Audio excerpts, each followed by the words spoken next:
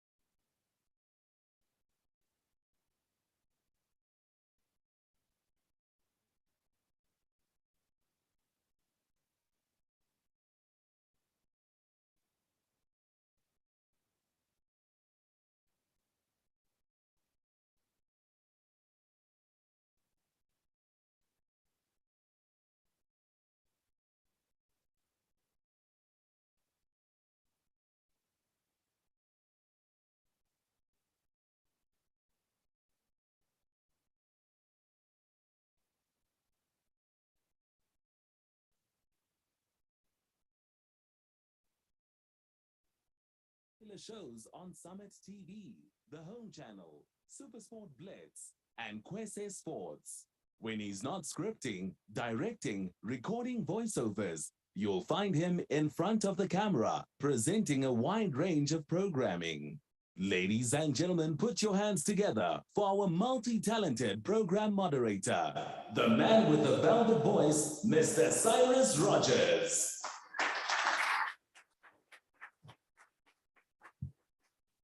Thank you, everybody. We'll start the day the right way. I know you all got it all this morning. Brand flex is what I mean. Thank you, everybody, for being here. It is a lovely venue and a great turnout so far. We're in for a treat over the next couple of days, and we have some very special delegates with us today.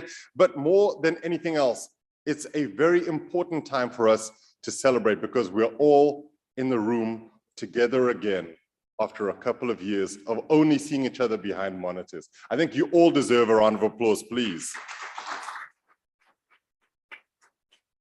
We are very, very happy to be able to welcome the Deputy Minister this morning, and I will allow all of the proceedings to happen before that. But before we do that, I just want to give you some of the house rules. All of your cell phones, please, on silent. We wouldn't like them to start ringing because one of the things, and if you were here at the last conference in 2019, I have threatened to tackle people, and I've been practicing in lockdown. If there was one thing I was doing, it was working on my tackle technique. So please put your cell phones on silent. The reason we want them on is for all of the, you'll be interacting with us on our platforms. I will give you the rest of the house rules shortly. The Deputy Minister is in attendance. So please, ladies and gentlemen, could you all rise as she walks into the room? Thank you.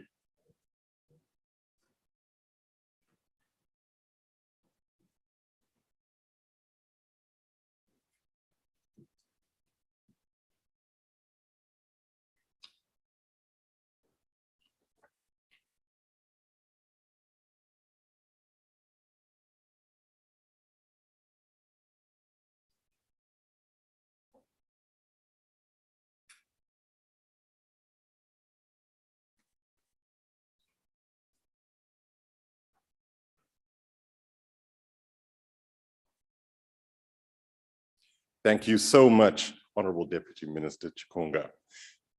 Please take your seats. We will now be playing the national anthem. For those of you with good voices, we'd like to hear them.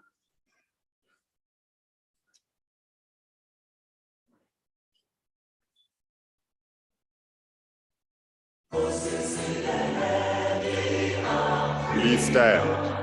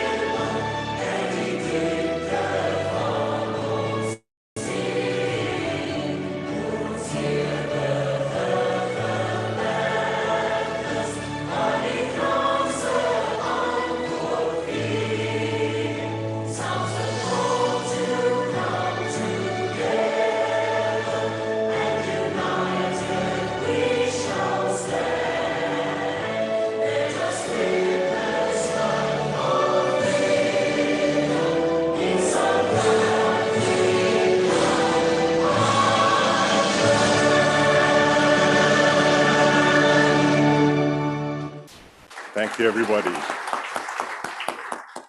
I can't think of a more beautiful song than the national anthem of South Africa. I feel exactly like the Springboks. I could run around on the field right now. To give us the official opening of proceedings today, I'd like to call on the chairperson of the Railway Safety Regulator, Mr. Boy Johannes Nobunga, to please welcome us all formally. So please welcome him to the stage. I do have a write-up for him. However, this is a gentleman who needs very little introduction, as he is a very special human being. Please, ladies and gentlemen, welcome the chairperson to the stage.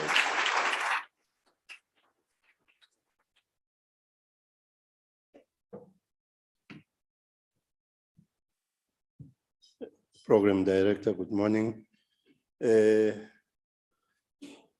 Deputy Minister of Transport, Ms. Ndisiwe Chikunga, the board, the Deputy Chairperson of the Board of RSR and other board members, the members of board of other entities present here today, the members of the portfolio committee of transport who are present, if any, the CEO of RSR, Metse Pokhare, other CEO of entities present here today, presenters, delegates, ladies and gentlemen, good morning. It gives me great pleasure to welcome you to this fifth annual Rail Safety Conference. The first in-person conference after the lockdown and restrictions that were imposed to us upon the visitation by COVID in this world. It is indeed a great moment for us as RSR to be seeing many of you whom we were interacting with through the new normal of virtual communication and interaction. Your presence here today speaks to the commitment that all of you are having in ensuring that this rail industry should continue to provide to all of South Africa, the African continent, and the world at large with this mode of transport that carries massive goods and services as well as people. And seeing you here as the RSR in this conference is an indication that we are committed in ensuring that we utilize this industry to better the lives of our people in this country and the continent in particular. So we are, as RSR, happy to have you here, more especially after the challenges that were created by COVID-19 in the rail space. We all know what happened during COVID, the vandalization of the rail infrastructure, which led to the many problems that we are having, including problems of tracking on our roads. And as RSR, we are saying this conference should be used as a stepping stone to recharge and press the restart button. And when we press the restart button, we shouldn't be fearful of taking bold decisions that would even mean ensuring that we change not only the way we used to do business before COVID, but also in ensuring that if we have to have new infrastructure, this is about the time that we should be utilizing to ensure that when we rebuild the rail sector, we do it in a manner that makes us to take those decisions that ordinarily we wouldn't have taken had the challenges that we are facing now not arose. So we are happy as RSR and welcoming all of you here, the presenters in particular. I am hopeful that you have taken into consideration many of these challenges, and you would be reflecting on them and also proposing solutions that would be able to take us forward. And we are hopeful that the delegates that are here would also be interacting with the presentations that you have prepared.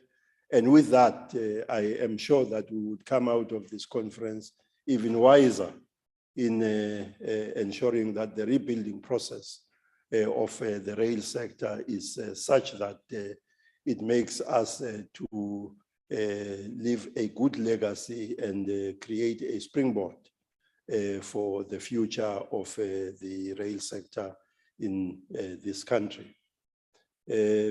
Before I conclude in welcoming you, let me also take this opportunity, because my second task is to introduce the Deputy Minister. She is a person that needs no introduction. However, I will indicate that she is a person that is passionate with the welfare of the people of this country, in particular, the women, the youth, and the people with disabilities in this country. That is informed by her background. She is a person who holds a master's degree in nursing, and she used to be a lecturer of midwifery. So she knows how we come. And as a result, She loves us from the day we come until the day we go. She is a leader of the African National Congress. She led almost in all the structures, right from the branch up to the NEC. She is also, as a person who loves people and also loves communities, a leader of SANCO, the South African National Civics Organization, because she is a person who is concerned about the welfare of the people and how the people are able to get going, particularly those that are deprived. Honorable Deputy Minister,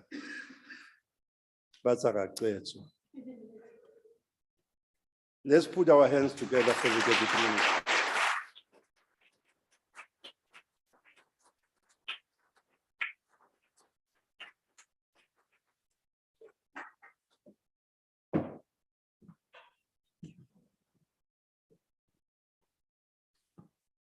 Thank you very much, Program Director.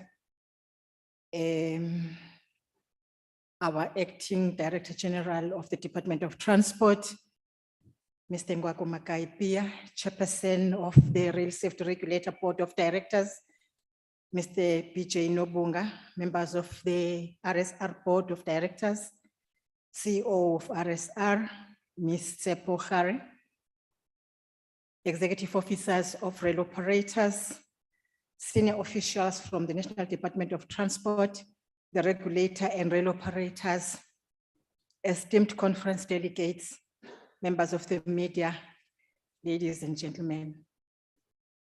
Before I commence with my speech, Program Director, allow me to make a disclaimer. It's been 2 days now without sleep. I'm seriously jet-lagged from a trip from Canada. So as I'm standing before you, I haven't slept in the true sense of the word. However, I come from a school of thought that says duty comes first, or you comply and complain later. That's the situation. But ladies and gentlemen, it is a singular honor and a great privilege to be invited to address this esteemed occasion of the annual Railway Safety Conference, yet another milestone in the history of rail in our country. It gives me courage to see you gathered here today in such great numbers. After 2 years of being subjected to virtual platforms only and having to adapt to a new normal due to the disruptions brought about by COVID-19, as the chairperson has indicated. I hereby extend a warm welcome to all delegates in attendance and trust that collectively we'll come up with groundbreaking solutions that will assist us in improving the quality of our rail services, underpinned by a robust railway safety regime. We're meeting during the October Transport Month, where primarily as a transport team, we shine the light intently to critically discuss the trajectory of transport and how to improve on transport infrastructure and our service offerings. During this month, we also gather to celebrate significant milestones we have recorded as a sector in our respective industries. It is therefore not a coincidence that this annual Rail Safety Conference is happening in the month of October. This conference is an imperative and a strategic platform for all rail stakeholders to engage and collaborate on safe, efficient, and reliable solutions addressing the emerging risks across Africa and beyond. It is in line with our National Development Plan, Vision 2030, where as a country we set out a long-term perspective on how we envisage the future of transport, especially the rail sector. Hence our theme for today, which says, gearing up for safer rail in 2030. We need to know step by step, year by year, what we must do in order to achieve our vision in 2030. Our National Development Plan long-term aspirations are characterized in three broad areas, which are sustainable increase on employment opportunities through faster economic growth, improvement on the quality of education, skills development, and innovation in all sectors, and consistency in building the capability of the state to play a developmental transformative role. You will agree that such ambitious goals require sectors such as transport to be agile in their plans and programs in the development of their infrastructure and service offerings. Also, they require policy shifts in an enabling legislative environment. Program Director, the short and long-term shifts in global trade and investment are rapidly reshaping the world economy and international politics. And such changes compel nations of the world, including South Africa, to review and fast-track their development implementation strategies. It places an unprecedented agency to invest on infrastructure that responds to complex global challenges while simultaneously focusing on rapidly growing their economies. South Africa has been responding to these trends by bolstering competitiveness and investment in high value added sectors and industries such as the transport sector, amongst others. The economies of many African countries have also grown more rapidly over the past decade, significantly reducing extreme poverty for the first time in about half a century, and the continent has carved out a greater voice in global institutions. And you will agree that the advent of COVID-19 and devastating natural disasters have significantly reversed such positive strides to the detriment of our emerging economies. Several structural and institutional weaknesses emerged and translated to slow economic growth, lack of investments, high cost of doing business, rising unemployment, destruction of transport links and infrastructure networks, as well as increased margins of inequality and poverty. All these have affected our global competitive edge. As the transport fraternity, we are expected to have responded to these broad areas come 2030. We must have been able to bridge geographic distances affordably, foster reliability and safety, so that all South Africans can access previously inaccessible economic opportunities, social spaces, and services. We must have been able to support economic development by allowing the transport of goods from points of production to where they are consumed. And this is expected to also facilitate regional and international trade.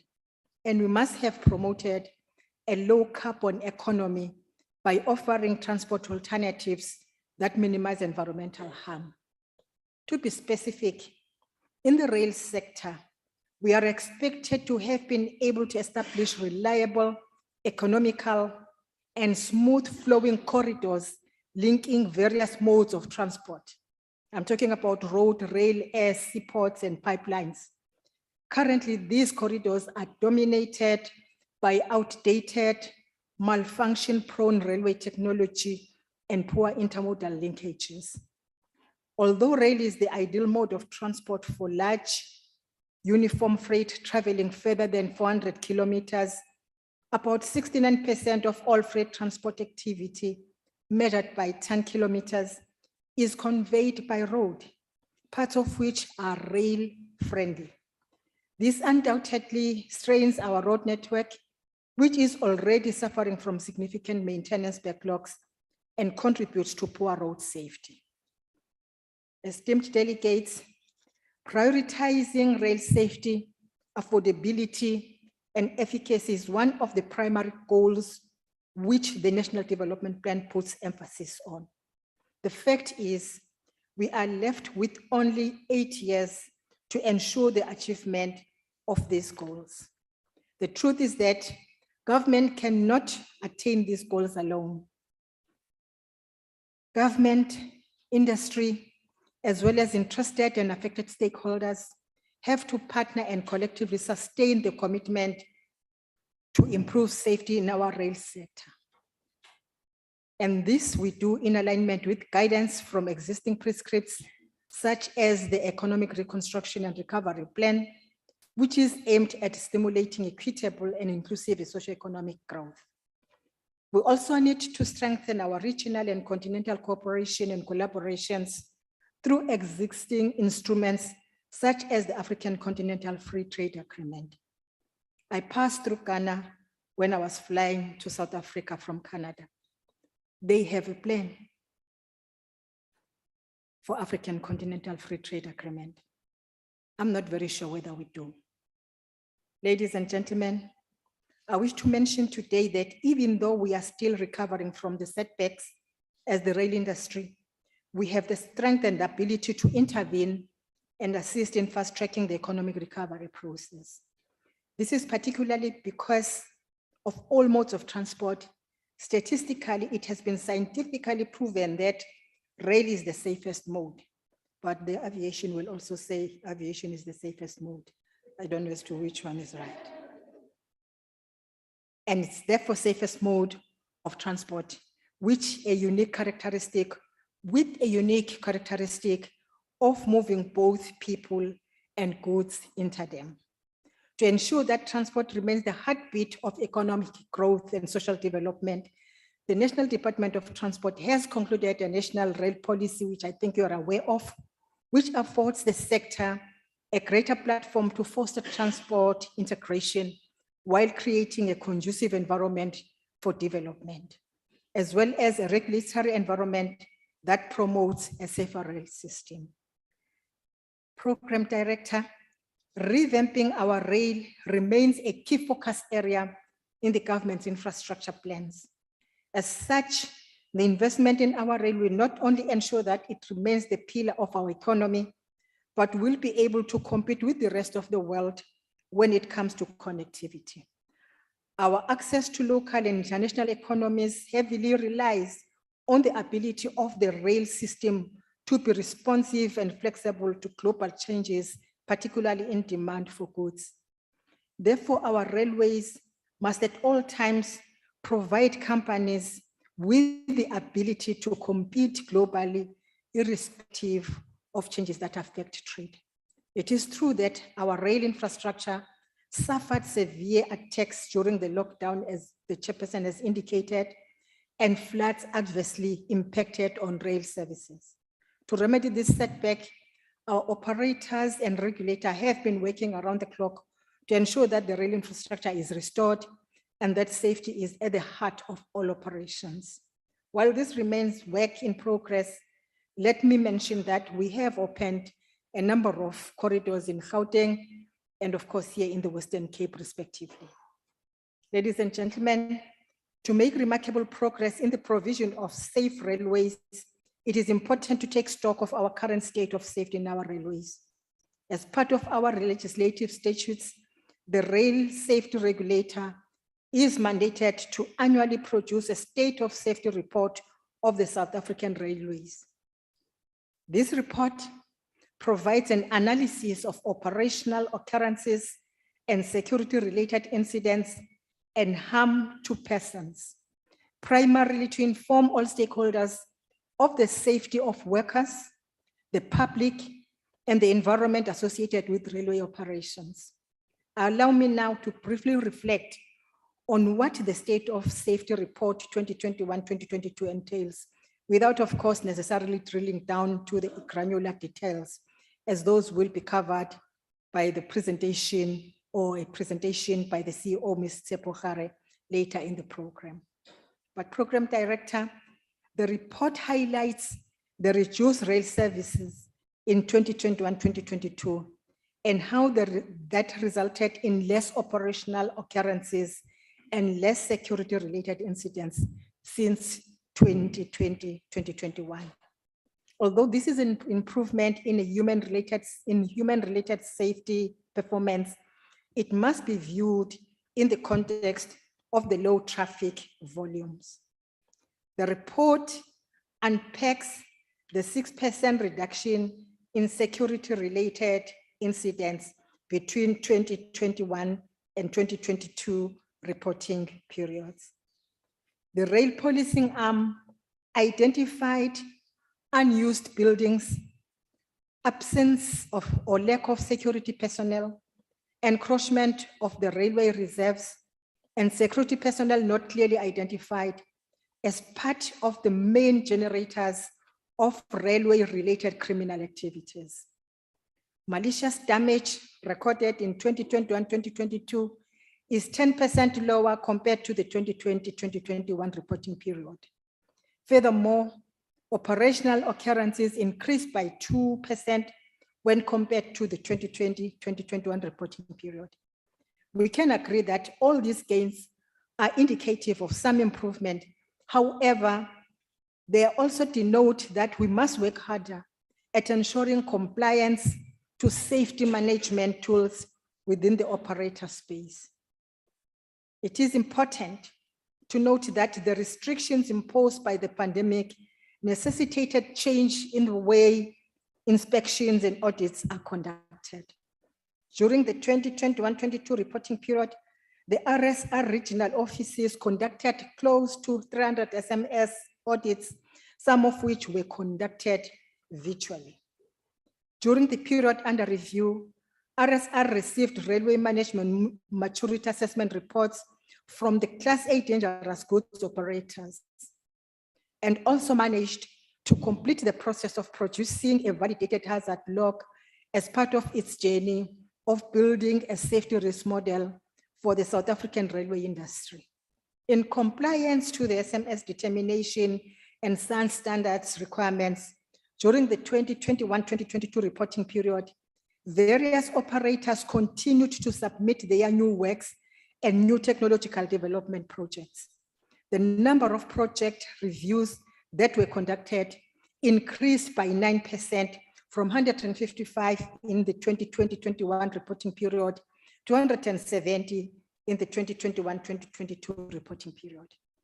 Through its endeavor, the Railway Safety Regulator has established platforms to engage stakeholders, communicate developments, and inspire participation in interventions that impact the industry and rail safety, while encouraging support for effective enforcement and relevant standards and regulations. As part of its stakeholder engagement initiatives, the RSR continued to reach out to stakeholders across various platforms, such as the annual Rail Safety Conference, State of Safety Dialogues, and industry meetings using either physical contact sessions or digital platforms due to COVID-19 pandemic. So ladies and gentlemen, I must commend the work well done by Rail Safety Regulator. And having seen the subtopic up for discussion in this conference, which among others include human factor management in rail, the future of digital encryption technologies to improve safety performance of urban passenger rail system, accelerating towards the dynamic, reliable, and flexible railway of the future, and adopting technology, working smarter and improving efficiencies, it gives me a semblance of hope that if the recommendations emanating from this conference are implemented with the agility and agency required, it is possible to achieve our set out vision 2030 long-term goals. Esteemed delegates, I wish to congratulate the Railway Safety Regulator first for receiving a clean audit, and second, no more.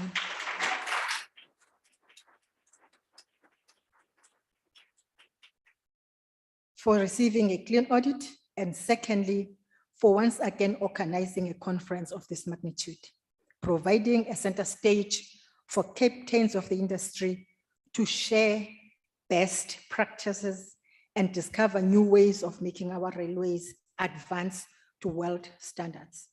I trust that the robust debates and meaningful industry participation will pave the way for the regulator's strategic direction and foster sustainable, innovative, technological advancement for the railway industry and allow for transformation as we embrace the new normal. Program Director, As I close, while the state of safety report of our railways may seem like statistics and figures that need to be balanced, let us note that this is human lives that are lost. It is breadwinners that are taken from their families, innocent children that are orphaned, and commuters who are injured while trying to make a better life for themselves. They are the treasure and human capital that makes South Africa a nation. And I'm informed that designing railways, keeping them running, making sure all systems run optimally require Albert Einstein's kind of mathematics brain. And today, we have all the Albert Einsteins of South Africa and Africa present in this conference. It thus cannot be business as usual.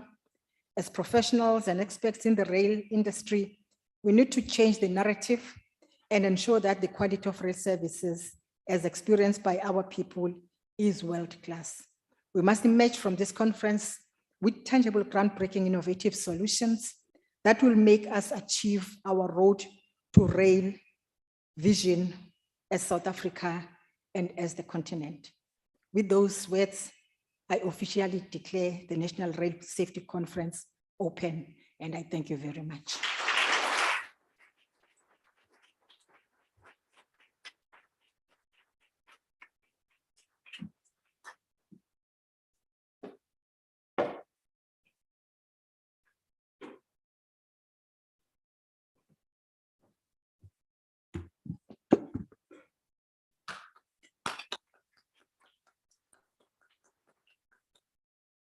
Thank you so much, Honorable Deputy Minister.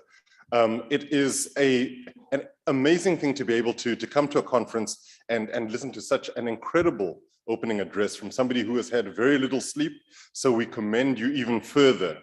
If I miss out on 5 minutes sleep, there's problems with words, letters, and numbers, figuring them out in my head. So I really must applaud you, Deputy Minister.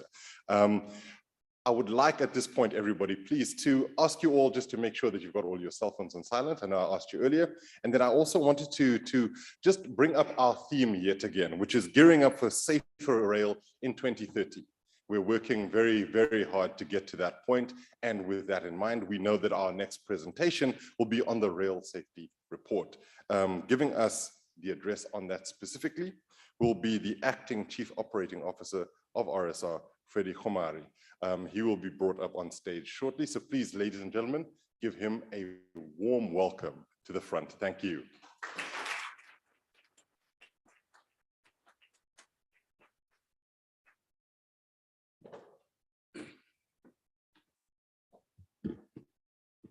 Thank you, Program Director. Just need to get my guidance right over here.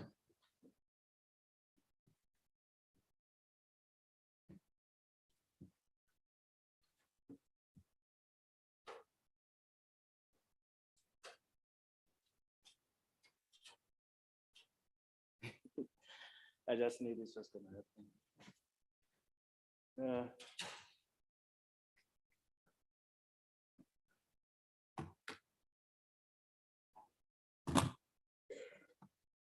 Oh, thank you. Thank you. Honorable Deputy Minister, Acting DG, Chairperson of the RSR board members of the RSR, esteemed guests, I greet you in this morning in the name of railway safety. My name is Freddie Khomari, and I'm the Yes, it's in the name of railway safety, or the banner of railway safety, something that I'm very passionate about.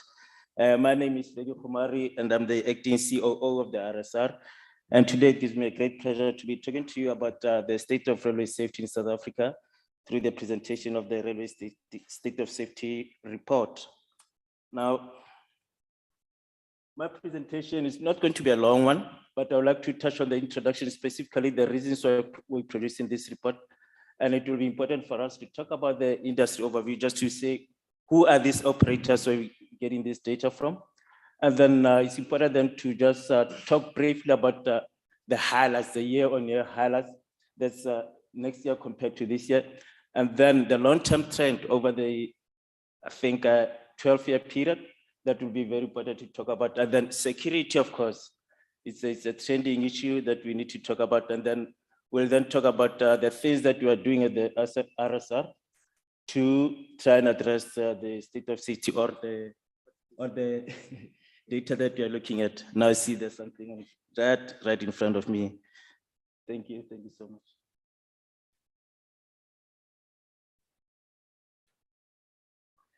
Now, the annual state of safety report, why are we producing this report? This report, ladies and gentlemen, it provides an assessment of the safety performance of railway operators, and it is produced in compliance with Section 20 of the RSR Act to objectively report on the safety performance of railways for the year under review in the Republic of South Africa.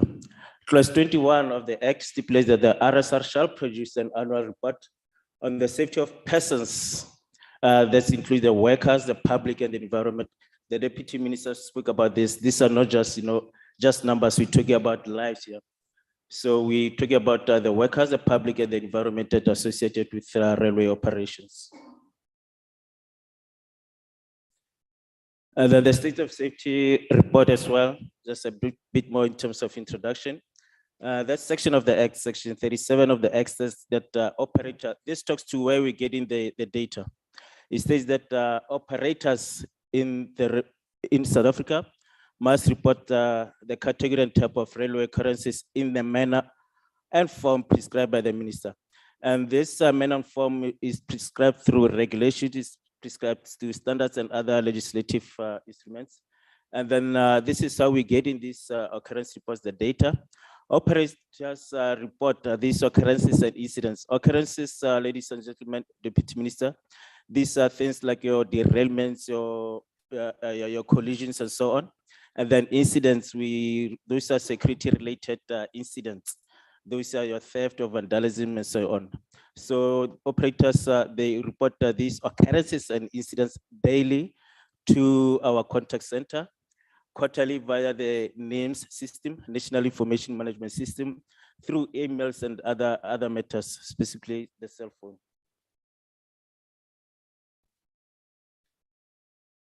Now, again, it's important, ladies and gentlemen, to talk about the railway industry. Who are we talking about when we talk about the railway industry in South Africa?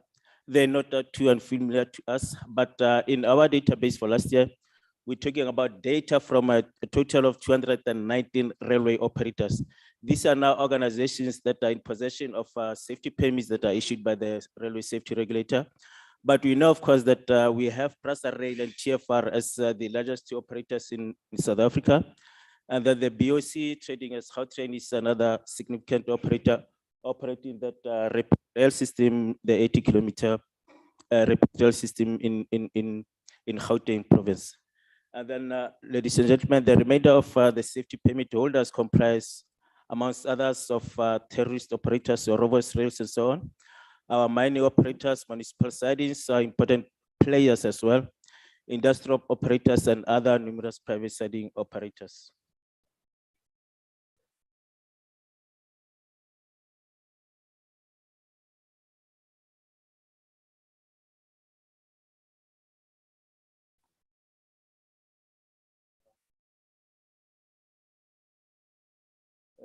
That's why as a mechanical engineer, I trust hard wiring, these radio signals and so on. They can do that to you. But we did speak about these highlights, the year-on-year comparisons. Let's talk to this specific slide. What it tells us, the Deputy Minister referred to this. I must say she knows the report very well. So she stole some of my thunder, if I'm allowed to say that. But yeah, right, we had a marginal increase in terms of those operational occurrences, that's 2%. The places that are worrying us are those aspects, category C, unauthorized movements of rolling stock during, unauthorized movement of rolling stock. These are locomotives and so on, signals, right? There's category C, there's a bit worrying, and then people related, people struck by trains. That's a bit worrying, we are seeing rates there. but everywhere else there's a good story to tell. But this can be expected, ladies and gentlemen. We're looking at a very low base year. Last year when we almost didn't, or the other year when we almost didn't have any movements. So we are seeing some movement there in terms of these aspects, but they happen mostly in the yards. So, but this is something that's concerning, because if that can happen in the yard, then it will go into the mainland, and that's where we get nasty accidents. But these people struck by trains incidents, they are also worrying. We talked about it. These are not just statistics; these are real lives. Now, this is a year-on-year comparison, and it's very important for us to have an appreciation of a long-term view of the data, because that's where we get some intelligence whether we have an improvements in state of safety or not. The long-term view is very important. This, okay, but still this is the year-on-year data. We had a total of 9,637 negative events recorded for the year, compared to last year's 10,076. And then the breakdown of that, the 2% increase from operational occurrences, that was 2,060 during 2021-22, when it was 2024 in 2020-21. But as far as those security-related incidents we had in this year, 7,577. That's a reduction from there's something wrong with the number. There's a 6% reduction, but there's something wrong with this 8052. But nonetheless, there's a 6% reduction compared to what we saw last year.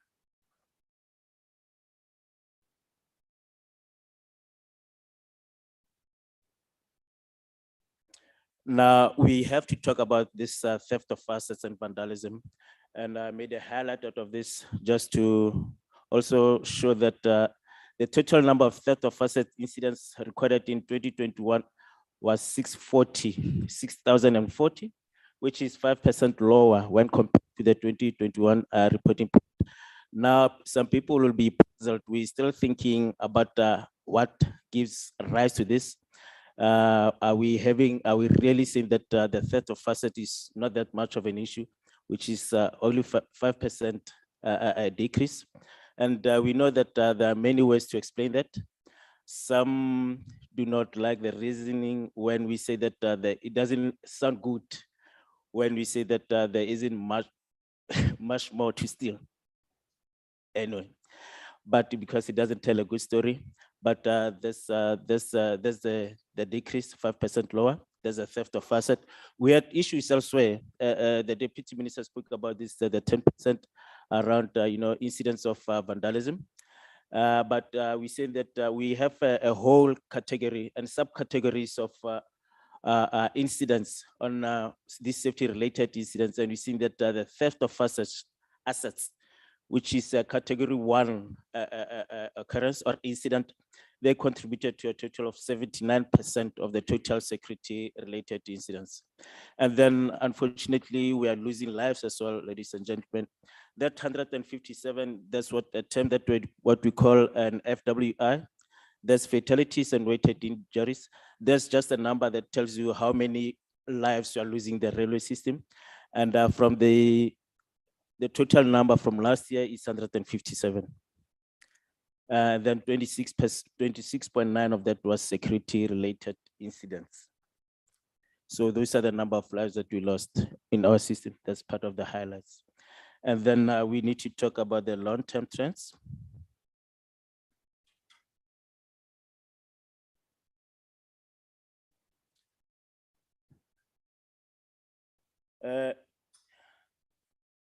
April 2010 to last year 2022, this year 2022, the RSR collected and recorded 127,704 events from railway operators.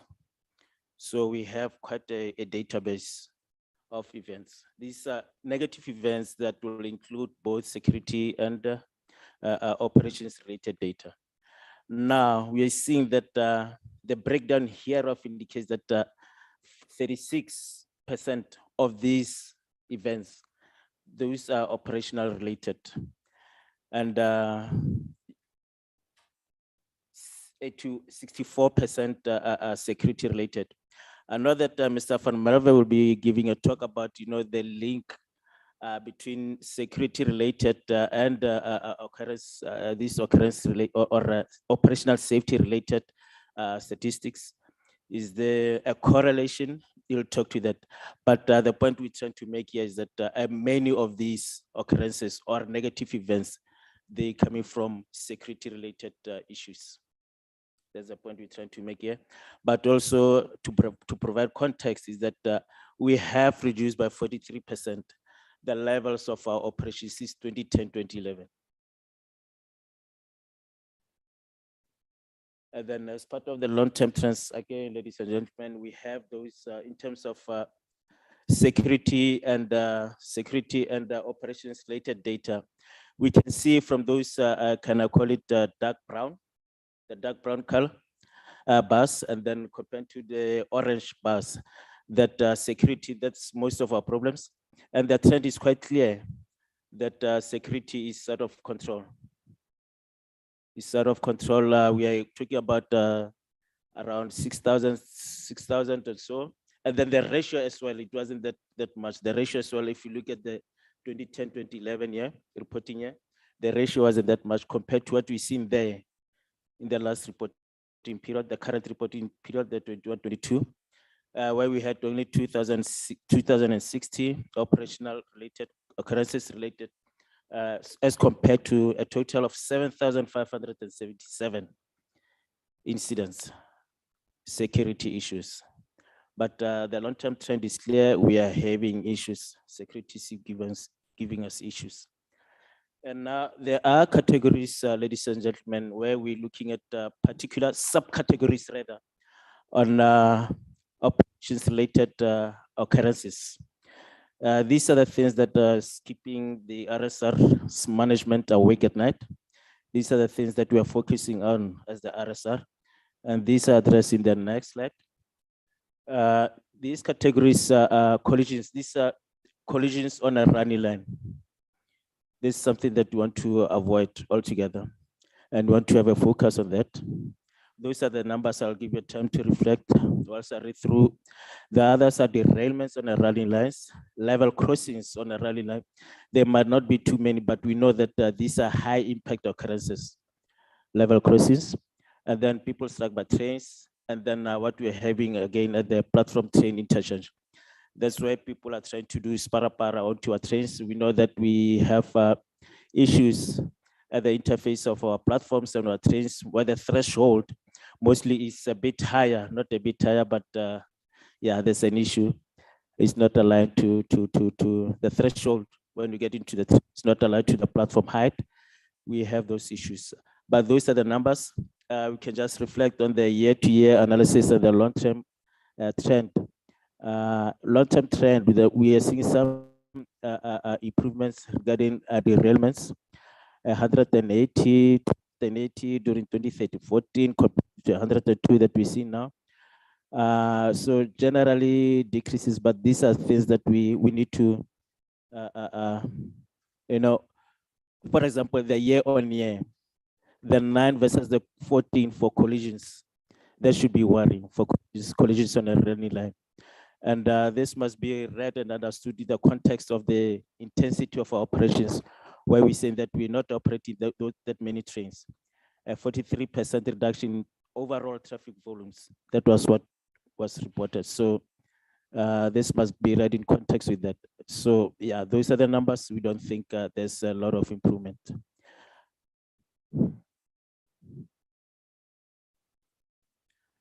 Now, again, these are things that we, in terms of security, the long-term trends, safety-related, the same safety-related incidents, 2013-14 to 2021-22. Those are the long-term trends. Obviously, the 3,000 that we had in 2013-14 versus what we have now in 21-22, the 6,000 that we have in there. The marginal decrease I wouldn't worry about. I don't think it's significant.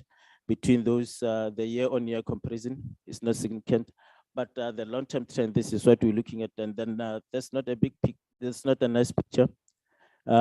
We have increases, especially with regard to theft. This is something that we must look into.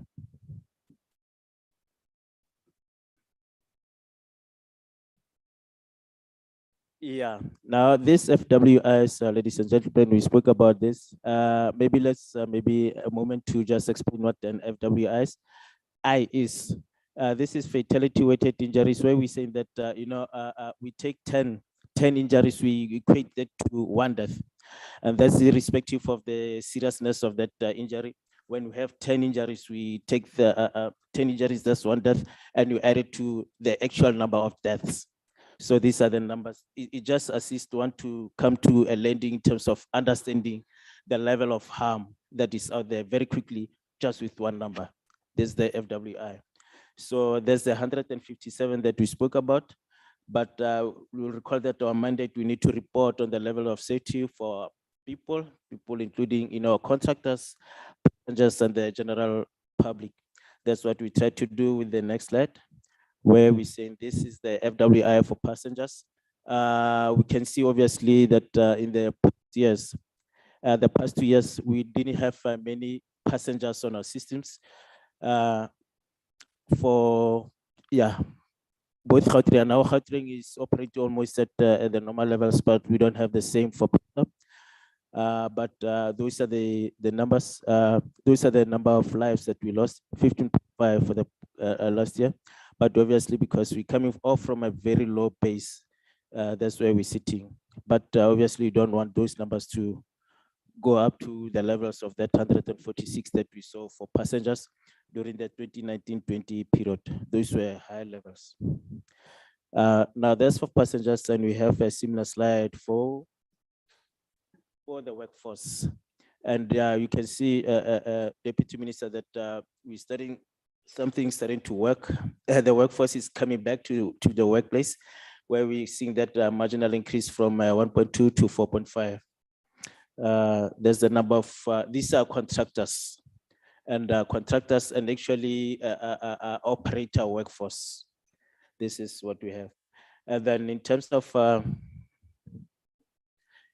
the public, those are the numbers, quite alarming as well, that and these are people struck by trains, unfortunately. We started to move our rolling stock around, and we're getting these numbers. And if we increase to any levels close to pre-COVID, we have to arrest it, because it was at that level 118, 2020-21, and it's already at 137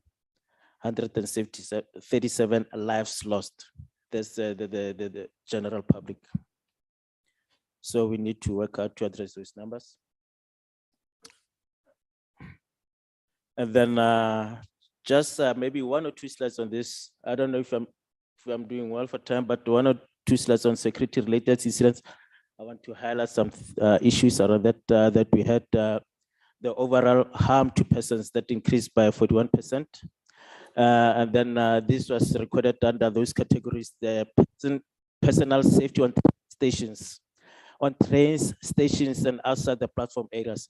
This is where we lose lives. These are categories 3 to 9 under the incidents category descriptions. 3 to 9. They increased by 43%. That's quite alarming, that I needed to highlight.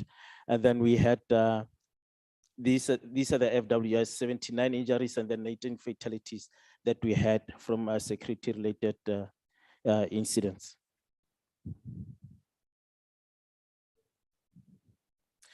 And then this is just, maybe I don't have to say much around this slide, but obviously we're having issues. Those are the two, this pie chart really just shows you that, again, we talk about the 79% contribution from just the theft of asset, and then the malicious damage to property, sometimes referred to as vandalism, contributing 17% of our security issues.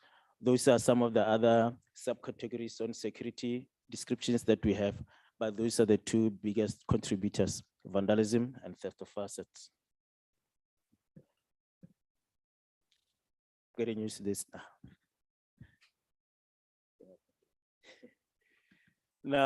let's briefly on the RSR interventions. Now, these are the actual things that we do in response to these numbers.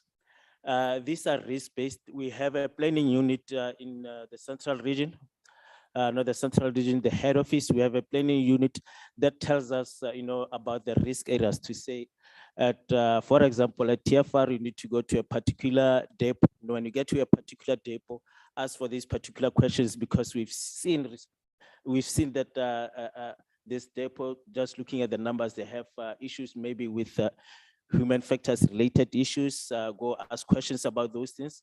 They have issues around their maintenance, go ask questions about those.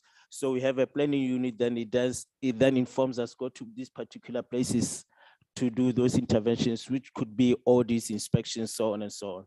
So these are the interventions that we have.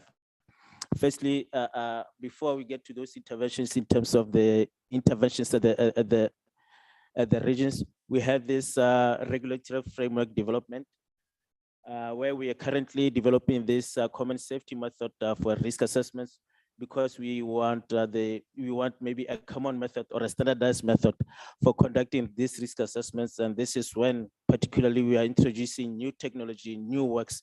We want to know that risk assessments are done correctly so that we address the right issues. And then this safety critical grace communication standard, this is something that we are working on. This is really just to standardize how operators, well, let me choose a better term, not operators, maybe a train control officer, how he communicates with the train driver. We need to standardize on those. And then the interface agreement standard, we need to make some improvements, or we need to work on the standard that will address those interface agreement issues that needs to be addressed when two operators or more interface at any particular point. And we have completed this hazard logging consultation with the industry. And this is part of the safety risk model development for the railway industry. And we are continuing work on this, the development of this safety risk model.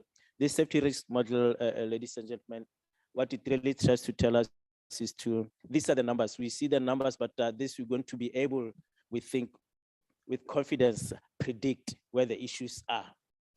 There's the safety risk modeling. I know there will be a session on this, so I will not go a lot into it.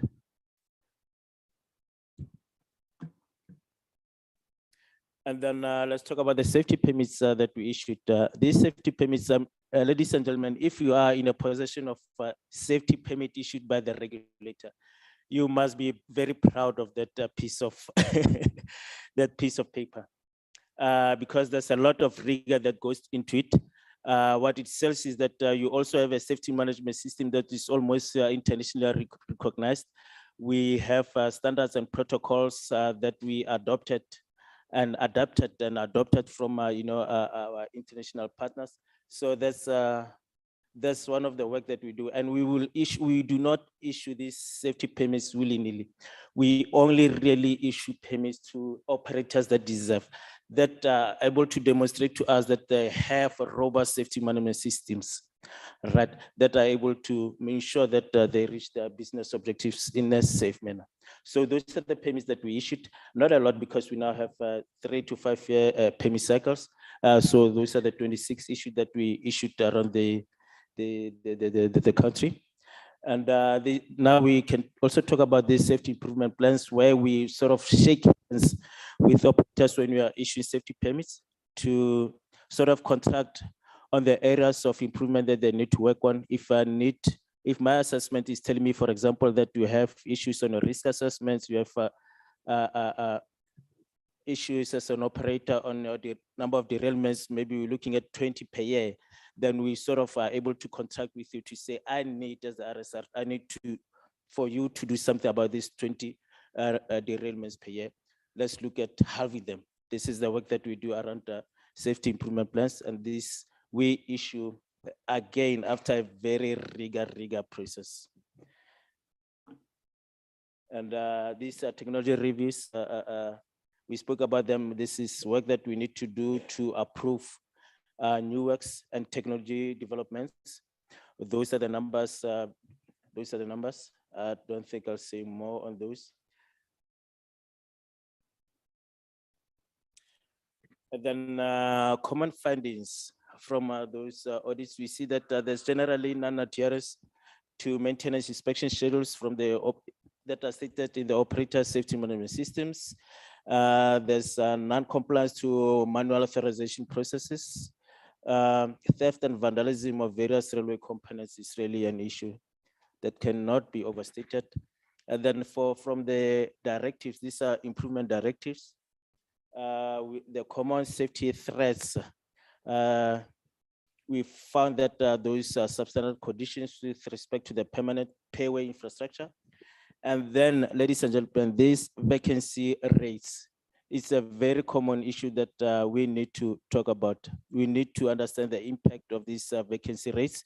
We go through various processes in our organizations, but let's have an appreciation of what these vacancy rates have on operational safety when we're making our business decisions. These are decisions that we need to make. We need to be profitable, but let's look at the vacancy rates. Railway safety makes business sense. Let us consider it when we also making business decisions, right? And then this issue, we know unsafe encroachments of the railway reserve due to informal settlements, lack of supervision resulting in task organizations not being conducted, and inadequate maintenance. Those are the common safety threats in the directives that we have to issue as the RSR in response to those non-compliant activities.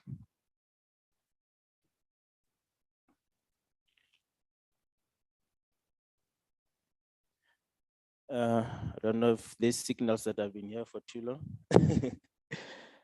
But yeah, I think this is the last slide, but yeah, the DM spoke about this. These are education, these are also risk-based.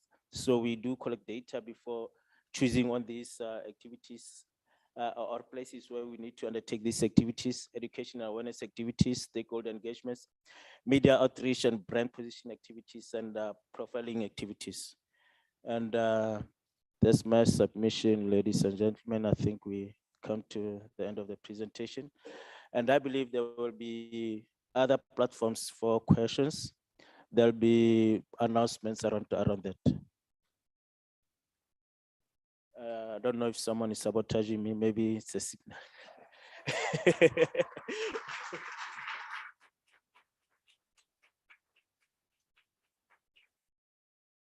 Thank you so much.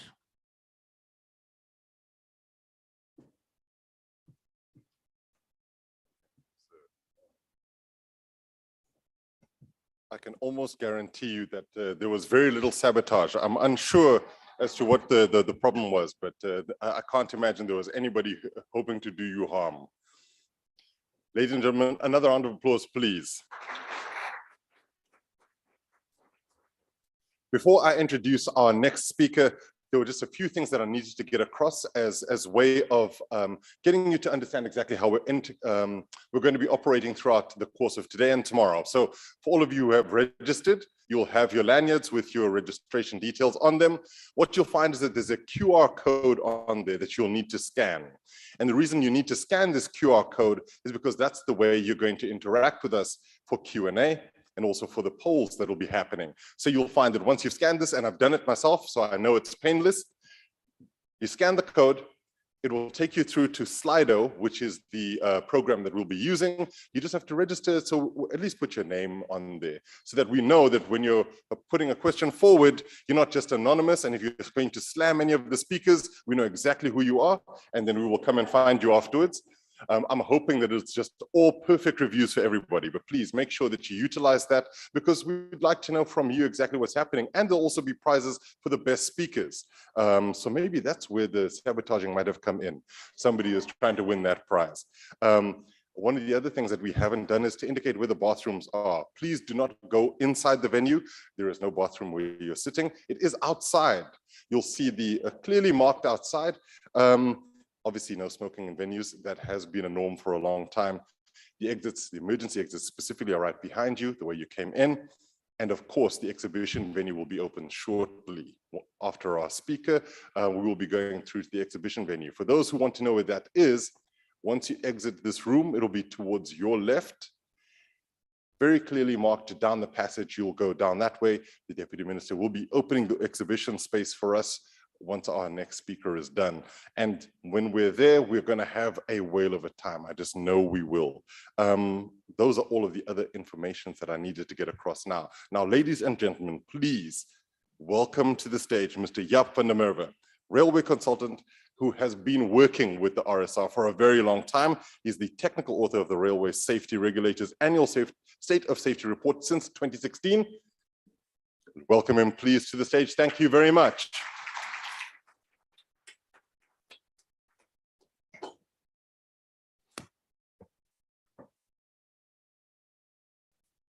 Good morning, Honourable Minister.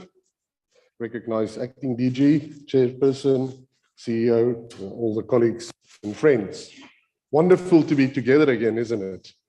So, I've been at this for a very long time, and we're trying to get a data set that's long enough to start to understand what deeply buried information we could derive.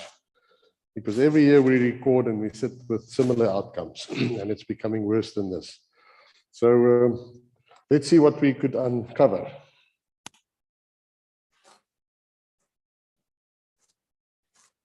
Let's do like my colleague. Just press down. Thank you. So we're starting with a crime situation, and I'm trying to get my head around what causes people to take good assets and make them worthless in our society. So there's some crazy work done in Costa Rica, of all places, by academics. They tested it in Brazil and Argentina and Costa Rica. I think we can learn something from them why people are criminal. Because that will help us a lot to understand what our response would be. So first of all, you can see just some comments there. The crime levels are not controlled solely by the public resources spent on deterrence, policing, but by the characteristics of the criminal justice system. Next slide. You can just push for me. As the perceived probability of being punished for illegal undertaking diminishes, it's more appealing to be criminal. I'm not going to get caught. Then, I think we must just page there, Chief. As more crimes are committed, then the legal system becomes overburdened. And that, of course, makes it more difficult. Now we throw police force at this to increase the deterrence, to create more cases that are more undoable. Next, please. So effectively, the probability of being punished diminishes. And once that penny drops with the bad guys, then you get this explosion. Next, please. So adding more police is not solving the problem. Adding more security will not solve the problem. It might be symptomatic. Treat an acute situation won't solve my problem. Next, please. And then we have exogenous shocks on the system. I'll see if it works out. Things like a COVID scenario.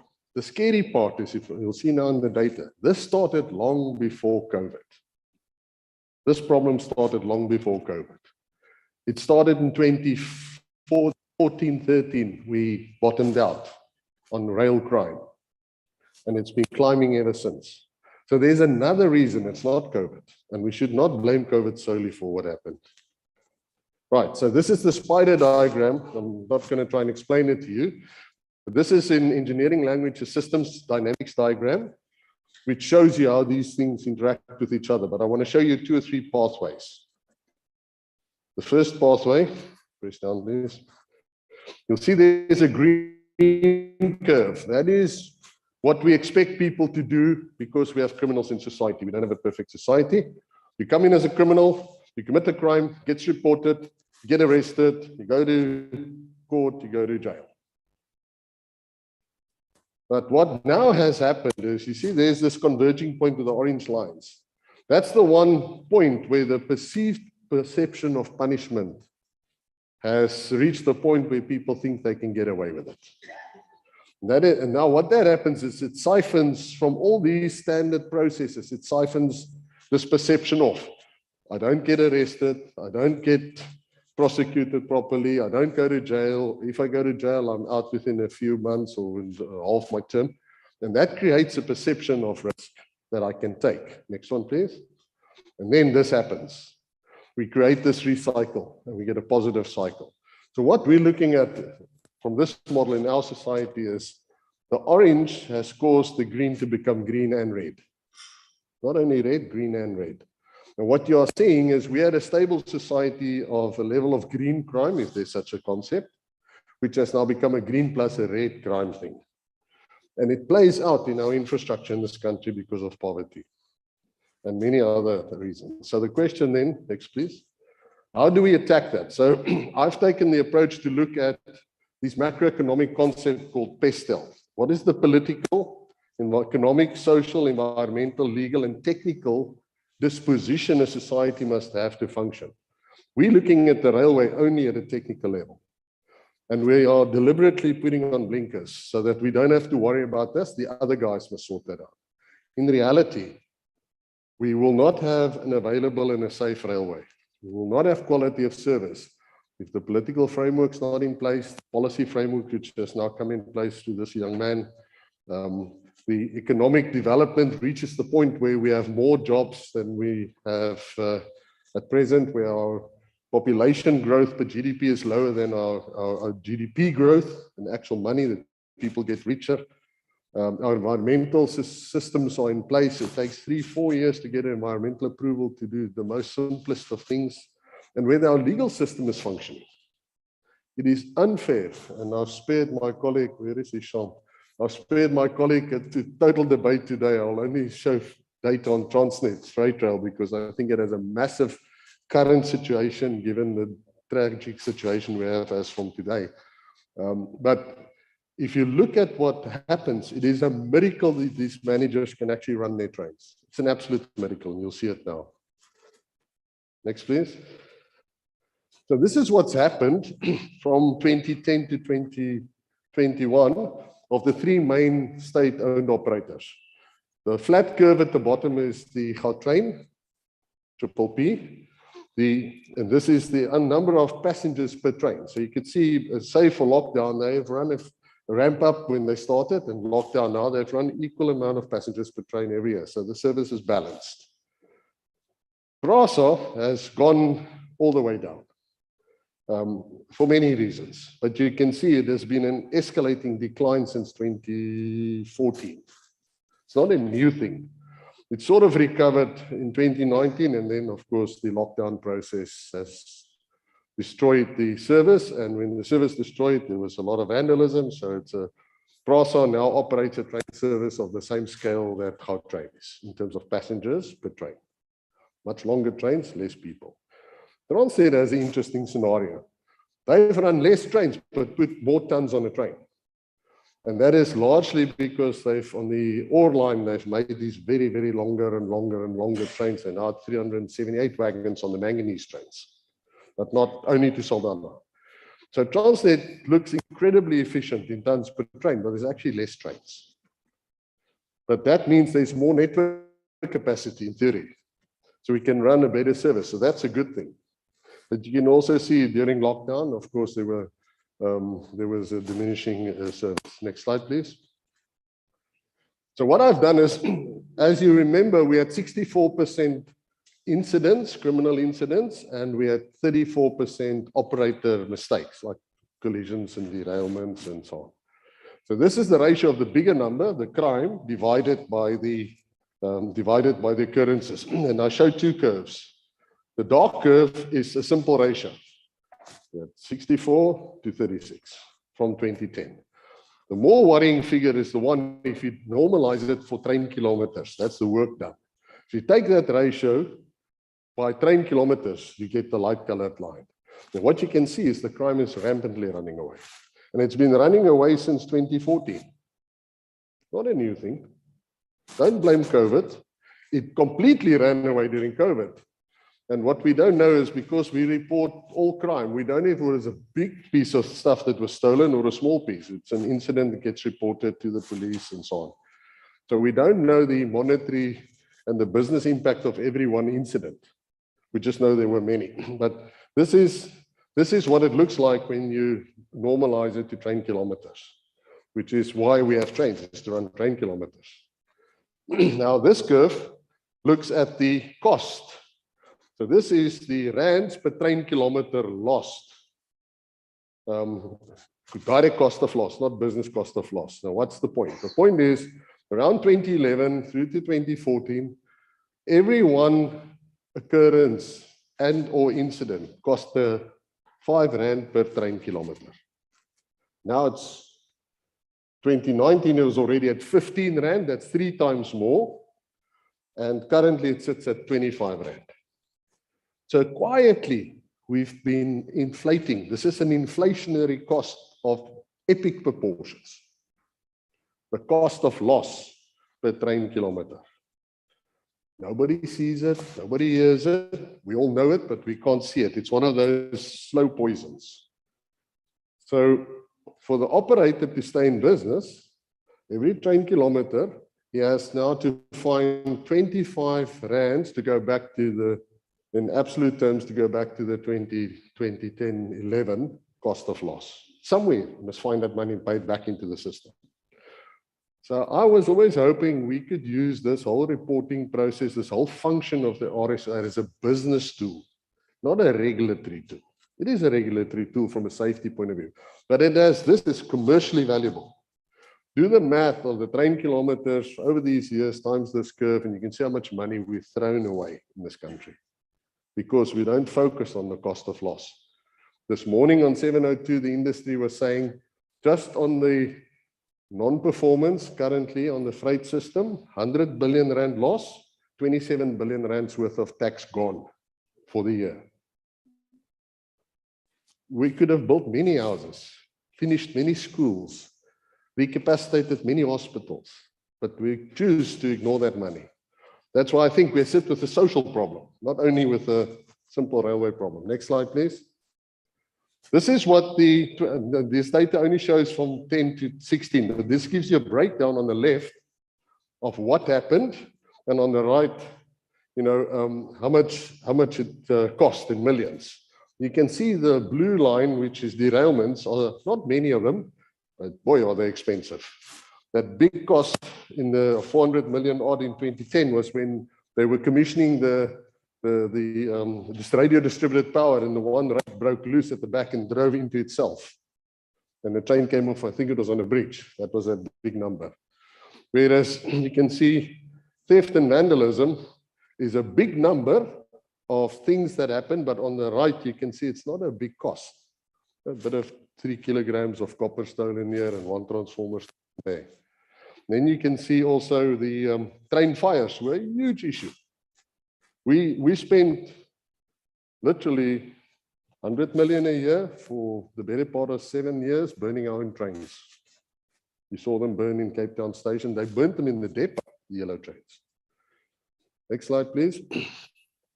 So now what I'm going to show you after this, and we're going to experiment now with the 4th Industrial Revolution, because we're going to animate things and listen to things to try and visualize this data. So we've taken the collisions, the derailments, the level crossings, and the train fires as main indicators of safety occurrences. And then we've taken theft and vandalism as the main indicator of crime. And we've created let's say, a sub-universe of the database, and I'll show you animations for the last 12 years per corridor. And you can see just that number of events that we included, 76% of them was theft and vandalism over the 10-year, 12-year period. Remember the colors, you'll see them again. But what you can see from this is event frequency, the number of times it happens per year, per corridor. The Ermelo Richards Bay is 18 times more prone to events occurring than the Sessions-Saldanha line. 18 times. That's 1 order of magnitude times 2. The frequency of the Durban-Gauteng General Freight Corridor is 3 times more prone to incidents than the Cape Corridor, including the link from Bosmasburg to Kimberley. So if I were a private guy, I'd rather invest in the iron ore line because they don't have a crime problem compared to the coal line.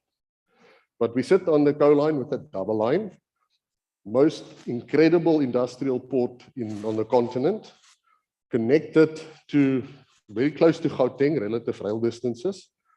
And we sit in Natal with a double line, short section that's not a double line, which is the most important container port on the continent and our primary port for valued goods coming in. So we can't ignore the fact that 18 times and 3 times GFB to heavy oil matters. So I'm going to make this in sound. So the next slide is going to make you hear what does Sishen Saldana sound like. Ding, ding, ding, ding, ding, ding, as it happens. And I'm going to also play to you what it sounds like at the colon goes. Trrr. So I'm going to ask our colleague, next slide, to switch on top left first. Listen carefully, as somebody has said before, listen properly. Now the next one below. Just add the one below. Add the one top left, top right, bottom.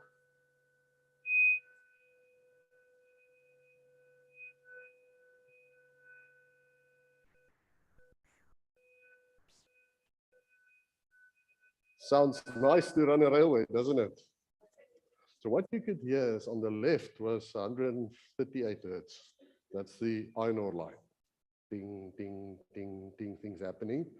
Now play again just the iron ore line and the coal line below it, please. So there's a stop left and what is it?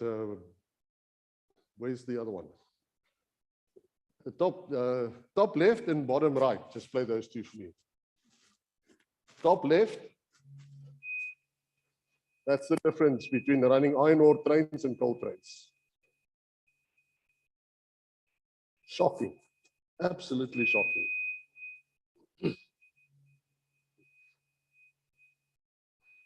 Thank you. Now, what does it look like? Now we know what it sounds like. What does it look like? Next slide, please. No, next. I'll just page down to the next slide. You have to hop across those things. One more. Keep going. There we go. So what we've done here is we've created a visualization of that data. Remember the colors? The collision is green, the derailment is yellow, blue, the level crossing is orange, the fire is yellow, and the circle is a piece of criminal activity. And we cheated a bit. We would flash when an operating occurrence happens, but wherever a criminal event happens, we sustain it for the year. So the bubble might grow in one place as it keeps happening during the year. The size of the bubble is the number of occurrences, criminal occurrences. So what you see on the left is the Sishen Saldana line. First block is the first 6 years, it's already done. And the second block is the last 6 years. See how quick it goes. Not much happening crime-wise. Now let's play the Gauteng one. That's the Cape Corridor, Gauteng to Postmasburg. They're running 6 years apart from each other. Okay, you can start them. The 1, 2 on the right, to the bottom one as well. What you'll see on the right on the table, that black line is the operational mistakes. The red line is the crime. What do we see in the Sishen Saldana line? We started off with almost no crime. The crime line was below the operations line on a cumulative basis for the year. But look right at the bottom. Last few years, crime has caught up even on the Sishen Saldana line with the number of occurrences. And look what happens on the right, the Cape Cor. You'll see very little for the first 3 years, which you can see running now, 2010, 11, 12. The crime was less than the occurrences. But look at the bottom where it sits. What we've done here is, you can see there's a little timer running. If I can point to the timer. There's a little timer running, which is every date where it happened. So, and they all run at the same speed. So the speed at which these things run give you a good indication of those frequencies. Now, the next slide I want to use for Q&A because it's the GO line and the NatCor, and it runs for 5 minutes. And I don't want you to watch it for 5 minutes. So while it runs, we can chat. But it's impactful to understand that the Sishen Saldana line came up in 10, 20 seconds for 12 years. The Gauteng corridor came in to Cape Town in 80 seconds, whereas the coal line is 6 minutes 40, I think. And the NatCor is something like 5 minutes 40 at the same rate of display to display the same data. Now, again, we are blessed with the iron ore line. But if you look where things red happen, you'll see it now. It happens where there are conurbations of people. No people, no crime. Sounds like a movie. No people, no crime. So we need to figure out why people, where they live, will strip the railway. It's not complicated. Just figure it out and then do something useful about it, except arrest them. Because I know the child is small, there's no food on the table. Daddy, I'm hungry. I've got no job, my child. We don't know what to do. You say that for 2-3 days, and you will cut a piece of copper. Every one of you will do that and go and sell it for scrap. Rather that than kill and do drugs. We will do it when we are desperate. And it's the wrong people to catch. Those are just desperate people doing desperate things. There's some kingpin, and they are institutionalized, and they are syndicated at the mega level, and we are blind to it by choice. Only now, through this process of Ngwaku, have we now managed, within a month of the policy being publicly promulgated, to get somebody from the railway industry onto the Critical Infrastructure Council. It wasn't in the law. So the railways were completely disconnected from the machinery of power. Now it's there, and immediately you could see it start working. So it's a good thing. The policy is working. So please run the next one, but I want us to watch it because I want you to see what happens on the so just run through it, which is this now, Ermelo Richards Bay. So on the left is Ermelo Richards Bay. And what's interesting is those little diagrams on the right, where normally in Saldanha it's like 75 events a year. Here it's 300, 400, 500. The scale is much more dense. But look at the red. Those red circles are crime reported events occurring and growing and growing and growing. And on the right, let's run the Natal corridor as well, please. This is our blood love lifeline. 2 million people depend on the coal line to work. We are at 53 million tons. If we're lucky, we'll hit 58 million tons. It's steady state in the top half. Top half of that graph, the steady state was 72 million tons per annum. Bottom half, we're now at 58, we're going for 53. We've destroyed our capability because of those red circles. If you look year in and year out, the number of occurrences popping up is more or less the same. Stuff happens when you run trains. Those colored things pop up, just look at them, they pop up more or less the same. Look what happens to the crime. Look at the NatCor there on the right. Every year after the end of the year, we reset the circles, otherwise it will just be too many. But look at the bottom half, the last 6 years on the Natal corridor. So what do we know? We now know what it looks like, what it sounds like, what it is, where it is, not who's done it. So we know at the station, date and time, what happened. We even know who reported it. So this is TFR only. There's a similar picture like that, which I will spare us, PRASA colleagues, because the point is made. And their network is more dense because it's more urbanized, but they'll have the same, we do the same for them. And throwing more security at it will treat acute symptoms. This is ICU stuff with adrenaline straight into the heart just to get the guy going again. But you can't keep treating people like that. We need ARVs now. So Minister, you're unfortunately on the spot here. But you have to take this message somehow back, that we are dealing with a pestle problem, not a railway problem. This is the message. And we must switch on our capability in a way that we can draw on economic developments. There's almost a cluster required at the pestle thinking level that will get these corridors going again. I was waiting for the Uber this morning just down the road. 2 guys came past. They said, why are you standing here? And I'm waiting for the Uber. Why? I'm coming to the conference. Why at the conference? I'm talking about railways. Do we still have railways? So people have given up, Joe Public. That doesn't give us, we have no obligation but to make this work. Everybody else can give up, but this room can't give up. And we have the data now. We have 12 years of data. It's a rich database. I'm now trying to figure out if they are using data science, these sort of techniques, really deeply down. Are there any links? As Freddie said, we can't see the links. The occurrences stay the same when the crime goes wherever. So we know systemically we've engineered our railway to a certain level of unsafety. That's why we get every year more or less the same, whatever. We also know that the red circles are causing for us to start doing manual authorizations. We're introducing unsafe operations. We're starting, I remember this a long time ago in Durban. When was that conference in Durban? 2016, 17. You had one of your guys stand up, or it was at the SARA conference, one of the railway guys, RSR guys standing up saying, abnormal operations have become the new normal. That was what, 2017, I think. 2017. Just observations that we were running more abnormal train authorizations than normal train authorizations. It's not a new thing. We've now boiled the frog slowly, you know, and we're going to live with the consequences. So yes, we have to recover the infrastructure, but the moment we put it back, in my view, if we don't solve that bottom left horrible circle of crime, we'll put it back in, it'll be stolen tomorrow. And we can police it for just so long, then our system must be more sustainable.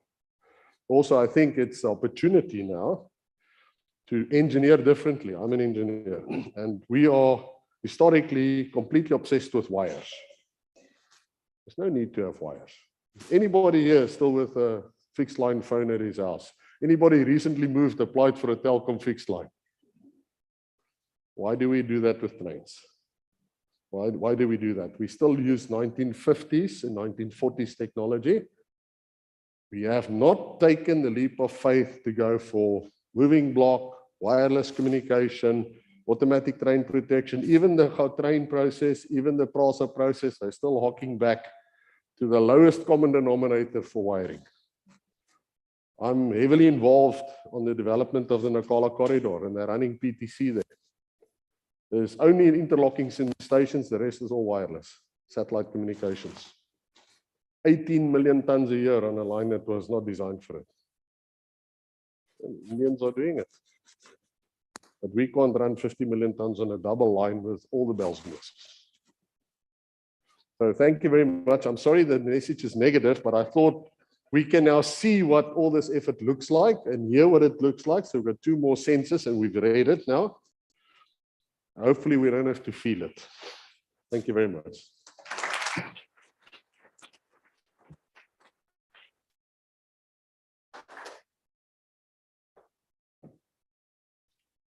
Thank you so much, Yap. If there's one thing that I know for sure about Yap's presentation is that there is optimism going forward, and also that my ears are definitely working today. I didn't know before, but I definitely know now. One of the things that I'd like to do before we break and go off to the exhibition space is to just give a small token of appreciation and thanks to our speakers. So Yap, don't sit too comfortably. You'll be up second. Please could I have Freddie come up to the stage first to receive a token of appreciation for his presentation. Thank you so much. Ladies and gentlemen, Mr. Freddie Khumalo. And I believe we cannot do this without Madeleine, who will be here to hand over the gift to him. So please, center stage, we need to see you. And here is your gift. Thank you so much, Freddie.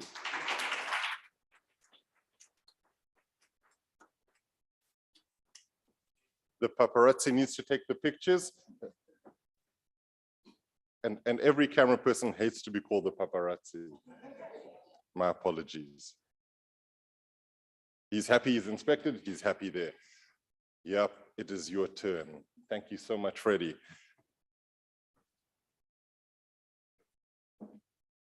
Here we go, and yep, this is yours. Thank you so much for a wonderful presentation. Definitely wanted food for thought, as they say. So this is not just a gift for food for thought, but something in hand. Round of applause, please, thank you. Okay, I believe we've got the picture that we need. Thank you so much. Yeah, proof of attendance. It would be remiss of us to ask our esteemed guest to come up on stage. We will be handing over our gift to the Deputy Minister, to her in her seat. Thank you so much. Please, a round of applause.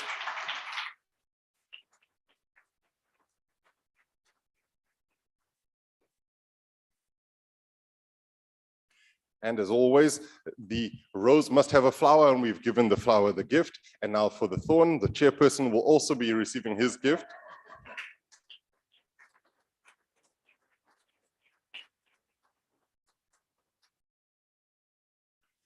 Thank you so much, ladies and gentlemen.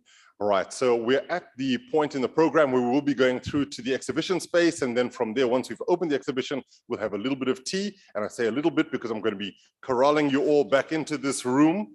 So if you will indulge me, please, I'd like to ask us all to allow the Deputy Minister to lead the way through to the exhibition space first, and we shall follow afterwards. So please, the rest of us stay in your seats while the Deputy Minister makes her way through, and then I will then indicate for all of you to be able to follow through. It is outside the doors to the left. You'll go down the corridor. If you've gone outside, you've gone too far.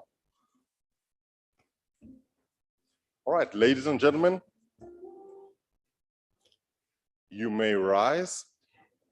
And then we'll go through the exhibition space to see that opening. Thank you very much. I'll make an announcement as to bring you back in here once we're done there. Thank you.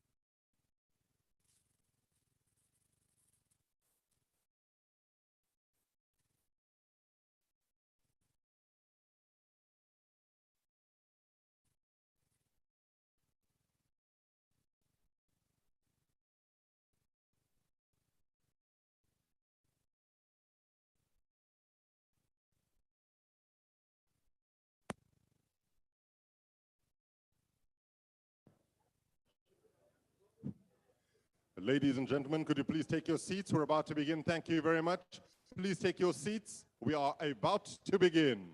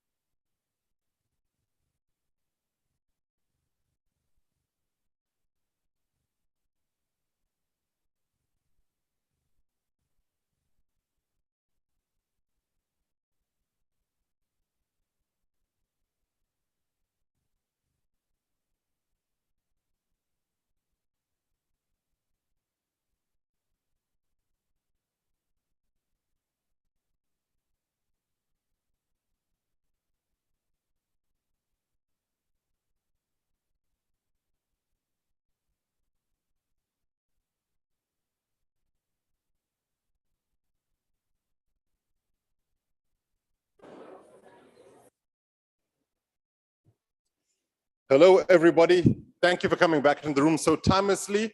We gave you some extra time to have your tea. I hope that you enjoyed that. We are ready to get into the meat and potatoes of the actual presentations themselves. So if you don't mind, I'll ask you again, because obviously we had a break, which means we put our phones back onto normal mode, but if you could please put your phones onto silent.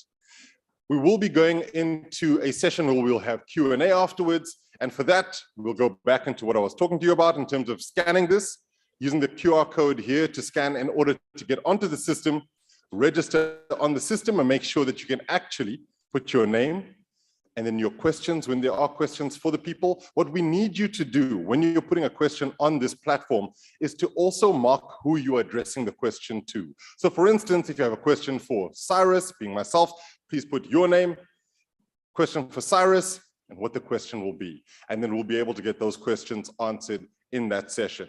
Are we all on the same page? That sounded as if like a murmur of yes, okay. So I'm assuming most of you got it and others will just copy the homework of the others who didn't get it. All right, perfect.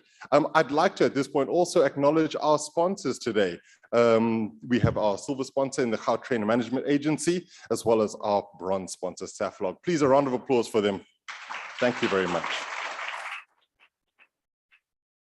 And then I'd also like to have some acknowledgements in here as well. We have some very important dignitaries here from the Department of Transport, the Acting Director General, and please make sure that we acknowledge Nwako Makaipea.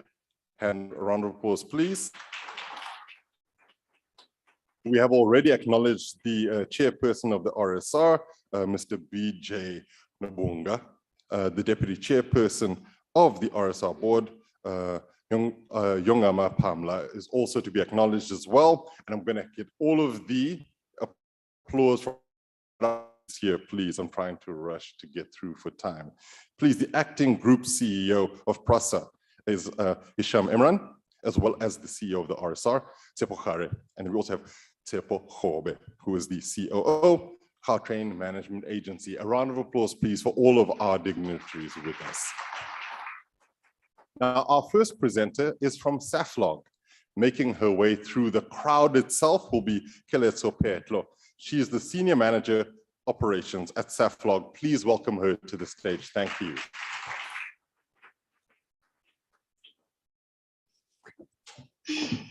Thank you so much.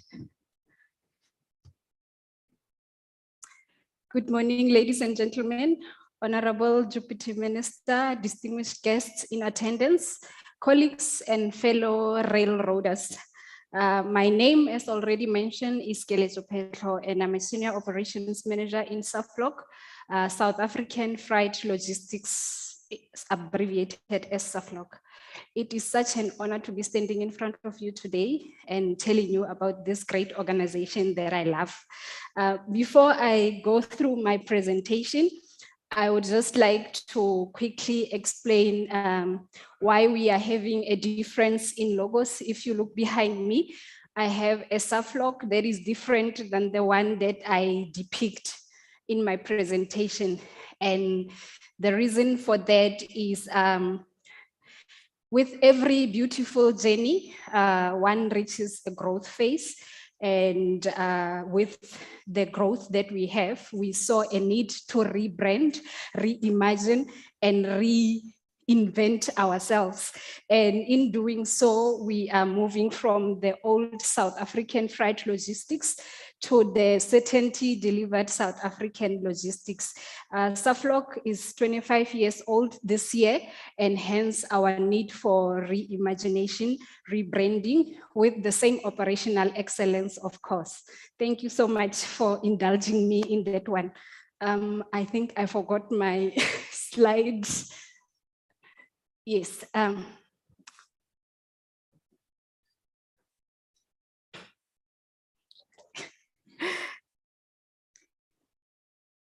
So next, I will take you through the journey of introduction to Saflog. Yes, Saflog was founded 21 years ago. It was out of Transnet with the need to create Black companies to drive transformation and improve rail efficiency in short hauling. We are 100 Black-owned company with 40% Black women ownership and 60% youth ownership. We have a staff complement of about 550 people distributed amongst different provinces in South Africa. We have a fleet of more than 30 locomotives with mixture of both shunting and mainline locomotives. We have a procurement spend of 60 million rand, which is 40% of total spend on SME. Our operations in terms of what we do shunting, we do rail freight and logistics, we do rail construction and maintenance, material handling and terminal management, and we have local hire and rolling stock repairs and maintenance. The industries that we currently serve in are not limited to the ones that are mentioned in the presentation. We are into mining, we are into energy, constructions, automotive, and manufacturing. South African geographic footprint, as I mentioned, we exist in most of South African provinces. I think with the exception of Limpopo, we haven't found a footprint in Limpopo, but we operate in different sites around South Africa. In Gauteng, we are in Roodepoort, Brakpan, Modderfontein, Danata, Sasolburg, Acton, and NRE. And then Northern Cape, we are in Postmansberg, Kathu, and Kimberley. Northwest, we are in Lichtenburg, and we omitted to put Brits in there. We also have an operation in Brits. In the Eastern Cape, we are in Port Elizabeth and East London. Mpumalanga, we are in Middelburg and Secunda. And Western Cape, we are in Cape Town. And KZN, we operate at the Durban Harbour. And that is me in short and sweet. Thank you so much.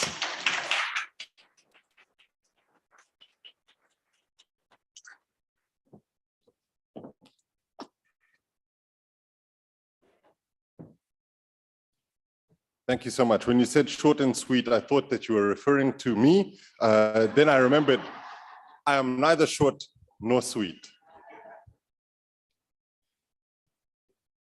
Now, our first panel as such and session is actually going to be chaired by somebody who has given me a very, very long introduction. So I had to have a sip of water, but I think I'm ready now. The introduction is going to be quite an interesting and yeah, it's going to be a tough one. Ladies and gentlemen, Mr. Andre Harrison has been around the block a couple of times. At his age, he doesn't buy green bananas. That's it. Ladies and gentlemen, please welcome to the stage Mr. Andre Harrison.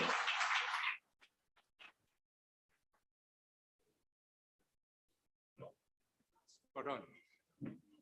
Good morning, still is it? You know, it's so good to see so many familiar faces. And Chris, some old ones as well. Oh, okay. Oh, Chris couldn't hear me. You can see he's aging quickly. You know, the profile photo of myself in that little booklet that you've got, I think the RSR dragged it up out of the archives some time ago.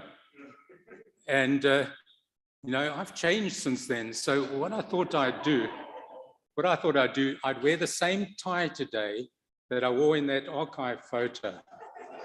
I am confident you'll recognize the tie if you don't recognize me. You know, railway safety management would be easy if it wasn't for the people. People are our biggest asset. They are creative, innovative, they bring energy to railway safety, but also they pose a risk. So while they're creative, while they bring so much to the table, they also pose a risk. Now, what I'm saying is contrary to what our first presenter is going to say. So I'm hoping she's going to produce a rebuttal in her discussion today, in her presentation. Because, you know, the purpose we're meeting here is not to regurgitate old stuff, previous stuff. We're here to explore new things. And we can only do that if we're challenging ideas, if we're debating ideas. If we're all nodding our heads to ideas, we failed. We need to challenge. We need to innovate. And so behavior, human behavior, is important. And systems constrain behavior. They help us deal with behavior, just like roads, fences, and laws on a daily basis constrain our behavior. They are part of the systems that we live by. But we need to use systems to change our safety behavior. But the problem with systems and the problem with behavior is that you've got to police it all the time. Because behaviors have got to be watched. You've got to audit systems. You've got to police behavior. So really our ultimate aim must not be behavior, safe behavior. It must be a safe culture in which we automatically as human beings do what is right for safety purposes. And so without any further input from my side, since I'm not the speaker, the presenter, let me introduce Sma Nkamu Tukulula, who's going to rebut some of what I've just said. She's going to be bringing to the party a paper on bridging the railway safety management systems gap from theory to practice. And that's really what we need. Theory is great. Practice is in. Practice is perfect. And so she's going to start with the SMS system, and then she's going to discuss some of the issues and barriers that we face. Now, she's a certified ergonomics human factors specialist, and she works for a range of industries. She's not just in rail. So she has a broad base of experience to bring to this presentation. She has a Master's of Science degree in ergonomics human factors from Rhodes University with many years consulting. But she's also the Vice President of the Ergonomics Society of South Africa and an associate member of the Chartered Institute for Ergonomics and Human Factors in the UK. So please put your hands together and welcome Sma to the podium.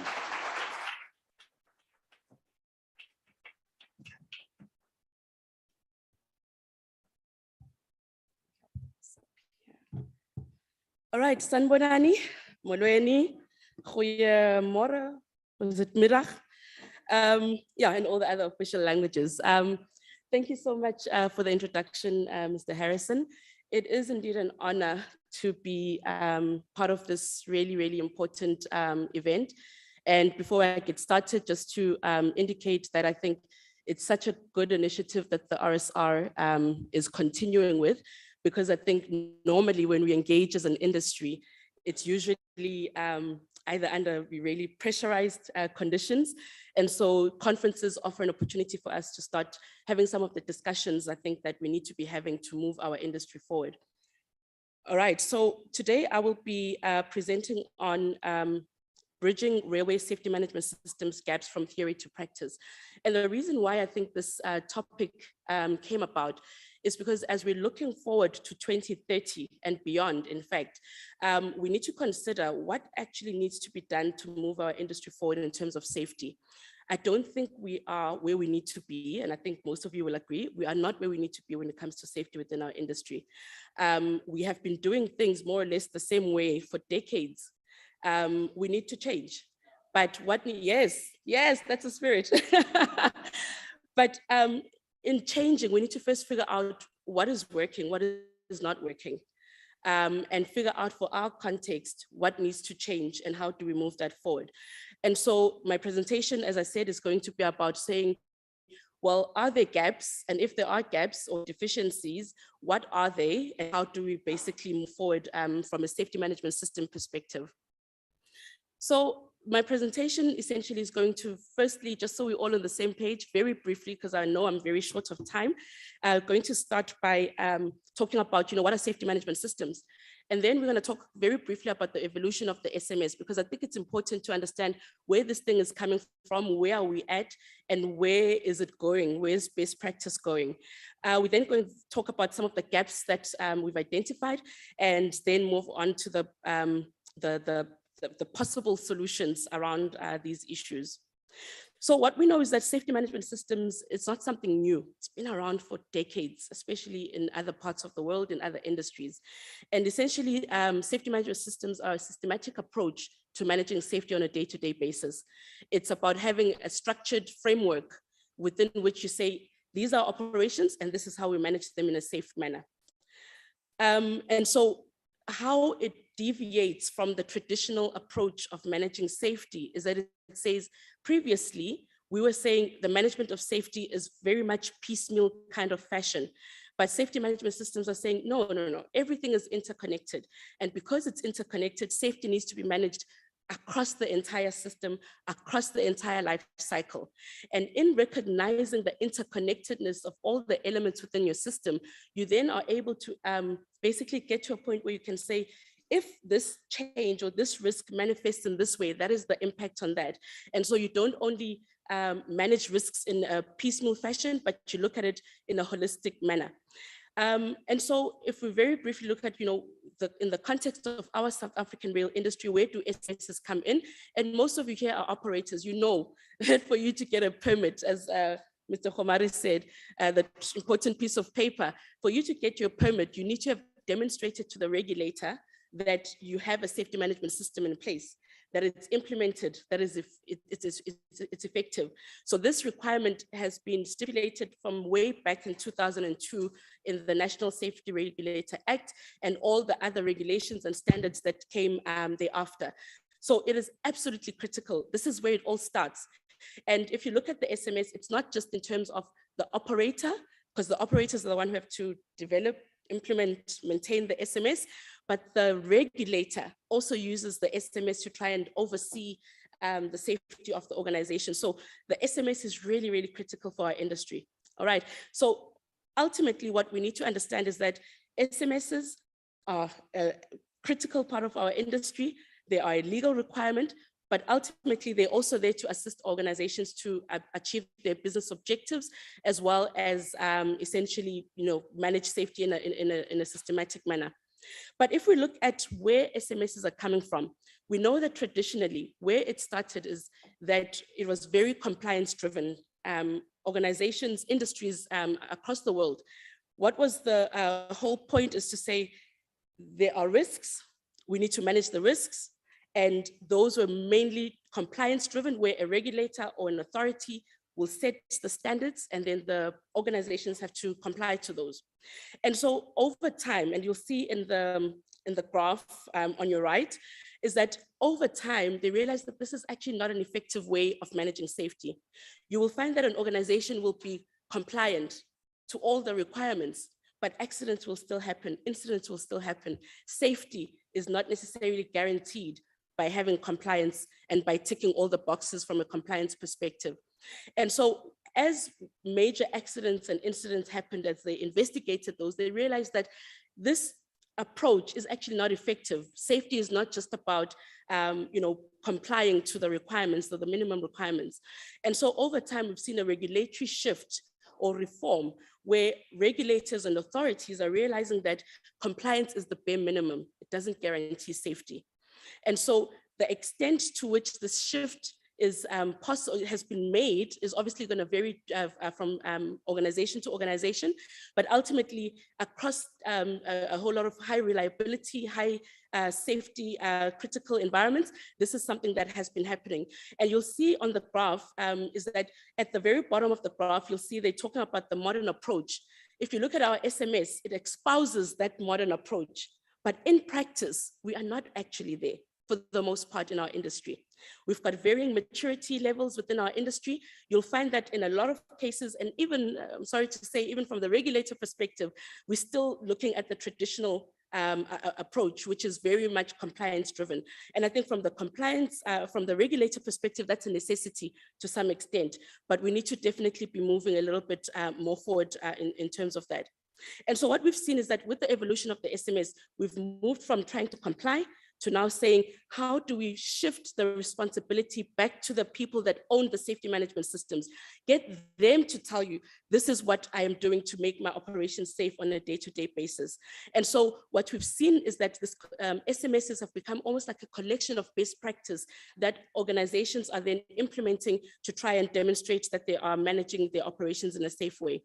And so if we look at the objectives of an SMS, we know that, and this is through evidence that has been found, that well-implemented SMSs will enable organizations to achieve their business objectives. So not just safety, but in fact, productivity, quality, and all of that. So it's not just about the safety aspects. So then if that's the case, why do we still have issues in our industry? If every single operator has an SMS, which demonstrates that they have systems in place to manage their risks, why are we still having accidents? And I think what we need to be asking the question of is our current prescribed SMS effective? Are there deficiencies? Or are there barriers in implementation? And I think that's where the problem mainly is. And if there are indeed any barriers, how do we bridge those gaps? Okay, so excuse me, the first question is are there any deficiencies in the prescribed SMS? And without getting into the details, you'll just have to take my word for this. We did all sorts of international benchmarking studies, and we found that by and large, the requirements that are contained in our safety management system requirements, which is currently espoused in our SMS determination, are really, when you benchmark against the international industry, they're actually on par. So yes, we might structure it differently, but on the whole, we're asking for the same kind of requirements. So I don't think that the issue is there in terms of best practice. We are on paper aligned when it comes to that. I think where the issue comes in is in the implementation. And I think the biggest gap or the biggest deficiency is that there's a misalignment between what is prescribed, so for example, in your SMS determination, versus what is implemented in actual operations, versus what the operators tell the regulator is actually happening in reality. And so what you'll see at the top right there, as part of this project that's ongoing, and unfortunately I can't present all the results because the reports haven't been published yet, but just this is one of the extracts from there, from the international benchmarking study with the review of the SMS determination. When operators were asked whether or not they thought that what they documented in their SMS is a true reflection of what's happening in reality, most of them said, 51% said yes, it's a true reflection, but the rest are saying not necessarily. And so this then gives credence to this deficiency where we're saying there's a disjuncture between what is happening in reality versus what should be happening versus what is actually disclosed. And so this then basically triggered one of these frameworks that we use within the field of human factors and ergonomics and safety management systems, which is trying to help us understand the world of work and safety management systems. And this basically is one of the frameworks that was proposed by Stephen Sharrock. And what he says is that what we see in reality as, within the working environment is that there's different varieties of work. Depending on who you are, where you're at, what your intentions are, you're going to have slightly different perspectives of what is happening within the safety management systems compared to someone else who might have a different vantage point. And so we're just going to talk about this very briefly because I think this gives us a very good way of understanding and contextualizing where some of these deficiencies in the safety management system issues are coming from. So and I've called this, tried to modify it a little bit. There's the first one, which is called work as imagined. And I think this is what we will refer to as the SMS as imagined. So this is what people who are designing these systems are saying, we think this is how these things really work in reality. And normally this will be informed by people who have worked in the systems before, people who have studied these issues. They imagine this is how the SMS should look like. And then based on that, there are prescribed requirements that are put in place. So your SMS determination is basically a formalization of what this imagined SMS should look like. And so you get things like your standards, you get things like your SMS determination coming through from that.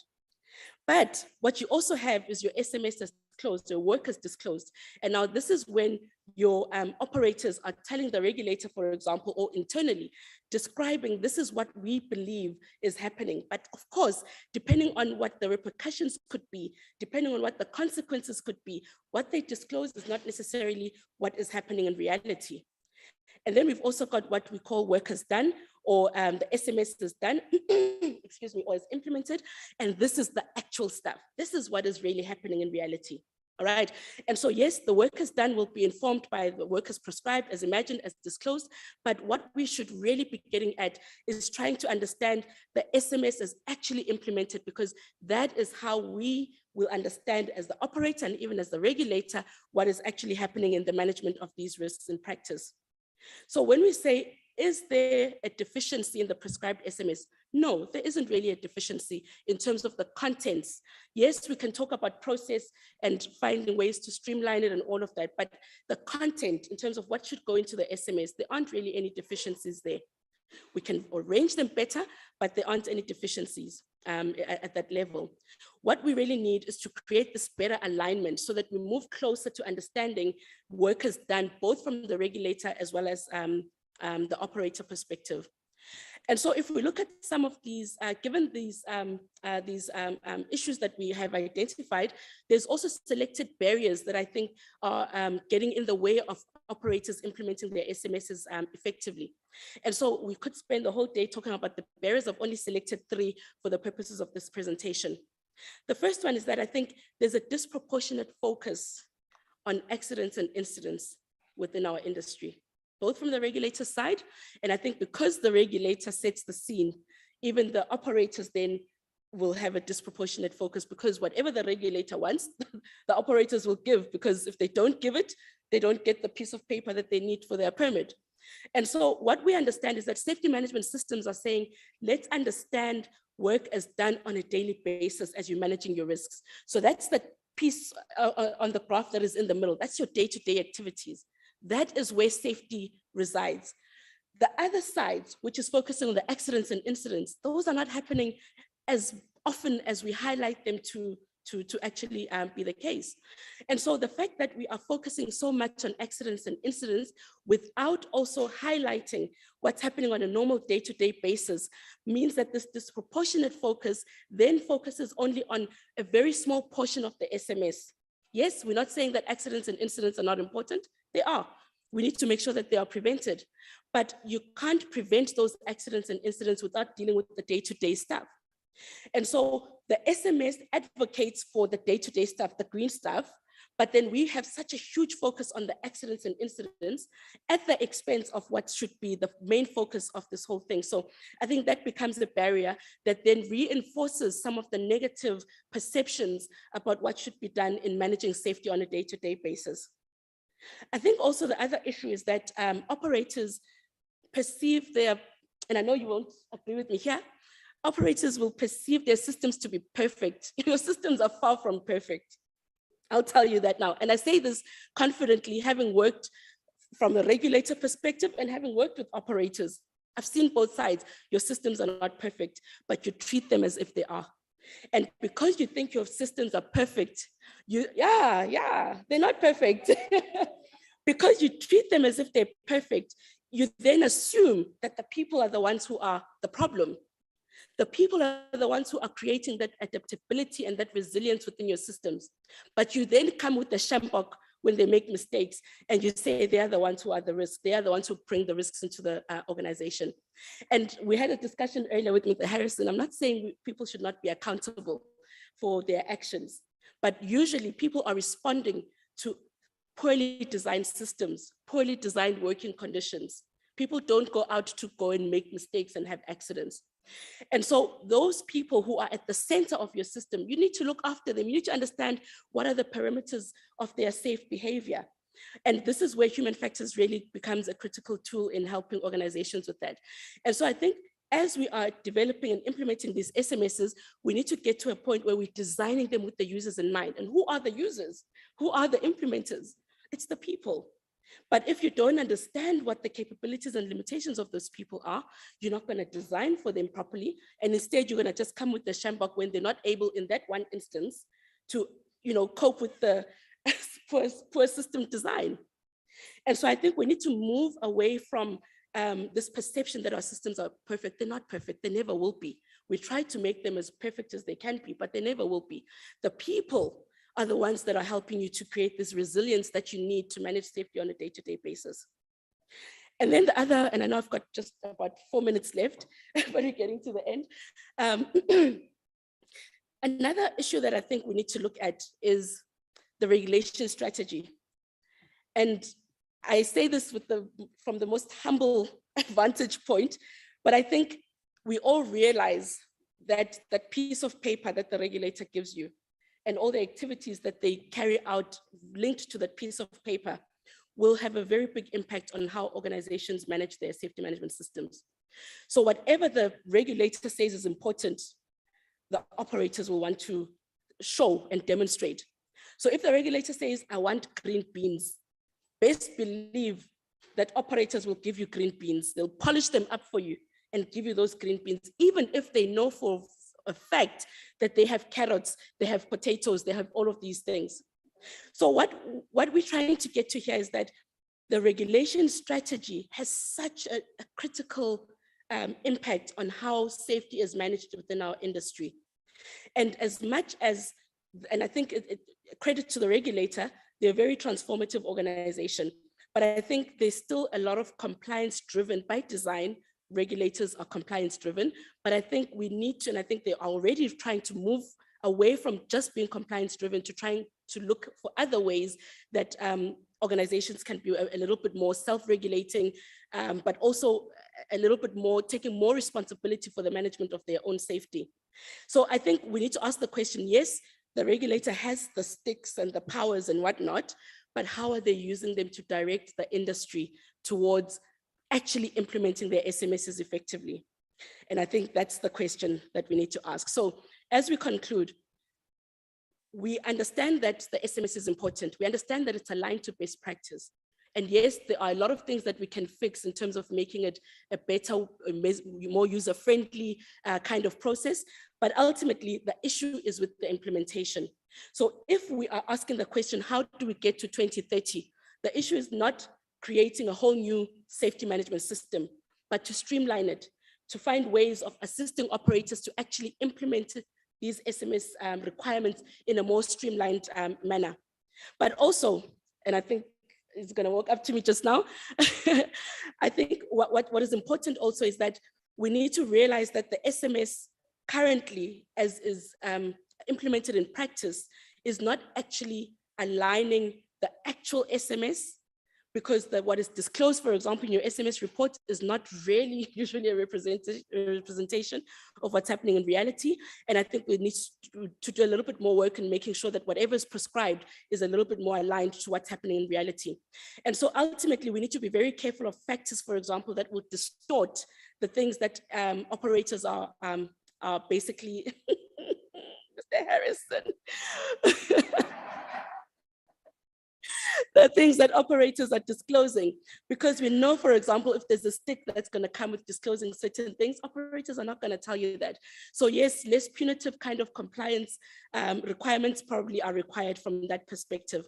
But I think as a last parting shot, I think what is important is ultimately that we need to have a better way of getting the regulator and the operators to sing from the same hymn book.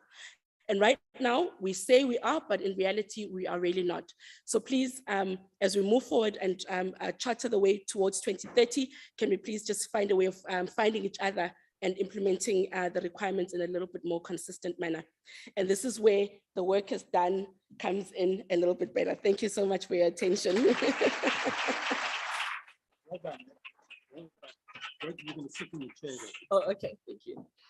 You know, I warned both speakers that at 20 minutes I'll stand up and they've got a minute left. She did brilliantly. You know, I've been around, as I said, I don't even buy green bananas anymore, I'm so old. I've been around a lot, but this is one of the most passionate, insightful, concise presentation that I've seen for ages. So please, let's give her a hand.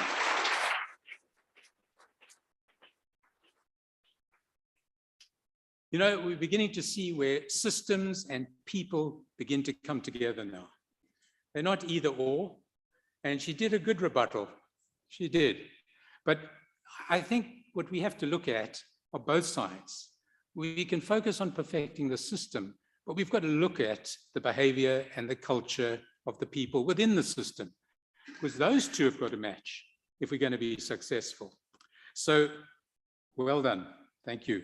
Now, you know, we often introduce our speakers with CVs, but speakers are people. They have private lives. And one of the speakers has kayaked in the ocean. The other speaker used to be a seamstress. Now, at the end of this Q&A, I want you to guess which of the two speakers was which of those two descriptions, okay? All right. So Now it's my pleasure to introduce Keba Tuele. Oh, I've been practicing that forever. Keba, even with all your coaching, I slipped up there. Now, Keba is from the Railway Safety Regulator. She's going to be presenting on minding the gaps of the operator's safety management systems by effectively utilizing the risk management maturity model, RM3. Now, Keba is in the permit assessment department, an important role to play, but she's also got a passion for investigation, research, etc. And she also went to Rhodes University, where she also got a master's in science degree in ergonomics. She is not a local from Cape Town. She's actually born and raised in Soweto. She has a love for research, finding things out. And last year, in fact, she presented a paper online, I believe, I wasn't part of it, on eating habits and health of safety critical employees. Now, every aspect of the person is important, but this time she's moved a bit away from the personal issues, and she's going to focus on the gaps identified within the operator's business with a tool that assists with scoring an operator's maturity level. So it's both the system and the person that's so important. So let's put our hands together and welcome Keba to the stage.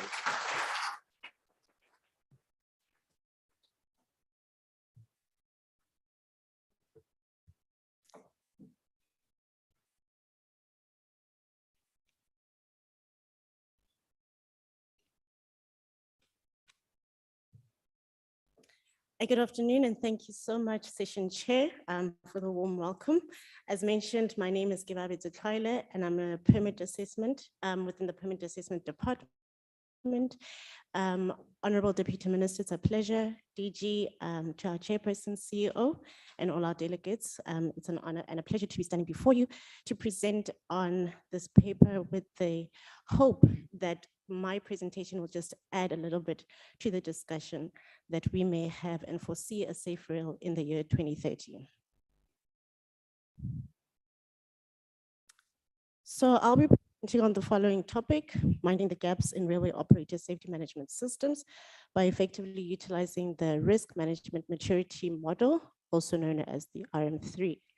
The content that I'll be going through will just be highlighting some of the introductions, the literature review, what is the RM3, the benefits of the RM3 as a tool, the objectives, as well as the piloting that took place by our inspectorate within the regulatory, within the RSR, as well as the data analysis of the results that came from it, the discussion, the limitations, recommendations, and some of the conclusions.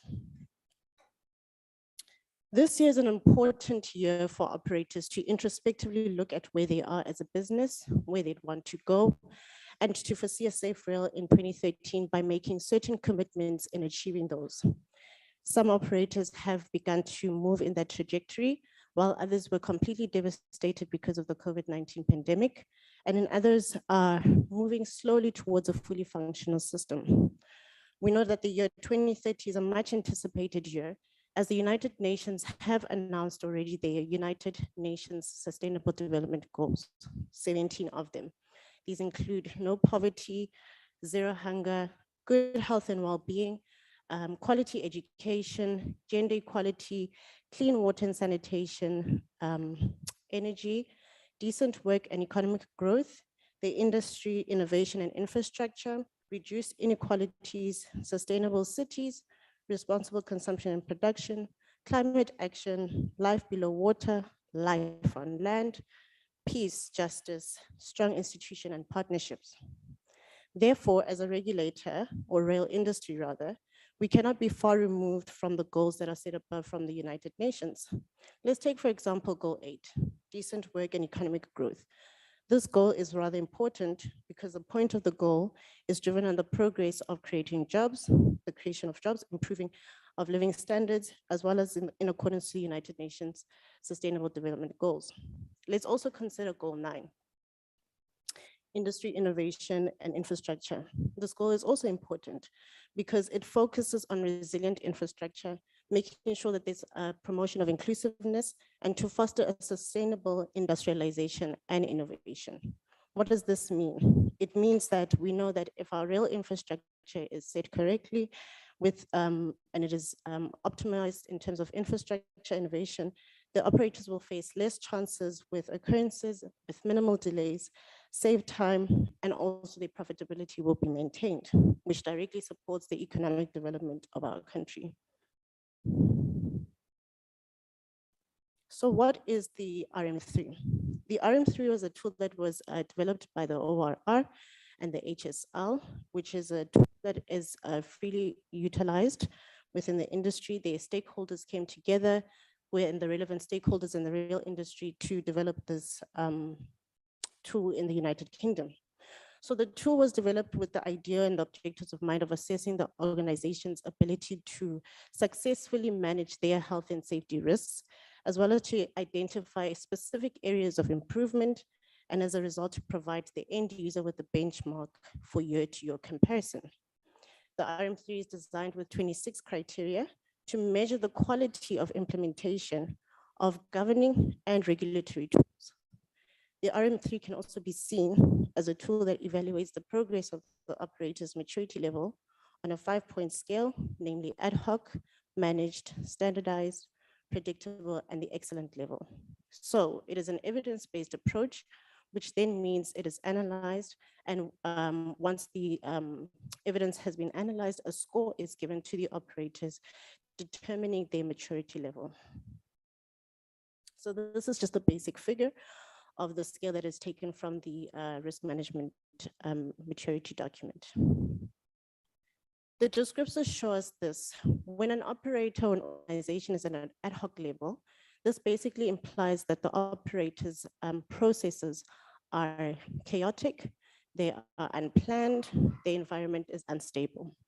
When an operator or an organization is at a managed level, this is characterized with the effect that there can be consistent results.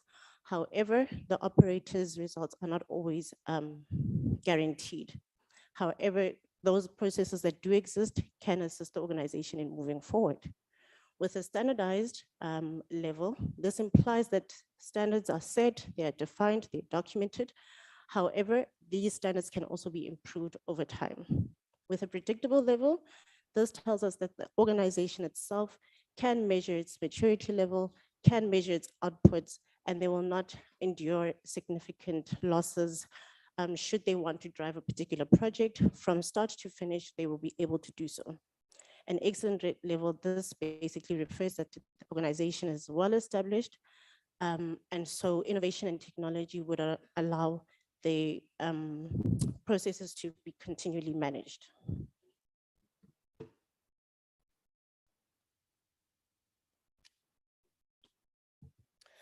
So what are the benefits of effectively utilizing the RM3? My previous colleague mentioned how we should be moving from just a basic compliance level. And this is what we hope to do, that operators should be moving beyond compliance. It is therefore hypothesized that should the RM3 be assessed on certain operators or an organization, it will provide with insights on specific areas of improvement. So if those areas are improved, it minimizes the risks and chances of rail occurrences, which protects and creates value within an organization. The operator will then be able to compare themselves on a year-to-year basis in terms of their maturity level and give a clear and honest view about where they are as a business. We would also be able to provide a collective analysis of where the rail industry is as a country. So the objectives today is to provide insights on what has been analyzed in terms of the maturity levels of the 10 Class A operators that were assessed on the RM3, to evaluate and discuss the analyzed data and the results, to discuss the limitations throughout, as well as to provide some of the future solutions with the effective use of the RM3. So as mentioned, the RM3 was introduced in South African rail in 2018, and it was piloted from the year 2019 to date. The examination that took place here was of 10 Class A operators. So of the sample, N equals 3, that means 3 of the sample was of small operators and 7 of them were of the 10 big operators. I will not go into detail in terms of what a class A, I believe you all know and are aware of that. And also the RM3 looked at analyzing the general issues that were picked up, documented in the report. I will not necessarily go through this detail. However, what is important to note is that all the RM3 assessments were of a pilot phase. So the regulator has just started with conducting risk management maturity levels on the operators. And class B and C operators have not yet been conducted. Okay, from the assessments and analysis of the review of the RM3, this was just the general criteria that were used throughout the operators. We'll discuss some of the limitations at a later stage, so there's no need for me to go into too much details. However, just to show you that the RM3 has certain categories and criteria. So SP1, for example, will look at leadership, SP2 will look at health and safety policies, and so on and so forth. So this is the important part that we've seen from the analysis. What we found here is that 10 of the operators, 4 out of the 10 operators received a level managed, which is a score 2. 4 out of the other 10 operators received a level standardized, which is a level 3, and 2 of the 10 operators received a predictable, which is 20%. So if we look at this picture, this is what it's telling us in terms of our industry's maturity level at the moment. We have rail industry operators who are at 40% managed level and the other 40% at standardized level and the remaining 20% at a predictable level. Let's just consider for a second. If our operators are at a managed level, it then means, as an example, when COVID-19 happened, it completely devastated the processes of the operators, which means they were not able to upkeep with the economic growth or create business as they needed and should. And this was as a big result of theft and vandalism, which completely destabilized the processes of some of the operators. Let's take, for example, those who are under standardized process or standardized level. This then implies that the operators at some stage can increase or improve rather their processes. However, they need to pay much more attention to detail with regards to implementation of their SMSs. And then 20%, basically, this is an example where the operators would not incur any significant losses, and the operator would face minimal loss because all the possible environmental, health, economic, political, and operational risks have been taken into account, and the adequate resources have been put in place adequately and accordingly. So this is the general issues that came up. In terms of the highest gaps that were found across all operators, it shows that 8 operators had a similar issue, which refers to column 5 and 6. Employees and worker representatives are not included in the formation of their safety targets, and the risk assessments and risk registers are not dated, signed, and the corrective action plans were not put into place by the responsible persons. The second gap that was found across all operators is with reference to column 12, which basically indicates that the findings that have been issued by the regulator to the operators have been seen not to be loaded onto the operator system. So this might be an incongruency with how the findings are not necessarily being tracked by the operators and therefore not adequately implemented should corrective action plans need to be taken place. The third of these gaps across all was column 1, 7, and 10, which indicates that operators failed to provide the evidence during audits, the lack in the review of the procedures, and lastly, that the policies and processes do not comply with the operators' document management controls that they have put in place themselves. The fifth of the gaps is the operator, which relates to column 4 and 16, which shows that there's a lack of communication in terms of the SMS, as well as to applicable levels of the operator structure, as well as the operators are failing to sign and approve their organizational structures. And the lowest of these gaps was column 2, 9, and 15, which refers to the engagement of the labor unions, utilizing benchmarking tools that the operators can use, and lastly, operators submitting documents that are not rail related. So These are the general issues or gaps or immature processes within the operator's systems, particularly column 5 and 6, as we've discussed, which was the highest. And so this is where implementation needs to be considered, and a deep introspection needs to look at what is it that we are not doing as operators for moving from one position to another. So I've just reiterated the discussion of the results. In terms of the limitations, what we found, of course, is that this is a pilot phase of the study. So it was a small sample size in terms of the RM3 assessments that were conducted.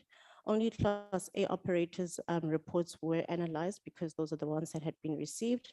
It is inferred that should we have a wider sample then of the RM3 assessment reports, we will be presented with a different picture. However, this is the current picture that we've seen previously. The type of criteria was not measured equally across all operators. Neither the number of criteria was measured across all of the operators, and not all of the 26 defined criteria of the RM3 were assessed. So in terms of our recommendations, we just recommend simple, small solutions, that workshops should be conducted and driven by the operators to learn from each other. They need to sit and discuss on what are the issues that they're facing, particularly if operators are being found to have similar issues. And therefore, they are given the opportunity to discuss those issues and give each other solutions as to how to resolve them.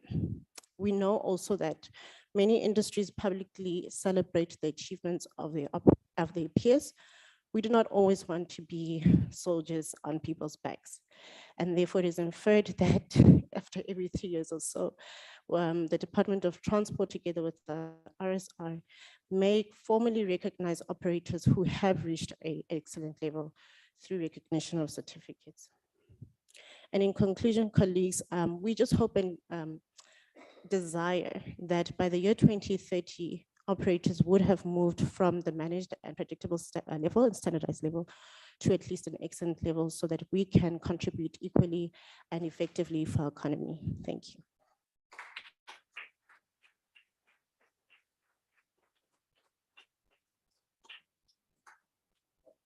That was great. I must admit, I learned quite a bit from that presentation. Thank you very much. And I think you've set an example which is going to be very difficult to beat from all presenters from now on.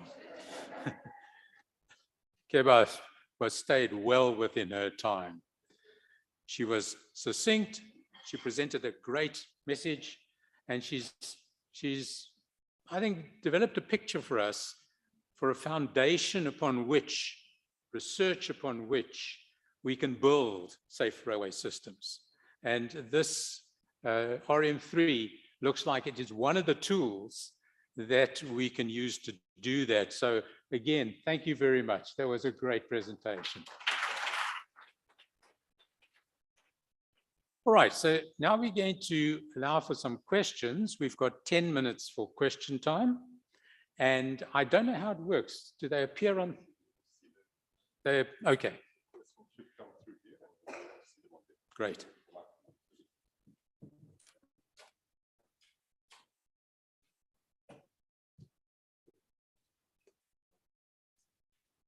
Yeah, this is where technology and people sometimes diverge.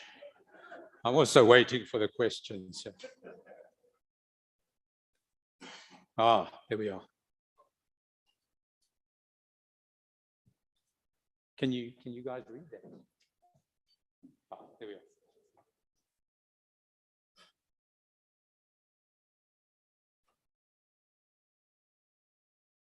They're not indicating who must answer the question. All right. Maybe I should ask them, ladies, who would like to answer the first question? Can you see the question? Barely. Yeah, go, please. All right, thank you for the first question. So I must disclaim, I don't work for the RSR anymore. So maybe the RSR needs to be the one that answers this or to add to this. But I know that specifically when it comes to the SMS and the requirements of the SMS, the RSR does provide training in terms of the SMS determination and other standards linked to that. And I know with the current review of the SMS, one of the outputs will be to create an online learning management system where operators will be able to access training content as and when they need it. So I know that the training issue has been coming up quite constantly when it comes to support, when it comes to SMS requirements. So I think that's something the RSR has ongoing, but maybe an RSR representative can add to that. No, we won't take input unless Keba wants to add to that. Yeah. I think she's covered it quite clearly. That's exactly what we do. For Great. the Thanks. All right, with our second one, could we just move that up a bit? There we are. Smart. How does your data make it to government? That's a question for you. Honorable Deputy Minister, I think she's representing the government when it comes to the transport industry, and I think it's important that these kind of sessions are attended by stakeholders at the high level as that. But I'm not sure the different platforms that the RSR has to engage with, the DOT. I know that they use those platforms quite well. I'm not sure the details in terms of the requirements from operators. They actually filter up to the top in terms of the challenges that they experience. But I think this is one of the platforms definitely that the RSR has created to engage across the various stakeholders. So, Honorable Deputy Minister, hopefully the challenges that we're expressing are being heard. Thank you. Keba, any comment on that one? You okay? All right. Let's look at the next question. Dinesh, you have a couple there. Can you read that? Who would like to answer Dinesh's question? Hang on, it's the one that's out of line. Can you just lift it up, please? Sure.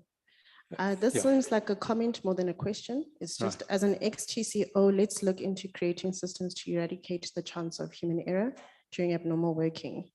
Focus high stress level contributing to human errors. So this seems like more of a question, a comment. However, just to add, I think it is an imperative, right? Because we do have some of the subtopics which we'll be looking at as a finger problem.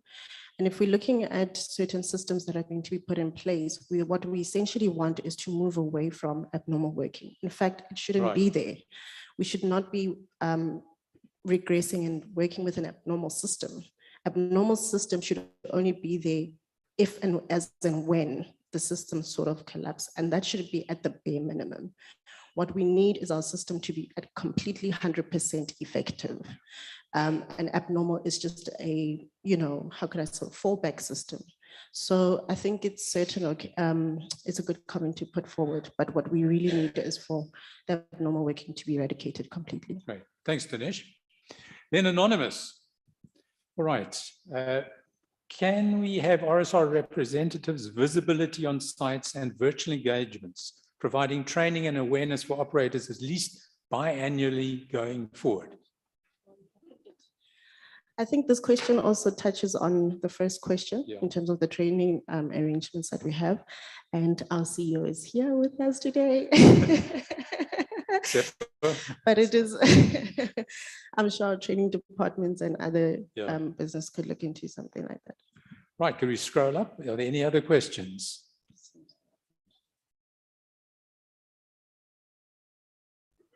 Oh, there we are. Ladies and gentlemen, Honourable Minister, thank you for joining us on this particular session. I believe we have kept to time, Mr. MC. And so let's give a round of applause before we do that. Sorry, wait a minute. Right, let's vote. Who is the one sitting here that kayaked in the ocean?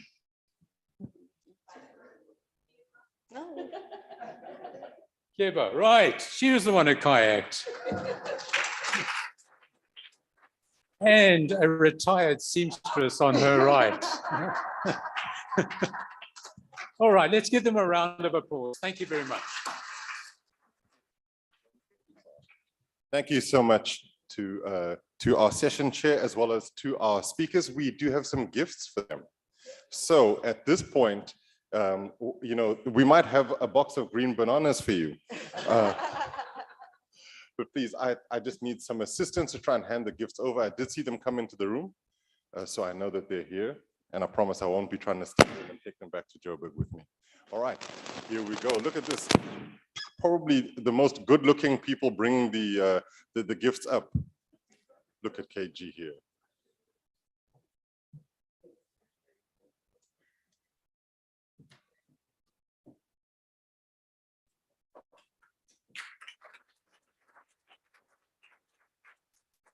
I love that you hand something over and everyone waits and then you smile. We've been practicing this for a while. Thank you.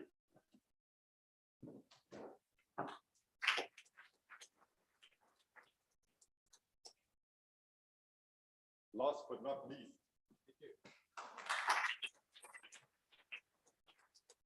Thank you to our session chair himself and to the speakers. Thank you so much. That was really, really a fantastic session. I think that we have set the tone. We know exactly what we're going to get going forwards. What I do want to do is I've got a couple of notes, please. The first one was somebody has lost their car keys. So if you've come across any car keys at all, please feel free to bring them to me or, well, maybe not to anybody, but to me specifically, and I'll try and get them to the people. And the other one is, if you're going to leave your room keys around, sometimes that's seen as an invitation. We won't, this isn't that kind of conference. So if you've lost your room key, we'll be very discreet. We'll leave the key somewhere in the front, but I won't be coming back to your room to hand it over. All right, with those notes out of the way, ladies and gentlemen, I'd like to start with our next session, and it's going to be a really interesting one because it covers some really interesting topics, in particular, being secure and safe train control systems. So to chair this particular session, we have Kevin Pillay, who is waiting in the wings to come up onto the stage. Kevin is an accomplished executive with a successful 20-year career within a multinational technology company, specifically Siemens, where he served in various managerial and executive leadership positions. I'm not seeing Kevin get up and move his way forward. There we go, Kevin. Please welcome to the stage, Mr. Kevin Pillay.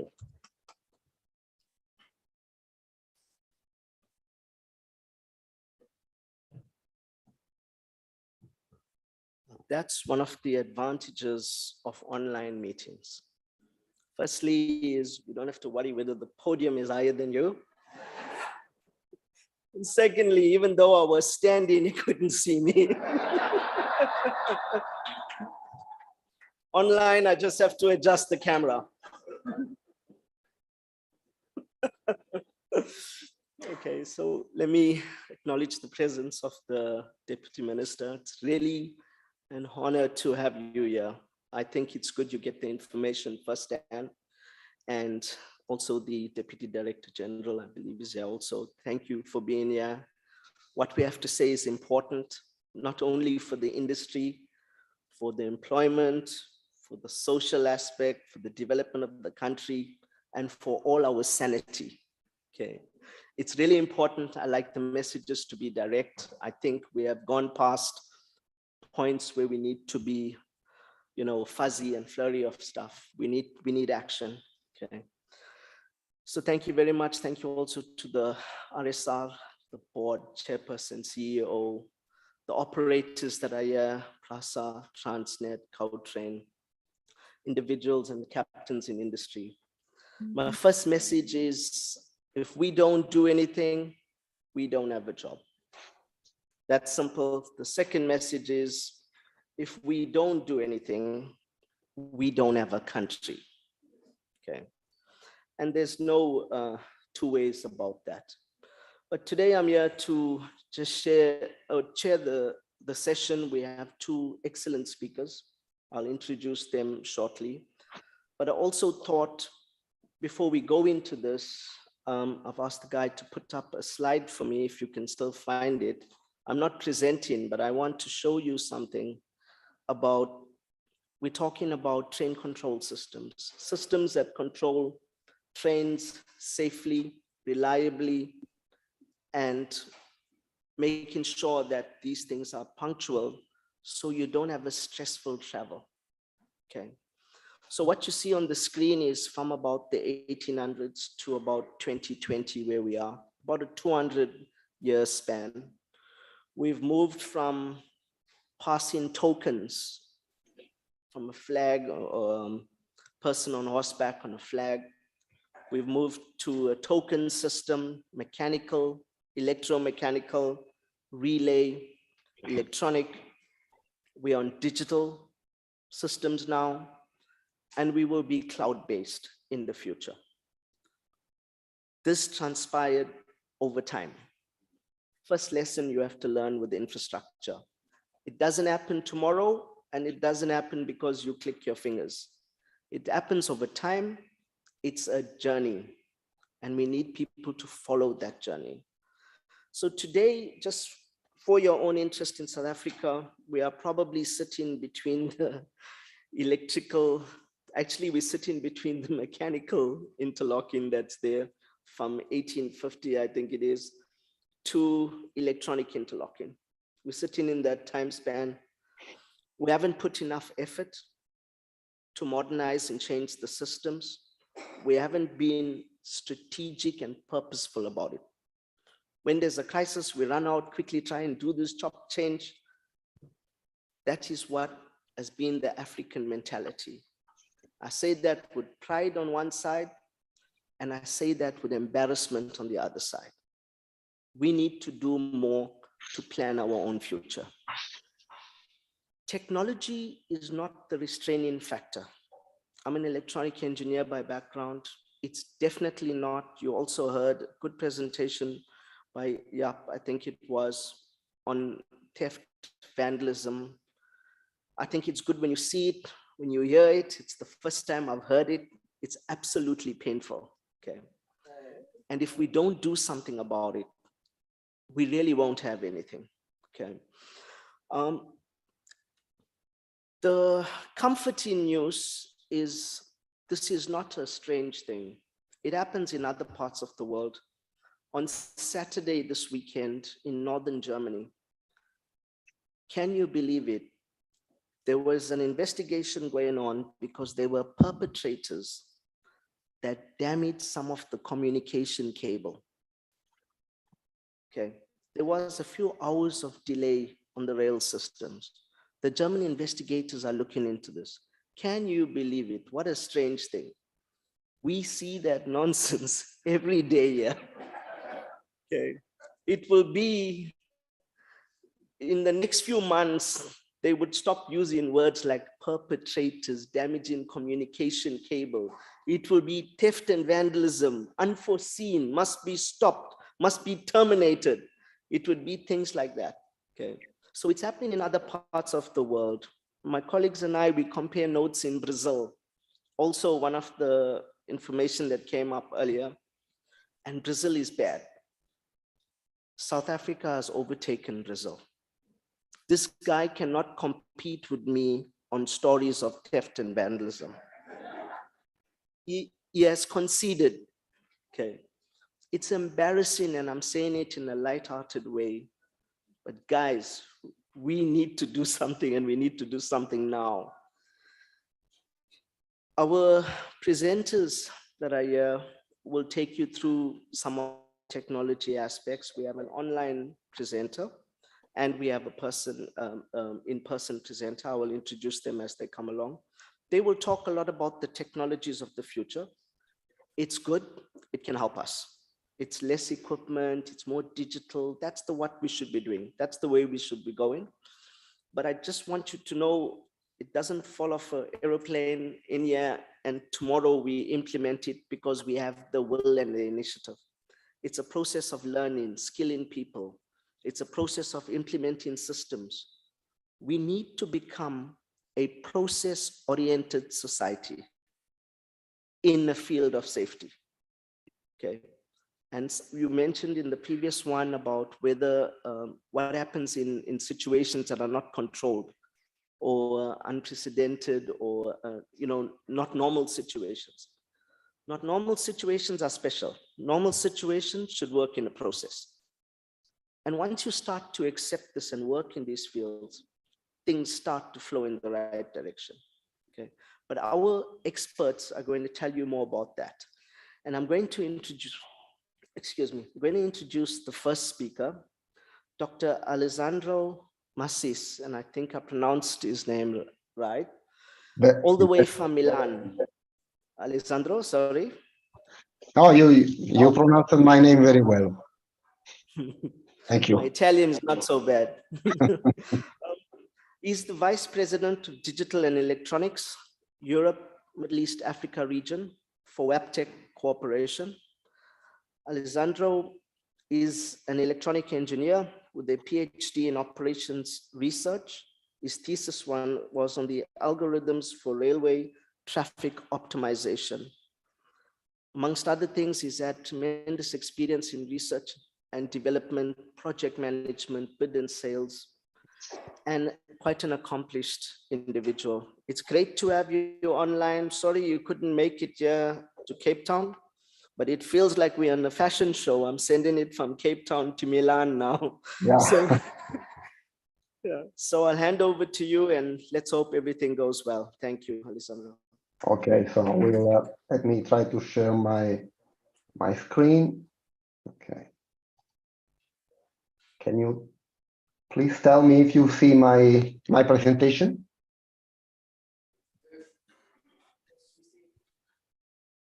Can you see it? Yes, we see it, Alessandro. I hope you can hear me, but you can continue. Okay, so you can see very well. So first of all, thank you so much for your introduction. It was very interesting and quite good. Indeed, you mentioned that in the last 200 years, the industry and the railways were transforming and now going to the digital and later in the cloud. And this is exactly what I will discuss and explain in my presentation. So the title is Decentralization and Autonomous Decision. Let me go to directly to the next slide. I will spend a really very short time just to introduce the company I'm representing. It's WebTech. It's a large multinational with 3 big headquarters, one in Pittsburgh, the corporate, and then one in Chicago and another one in Paris. For the 2 main activities we have, that is freight and transit. 27,000 employees. We have activities and legal entities in more than 50 countries. It's an 8 billion revenue company. As you can see, we manufacture locomotives. We make components also for passenger trains. And from a signaling train control point of view, we have installed more than 20,000 automatic train protection system, mainly in United States, but also in South America. And now we are also performing some projects in Africa with this, quite advanced technology. So focusing a little bit more on train control and safety and signaling, we have a big, a strong footprint, more than 3,000 employees. And as I mentioned before, we installed more than 22,000 radio based on board automatic train protection on over 90,000 kilometers of network. We also have installed, and it is in operation since many years in Atlanta, the biggest, to my knowledge, operation control center, which is able to dispatch automatically, so doing automatic routing and scheduling of trains in a network larger than 30,000 kilometers. Also quite important in terms of automation, we have installed more than 11,000, we call it trip optimizer. So simple automatic train operation system that's with the goal of saving energy. So we save, not on paper, but these are real numbers, something like 10% of the diesel in these trains, diesel trains are using this technology. So what are we doing now? What are we trying to do? I mean, our goal now is to be greener, smarter in the utilization of the assets. We are trying to be faster in transforming the yard operations that are currently our bottleneck in many freight operations.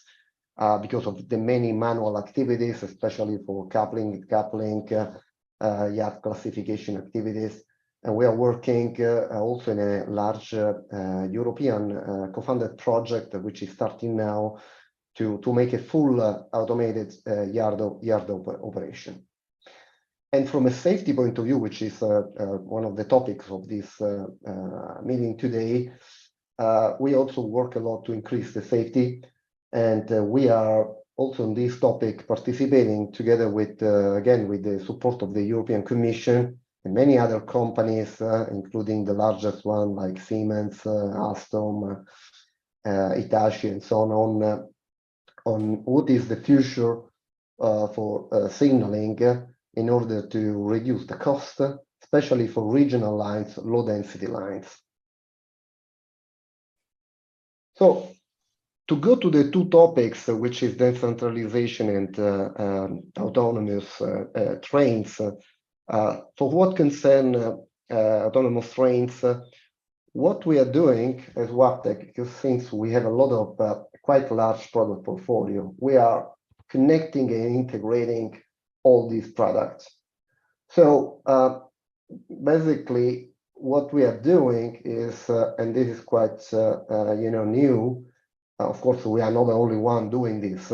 Is increasing the integration among operation control center, system on board, and system to manage the asset performance. So basically, system also that allows to not only reduce the fuel consumption, but also to check and verify the status of the rolling stock through a set of sensors, and this to allow predictive maintenance, avoid issue of in the availability. And this is extremely important, both from a safety point of view, but also from a performance and cost point of view. Long story short, because we have a limited time, what we are doing now is, in terms of integration, we are integrating for example, I don't know if you can see my cursor, but basically we are integrating the automatic train operation with our ATP system, that is the American standard called PTC, Positive Train Control. And doing that, we move to the autonomous train operation. So the driver is still on board, and we call it 0 to 0. So the train is able to depart from the first station, from 0 kilometers per hour, and reach the last station of its journey. So again, 0 speed because it stops in a complete autonomous way. The advantage of this clearly is even more reduction in fuel consumption, but also less stress on the rolling stock, because the system on board is able, better than a human being, to take into account all the gradient, curve, rolling stock characteristics in order to accelerate and decelerate in the best way to reduce the fuel consumption, but also the stress on the rolling stock on the train. This increased automation, as I mentioned to you before, is not only on the main line or on the freight line, but it's also applicable then in the yards. So when you start automating all parts of the overall railway system, you get better performance, less consumption, and as I mentioned, a greener, smarter, faster, and safer environment. Now, if we go to the decentralization, which is, it's also linking better to what has been introduced before, so was mentioned before, so moving from digital to cloud. I would like to show you one slide that is related to which are the big cost driver in signaling and telecommunication, which is very often, delaying the development of railways. So the first point is that typically to manage the signaling system, you need a dedicated radio network. Normally, we use track circuit, axle counter to detect the position of the trains. If you look to the European standard, you need the Euro balises and other equipment to be installed on track, signals, and all these components are associated with cables, typically copper cables, but also fiber optics cables. And then also we have a lot of subsystems. So to manage the complexity of the railway, we have sort of hierarchy, having at the lower level, of course, the wayside objects, but then on top you have the interlocking, which was mentioned before. On top you have traffic management system, the operation control center, and then you need the radio backbone and so on. So you have several systems, but for simpler lines and also with the development of the the power of computers, we can start thinking to collapse all this system in a single one. An advantage is not only reducing the hardware, which is not the real cost in this type of application, but reducing the configuration, verification, and validation, which is very time consuming, especially for safety related system. So to configure an interlocking, configure the radio block center for the RTMS, configure the traffic management system, and at the very end, they share the same data mainly. It's very expensive, and you need also to ensure that the data are the same for all of them, of course. So the solution that we are working on as Waptec is that we think that we are now ready. We have the technology to imagine a more advanced solution and even cheaper than what is now installed even in high-speed lines. So systems that can use public radio and satellite, even communication, not only positioning, intelligent system on board, cloud-based control rooms, and minimal wayside equipment will allow to reduce both the CapEx and OpEx in a dramatic way. At the same time, have higher system availability and increase, of course, also the performances. You increase the system availability when you simplify it. So you have less critical wayside elements, and you have less hardware, less systems, less complexity. So in conclusion, you can see here an architecture that, to come back to the title of this presentation, which is a decentralized approach. So the goal is to reduce as much as possible the wayside equipment, which is valid both for vandalism, theft, but also to reduce the cost. So it's applicable everywhere in the world.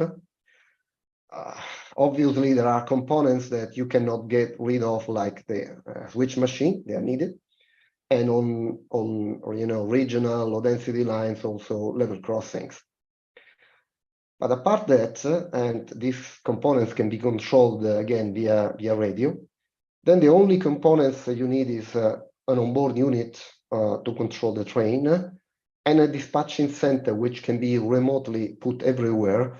And this is another important thing, because some, low density lines, some railways may have a benefit to have a dispatching center centralized in a place and not having several dispatching center in remote areas, as it was the architecture in the past. So you have a line, and then you have a fiber optic along this line, and then you have an operation control center connected to this fiber optic with electronic interlocking and so on.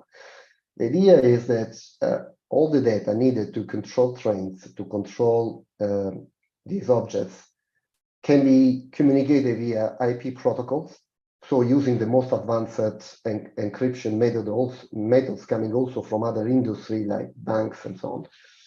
And so this communication can use either Wi-Fi, either terrestrial communication or satellites. Why this is so relevant? Because very often in the railway industry, we make the mistake to try to follow the telecommunication and not taking into account that we are slower. So we need to look forward and understand what is really the real application we need to develop, and how can we decompose the real railway application from the communication system. So using IP protocol, for example, will allow us to change radio in the future. And I make you an example. Now, a lot of people are focusing on 5G. How can we move from GSMR to 5G? But 5G is already old. Telecommunication company is working on 6G, 7G, which will integrate satellite communication with terrestrial antennas. So in the future, your mobile phones will be able to allow you to make at a reasonable cost positioning and communication everywhere, because wherever you are not reached by the terrestrial coverage, you can use the satellites. And this is already a reality. So we are doing an application in Africa at the moment as WAPTEC, where we are allowing our trains either to use 4G or 3G where it is available. And when it is not, we go to the satellites at a cost that is absolutely manageable and more competitive than developing a dedicated radio network. That's all from my side. I hope I was still on respecting the time.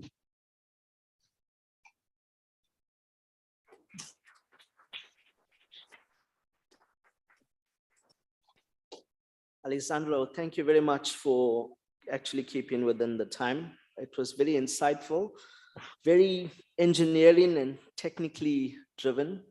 I think those of the guys who are engineers from an engineering background, signaling, communication guys, you saw a few eyebrows raised and taking some notes.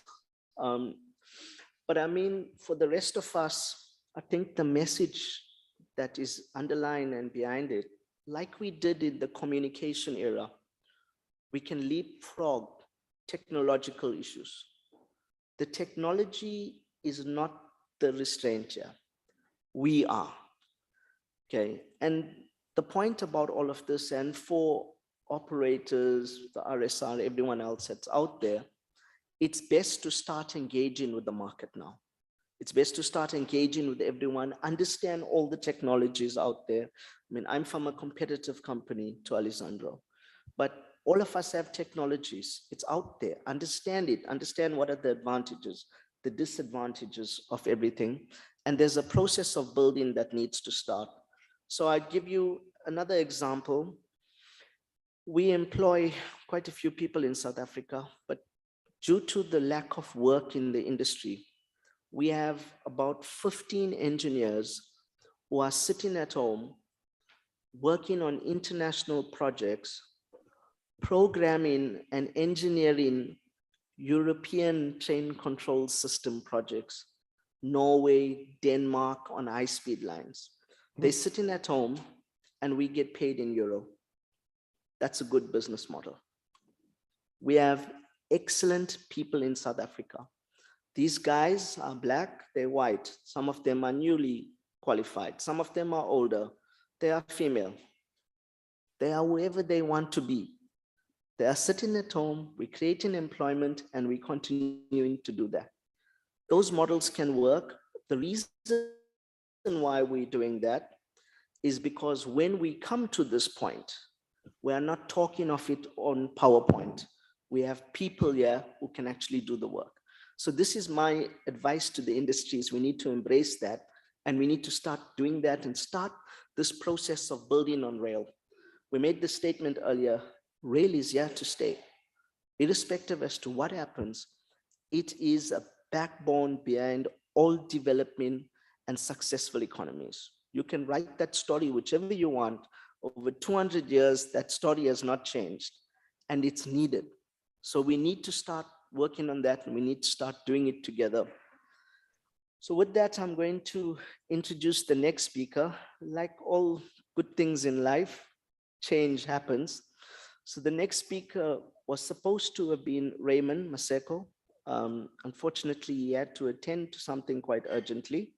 So we make a shift in the program because we're African and dynamic. And it's in our stride, we can do that with a smile. We're going to call back Mr. Jaap van der Merwe.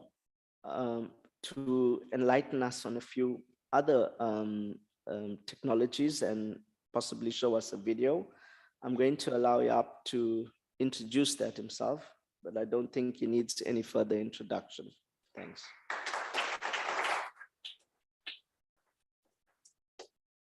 Thank you, Kevin. I think it is just proper in the railway business to always have a plan B. Yeah, that's a good thing to do. So what we're going to show you is very interesting how it plays out. There's one major vendor in the industry. We have Dr. Alessandro, and another major in the industry. I'm going to show a video from a third vendor in the industry. The message being that, as an introduction, railways are good at three things: longer, faster, heavier. That sounds like a Standard Bank advertisement. We exploit the axle load. We can take loads heavier per ton, per axle. Where trucks at 9.5, Australia run trains at 40 tons per axle. We run trains at 26 and 30 and 20. 20 we call light. Second thing is we can couple them together, make trains, so we can have longer parcels of traffic. The road trains in Australia, rubber wheel road trains in the outback, maybe 120 tons payload. We have a 378 wagon train with manganese and a 342 wagon iron ore train in South Africa. The longest train, that manganese train, of any description anywhere in the world.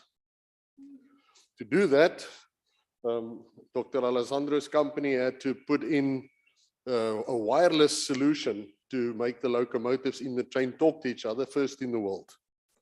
Before it was wired, now the train is so long, the wire forgets the message. And then the third thing is we have what we call guiding. Railway is a guided system. We're on rails. What does that do? It gives us a perfect engineered path, if well maintained. And with a perfect engineered path, I can run fast trains because I can shape the curves. So you can get what China has done.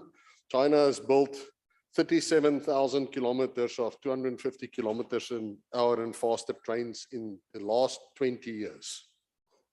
37,000 kilometers of high-speed track. More than Germany has built since the 1970s, of any description, just to give you a benchmark. That's for passenger. Very expensive and so on. Average $17 million per kilometer, by the way. Then the second thing you can do in the freight business with a guided system is you can engineer the energy consumption profile. Think of the coal line. The train is going through tunnels and bridges, is going over a very expensive escarpment down from 1,700 meters above sea level at Ermelo to sea level in Richards Bay. 200 wagon trains, 20,000 tons gross vehicle mass. Basically, when you leave Ermelo, you put on the brakes. And you brake all the way and do not park in the sea. And when the train is empty, all that energy that we burnt, which we engineered the profile in 1976, we opened the line. That energy is exactly the same energy you need, if you could save it, to bring the empty wagon back. So from the lady Smar spoke about sustainable development goals. If you study the sustainable development goals, there's a sustainable mobility for all sub-program that the World Bank runs about transportation. We have an energy neutral coal train since 1976. Our problem is we can't store the energy as it breaks. All that, we just make electricity and heat it up. We haven't got the ability to put it into batteries since 1976 or into the grid. But the system is the perfect energy source. Break all the way down, take that energy and bring the train free back. If we can do that, we can run the coal line for free, by the way. It's amazing. Now, to exploit bearing, coupling, and guiding, to do that, we use technology. And that's why I'll do the introduction and show the video now. Technology does three things. Allows us to compress time, can do stuff quickly. Compresses space. I can see far away with a computer. I can sit on Google Earth and look what's happening in China. And a month later, I'll get a new photo. The third thing it can do, it can deal with complexity. Humans can handle this. Psychologists will tell you 7 plus or minus 2 things and get all fuzzy at a level. Just if you programmed it well, not garbage in, garbage out, you can process incredible amounts of complexity. The railways have always done that. We always look for technology to solve with our problem that our asset is normally far from us. So we have a spatial problem and we have a time problem when it needs to happen. And when you build a network, it gets complicated. So where this world is going, and that's a perfect introduction. Thank you, Dr. Alessandro. You spoke about autonomous trains or drone trains. Now, how real is drone trains? Chris will tell you that's a very bad idea because that's not good for a trade unionist. But, you know, when I was a kid, privileged white kid, we'd go to the OK Bazaars in Yellow Street, and there was a guy that operated the lift. It was his job. Stand in the lift and push the button. Even now, if you go to Menlyn Mall at the Willies, which comes off the parking lot, they're worried about people coming from the parking lot, dodgy guys into the mall. So there's a person permanently in the lift for one floor, pushing the button. Nobody operates lifts like that anymore. So we have to evolve with time. So in Australia, they export 800 million tons of iron ore to China from one region called the Pilbara, one mountain. BHP, Rio Tinto, Fortescue Metals Group, and a few smaller players. About 400 kilometers from the sea.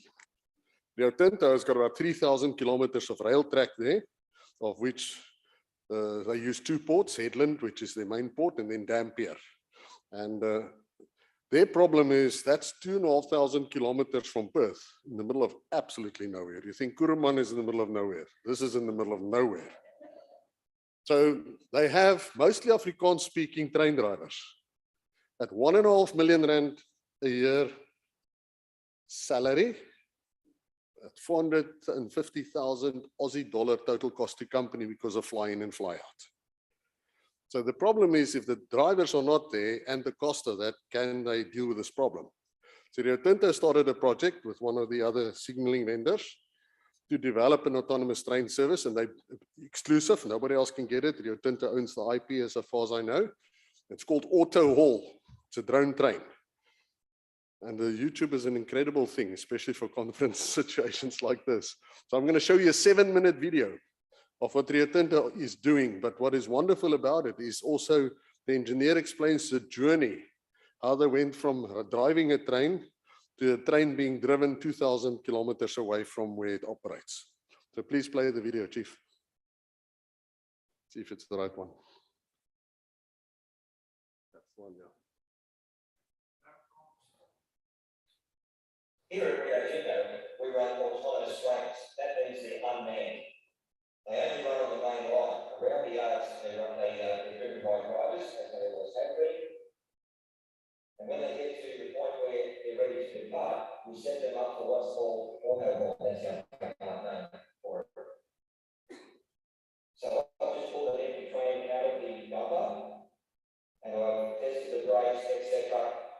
And I've gone through the process of setting up the auto haul. It's quite a lengthy process, involves a lot of pushing of buttons, waiting for something to happen, building the error, yada, yada, yada. And we're at the part now where we're actually going to send it on its way. So, I've got a couple more things to do here, and then we'll go around to the side of the desktop here, throw a switch, then we'll lock the cab up, get off, throw another switch that's on the outside, pull up the controller and tell them it's ready to go, and then we'll watch it disappear into the sunset.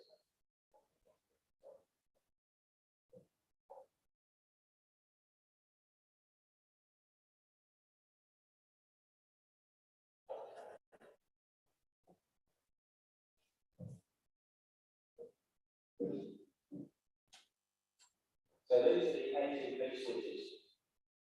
This one is the on and off switch. This one is the selector switch for which mode it's going to be in when it's on. So we have passive, that's the old system where the driver drives the train.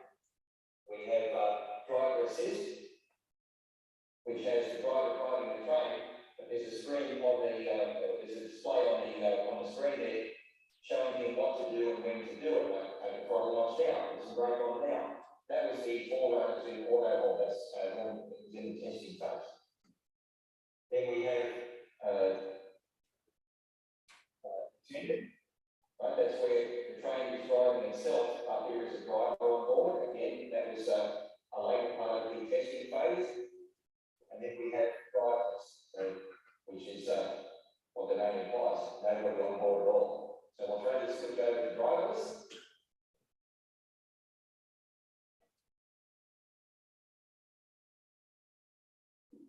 Now we'll lock the cab up and get out.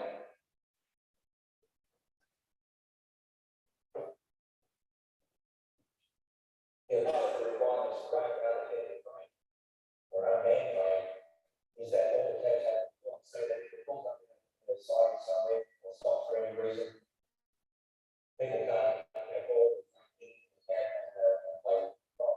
So I've already got the cabs on the other two lanes. We'll walk this one down from the inside, and now we'll go up the front door from the outside.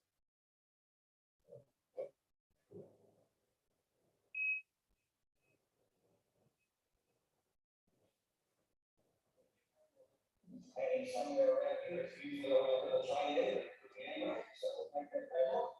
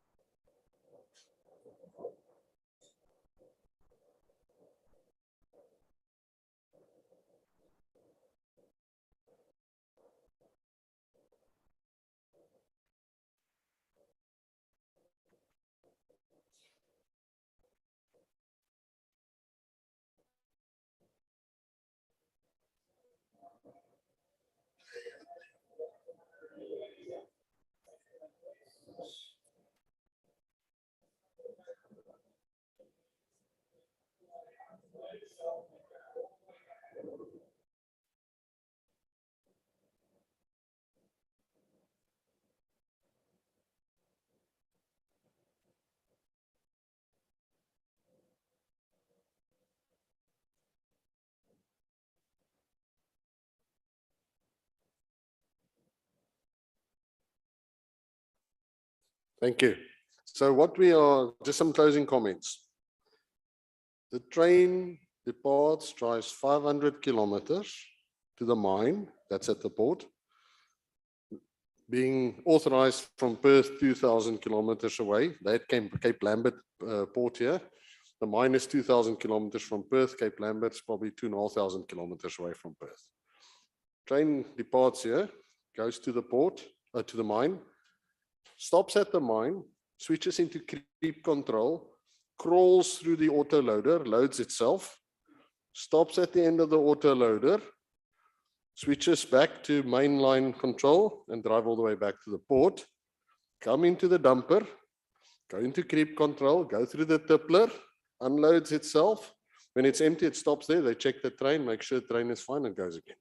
That's the process. What do we do in Sishen? Well, the longest train, that's a 330 wagon train. So the payload's the same as we have in terms of tons, because they've got heavier trains there, heavier axle loads, wider gauge, heavier axle loads, because the center of gravity is lower with a wider gauge. So they also move 34,000 tons on a train. When that train, so what do? We bring the train into Salkor, then we break it into 114 wagon pieces, and we shunt it into a stop block, one by one. So these guys have got the trip on us. Not only are they closer to China, yes, we've got better iron ore than they, but they're closer to China. That specific mine does 4 times 240 million tons. We do 60 million tons at Sishen. So that's probably 60 million tons, just that specific port. I'm talking under correction. So they're the same size as Sishen operation. They're halfway the distance to China that we are. The grade is pretty much the same from a price point of view. And they turn that train maybe in 40% less time than we do. Because once the train is empty, we shunt it back into Salkor. We built the very longest train in the world and we go all the way back to Sishen. When we get to Sishen, we break the train into 3. We load it under 3 different loaders. We build the train again. So what do? We're playing building breaking trains. That's what we're doing. Competing with the same iron ore with these guys. Instead of having spent the money to build a loop in the port around the bay, in the bay, and keep the train together, much safer and so on. So that would be process critical. The second thing is, as an African, that padlock will last 2 days. So we need to re-engineer the padlock.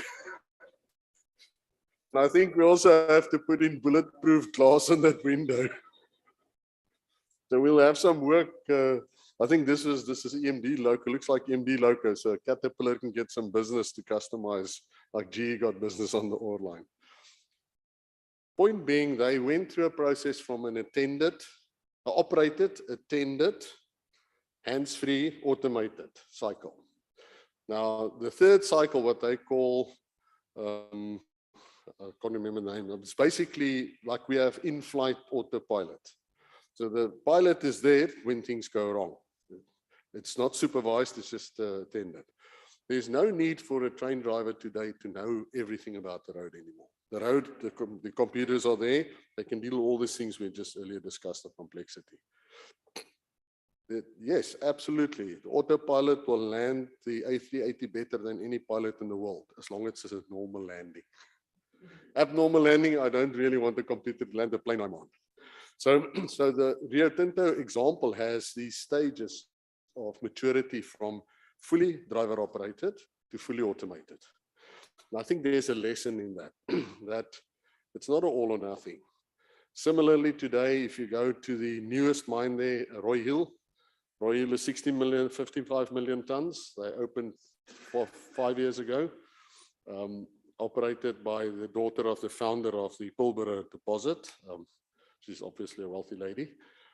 They out of the box, it is autonomous ready, and it's got all the bits and pieces, but they still run a conventional system.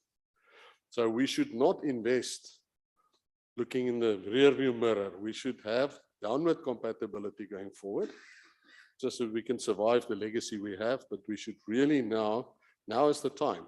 We're out of the market on the coal price, $480 a ton. We should be pumping iron coal. The line is built to 81 million tons. We're doing 58. And similarly on the ore business, our air emissions license is locked in at 60. Transnet has been applying for 70 forever and a day. But if I give you 70 now, you won't be able to do it because of the way we are running the trains in the port. Thank you, Kim.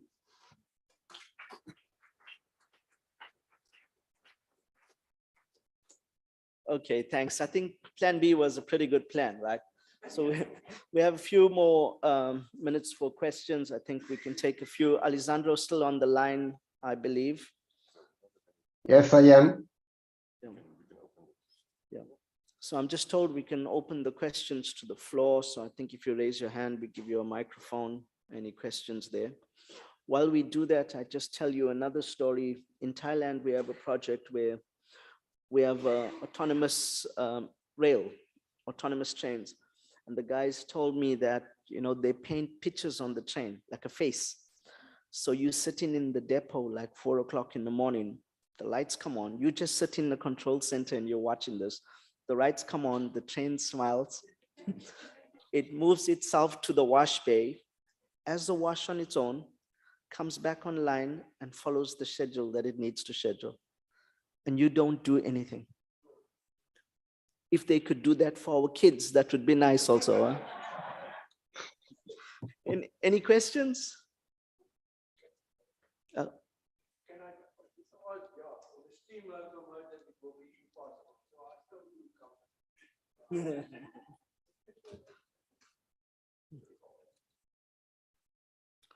Anyone else? Okay. All right. Thank you very much, guys. It was good and enjoyable. Thank you.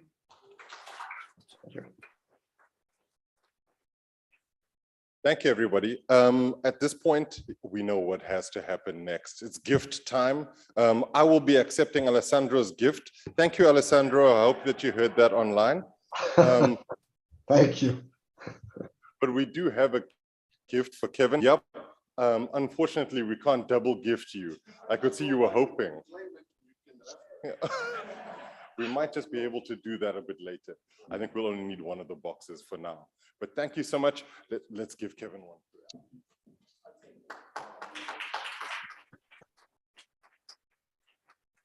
And perhaps Kevin deserves to take two, because I can't believe that he said he was standing and I didn't see him in the room. That was awfully rude of me. Thank you. Okay, so photo taken, gift given, everybody's happy.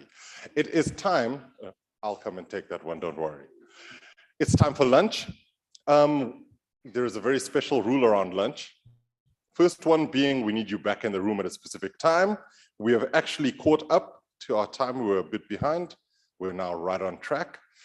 If you could all be back in the room by about 2:20, that is 14:20, bright and early. I'm giving you enough time to go and have as much lunch as possible, even have a snooze afterwards, and then still come back. We do have two separate areas for lunch as well. So we will be serving lunch out in the foyer, but you could also go back down to the exhibition space, and there is a lunch station down there too. So you don't have to queue and fight and hassle and all of that stuff up here. It can also be done downstairs. And we do have cameras. If there is any wrestling, we are able to sell that footage. This is a business event after all, so let's try and keep it civil. Make sure you've got all of your belongings with you. I still have that room key. So if it's your room, just check that it is. If it isn't, well, the key is there, and also the car key. I'm not sure if we found the car key yet. I would keep your electronics with you because things do grow legs. They should be relatively safe, but keep your phones with you especially. Right, thank you everybody. Enjoy your lunch, and we'll see you back in the room after lunch.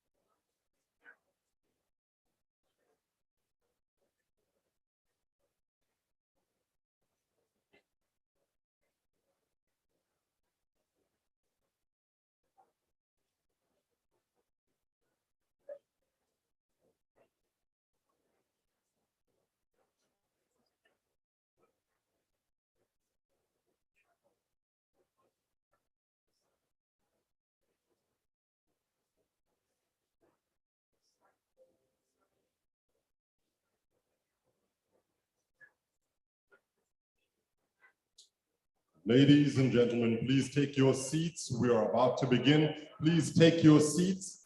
We'll begin in 2 minutes' time. Thank you. 2 minutes' time.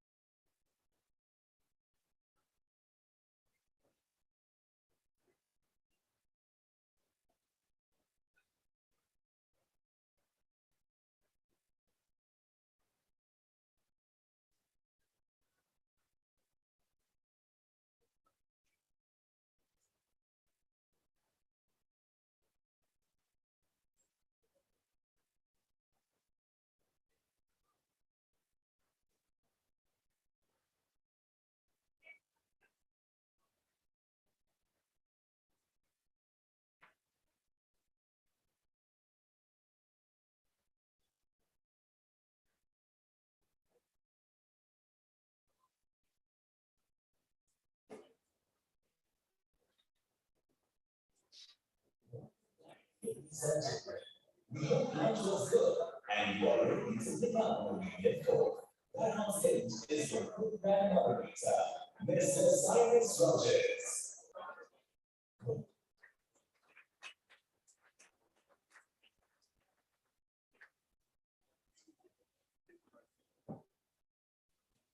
Thank you, everybody. I hope you enjoyed your lunch. Somebody said to me at a conference a few months ago that I don't smile enough. I hope that that's not true. But please, before we start anything, somebody's lost an iPhone. I have it. It will become my phone. So if you're missing your iPhone, I can't tell you. I don't use Apple products, so I can't tell you which iPhone it is. But it's definitely nice and it's not small. I do have. Oh goodness! Don't worry. You don't have to run to the front. I'll give it to you just now. Does the facial recognition work?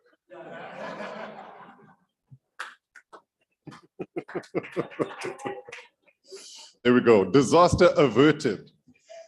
So thank you for coming back into the room, everybody. We will be starting shortly. Our first presentation will be a virtual one, and we do have a session chair for that. However, before we get into any of the rest of the activities, thank you, everybody. I see lunch is working.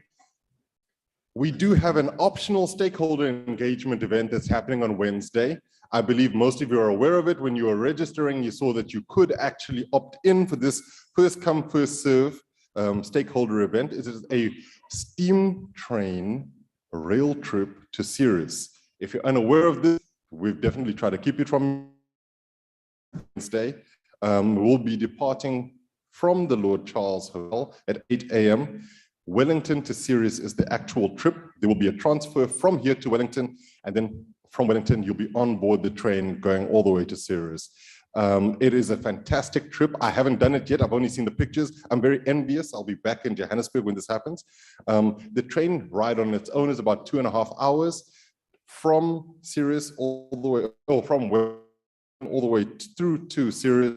We do have a flight that day. We can make some provision for you to perhaps come back via horse-drawn carriage or any other way of transport.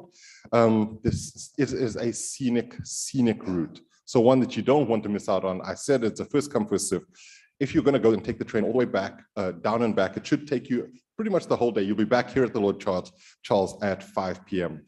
Also, the other question that somebody asked me was, do you have the Wi-Fi code? I do. It costs 10 Rand anytime anybody asks me. Or if I'm standing up here, I can give it to you right now. The Wi-Fi code is literally just all lowercase, one word, Lord Charles, and you're looking for the Lord Charles Wi-Fi. That's it, as simple as that. If you haven't got that already, you've got it now. Ladies and gentlemen, that's enough from me for now. Please allow me to welcome to the stage our session chair, Mr. Tsepo Khobe, who is from the Gautrain Management Agency. Sir, you are the most dapper individual in this room. A round of applause, please, for Mr. Tsepo Khobe. Thank you.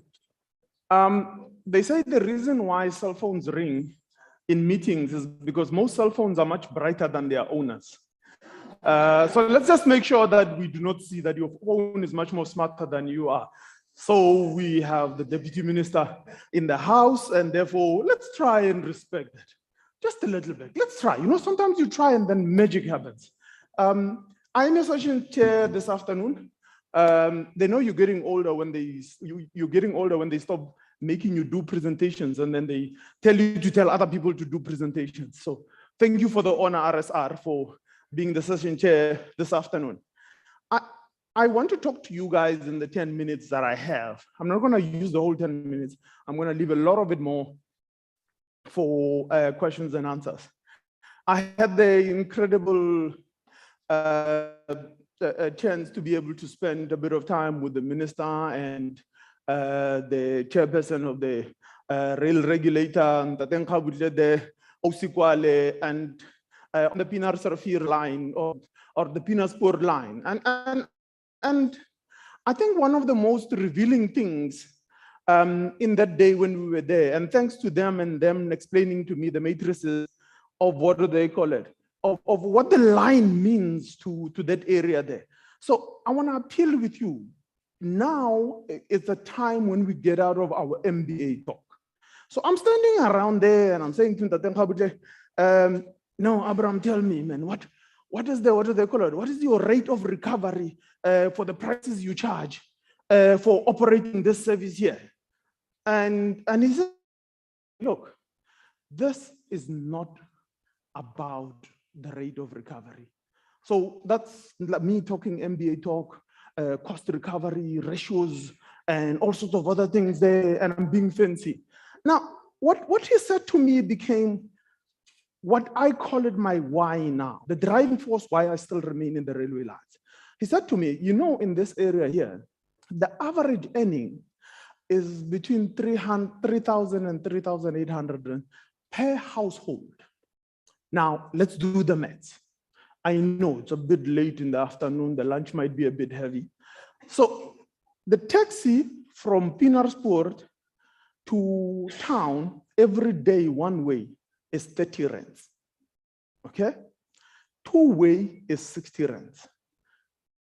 Now, over a 22-day working month, how much is that on what do they call it? It's 1,000 what? 1,300 on what? And that's on one parent. Now, if both of them had to travel, that for transport. Now let's do the mathematics. We call them PRASA mathematics. The mathematics cost of per trip on PRASA. The cost on per trip on PRASA is 8 rands one way and 8 rands back. That's 16 rands as compared to 60 rands. Now, what you're doing in bringing back PRASA is not about whether we want to talk MBA talk. It's about us powering our people. It's about us actually moving our people and powering an economy. Now, it is the reason that we cannot falter. We cannot fail in being able to rebuild this railway line. If you didn't know why we are here collectively, because the one thing we want to do is for us to be able to say, as we rebuild the economy and we rebuild the manner in which our people are moved, can we do it better? Can we do it safer? And can we do it with the best technologies? Now, as I say to you, I appeal to you again. It is time we get out of our MBA talk and then look at the reality of what we do. Railways power economies, and ours is no different. If you think about it clearly and you think about what we do, we have changed in the decimation of what has happened with PRASA and what has happened to what do they call it, to Transnet. You have to think of it at this level. 8 rands versus 30 rands. And then let's get out of MBA talk. Cost recovery, you know, we like this fancy talk. But anyway, it's not my, what do they call it, my role to talk about these things. My role is for me to come and talk to you about how do we do things better and how do we maintain our rolling stock in a better manner.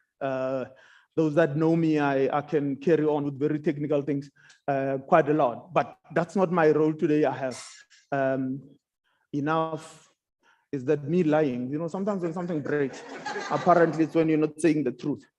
So in essence, the afternoon belongs to us all together. We'll be talking about rolling stock maintenance and our ability to look at how we adapt the future.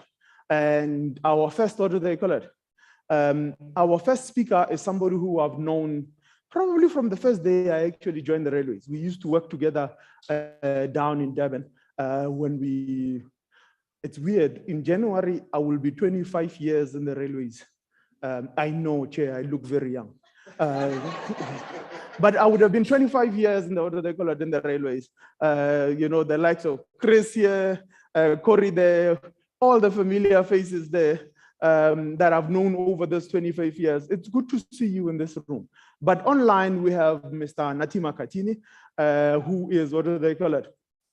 who's our senior manager for Gautrain. He deals with all rolling stock, all buses, all trains and everything else. And he'll be talking about how to optimize depots and look at the future of railway maintenance. We call him Mr. Mac from Ladysmith, not from Maritzburg. Mr. Mac, are you online? Yes, sir. I am online. Thank you, sir. Welcome. Thank you very much. Okay. Should I start? Thank you very much and good afternoon. I wonder what time is it there in Cape Town, because Cape Town should have been in a different time zone. I mean, I studied there. Yeah, no, I'm glad. I'm sure, as Mr. Hove stated, if I was in the room, I would have seen a couple of faces as well that are familiar. You know, once you are in the railways, between the tracks, it's very difficult to get out of it. Even if you manage to get out of, the railways, you just don't move very far from it. Anyway, I will be presenting the flex. Let me just show my screen. I will be presenting the flexible depot systems to support multiple fleet maintenance. Yeah, as Mr. Hove has introduced me, my name is Nati Makatini. I've also been in the railways. I think when I joined Metro Rail, we all come from Metro Rail. So Metro Rail gave us the platform, to do more in the railway line. So started down in Durban. That was exactly 25 years ago, as Mr. Hove has said. So we've been in the railways for quite a long time. So, but currently I'm with the Gautrain Management Agency. And as you know, that it's a PPP with Bombela Construction Company. So I've got only 20 minutes, so I mustn't take advantage that, my COO, Chief Operating Officer, is chairing the session. Okay, thank you very much.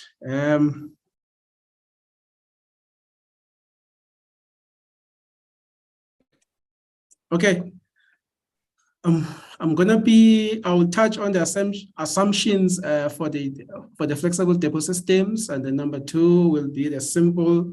I'm just going to show the layout of a simple rolling stock depot layout equipment and the typical maintenance depot in its fully fledged, capacity, staging yard, shunting movements, which is a topic that is often not given the importance that it deserves when designing a rolling stock depot. And then, the future. Okay, thank you. All right. The assumptions for my presentation is that there is, limited variety of rolling stock designs. So normally we're looking at two types. So it's going to be either, the trains from 2 suppliers, mainly, the main suppliers is Bombardier and Siemens. Okay, in some cases there are trains from Hitachi and Alstom as well. Okay, and then I'm going to look at the uniform traction voltage supply, which is currently a case in many depots. It's either you are a 3 kV DC depot or 25 kV AC. And then also another assumption is that the depot must be centrally located. Let me see if I can project, sorry. Excuse me a second. Yeah, there. Okay, there is a spotlight, yeah. So yes, and then centrally located and accessible from opposite sides. And then the depot will be a shared maintenance facilities and equipment. And then they need to be on-site material stock holding. Then the benefit these days is that because of the few of the suppliers that have merged and acquired each other, so we have a few of them. So they will be up, on average, it's 6. The ones that I know, it's Alstom, Bombardier, Siemens, CRRC, CAF, and then in some cases you have local manufacturers that manufacture at a small scale. And then the optimized shunting movement between the yard and the workshop repair line. And then the provision for future expansion in the staging yard and workshop facilities. So those are the assumptions that I've put in place. So I'm just going to show.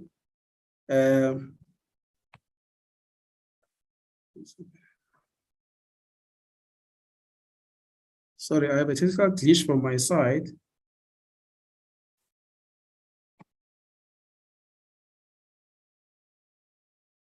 Are the slides changing from your side, guys? Mine, it's not changing. Sorry, Chairperson, can you advise? No, the slide is not changing. I don't know. I don't have a technical glitch. What is happening? Okay, let me stop share and then I'll share again.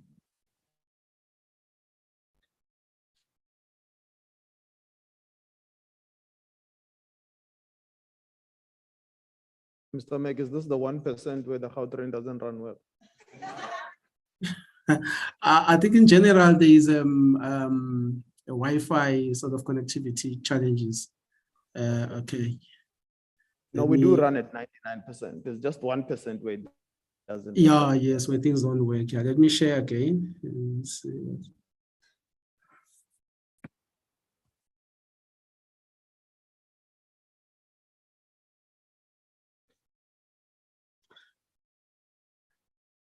Do we have the presentation locally? Can it be, what do they call it?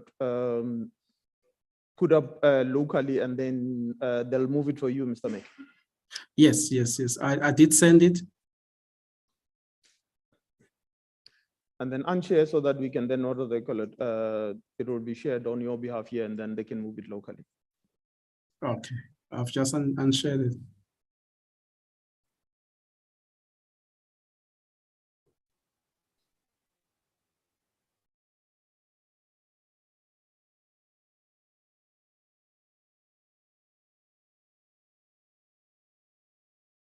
It means we don't know what happened, you know. So it's a KSR, it's an official railway term, Komsalbrech. It's when the signals, they've gone red and then they go green again, and then we don't know what happened in between. That's a Komsalbrech. I'm not sure whether the problem is on my side because it started off very well. Now it's the presentation is not.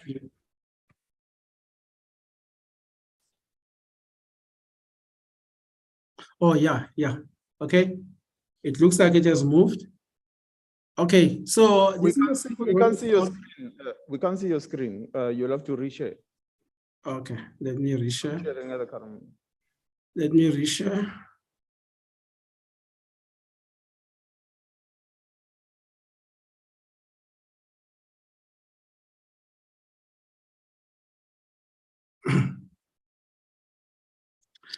Okay. This is a simple rolling stock depot layout equipment, which is optimized. I think for the most recently built systems, if you're a design engineer for the rolling stock, you will have an opportunity to, to showcase and to select the best equipment that is required in the depot. The difficulty is when you found a depot there and you have to retrofit, it could be a challenge. Okay. So this is what it would look like. So basically at the entrance from service, there will be the wayside condition monitoring systems. This is debatable whether you put it in on the main line or at the depot, but for the passenger rails services as opposed to freight, yeah, I think the best location from my opinion is at the depot because a bearing, if it's defective, it takes a bit of time to cool down. So you could still detect a faulty bearing according to the temperature, or you could also average, you could compare the temperatures on one wheel, on one train, well, from the axle to the bogie, to the raised vehicle and to the entire train. So there's a whole lot you can do. And then of late, there is an automatic vehicle inspection, which look like this. I know that the photo is very, very small. And then it works, it works with the laser beam. So it does takes quite a lot of measurements. Okay, so the wheel profile monitoring, brake pads, brake disc, axle and temperature, pantograph wear monitor. Will be a wash plant after that where all the trains are washed. I know that in some operations, the wash plant is right in the yard, not in the rolling stock depot, but that's as I said. And then there will be a sending bay on the line. Then coming to the workshop itself, an underflow wheel lathe, it's a must. And then that's where, you know, so that like you save time in removing the wheels and sending them to another workshop for reprofiling. Then the depot itself, this is the equipment that the depot needs to have, the shunting vehicles, preferably also the road rail vehicles, and then the shunting locomotives, the wheel set drop tables, the mobile and fixed lifting jacks, overhead cranes, jeeps and horse cranes, bogie tables, and then the workshop. I just didn't show the what is inside, and then the mass. A good flexible workshop would have a component repair ability, offices and stores. The stores, the benefit is that the stores you could have a mezzanine floor on top of the ground floor. So it's quite, and then the pre-inspection and the post-inspection pits. But this is flexible because you can shunt from both ends. Let me just bring back my my lighter. Okay. All right, so typically this is this facility would exclude the plant overalls, but you could do the program work like the component and subsystem overhaul, couplers, bogies, brake system, compressed air system. You know, this facility will have the capacity to do that.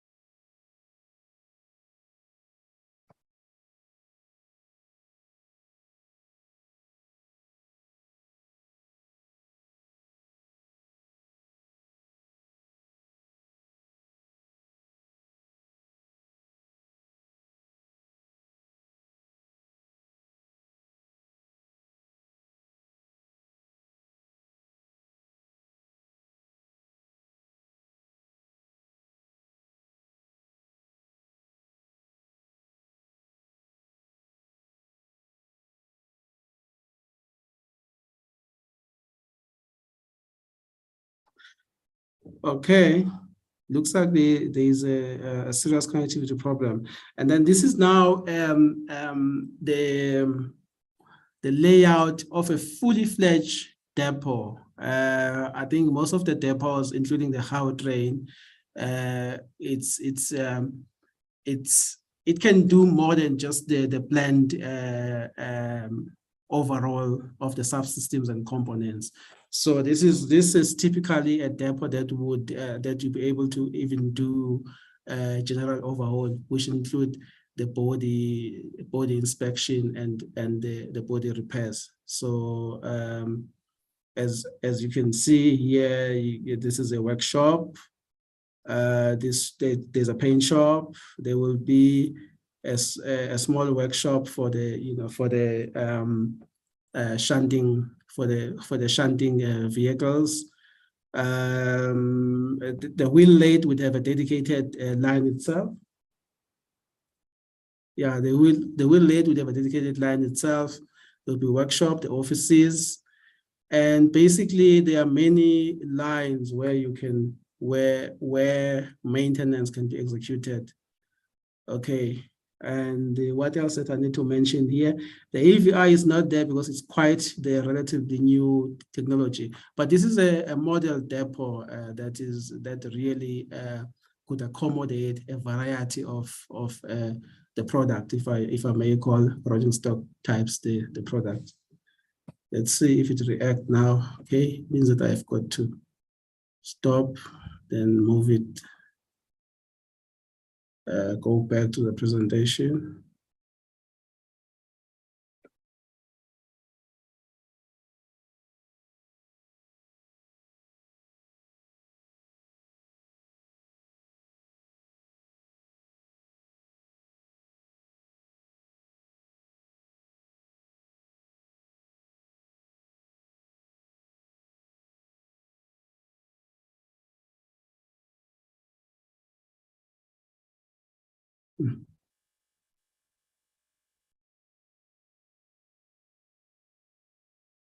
Okay.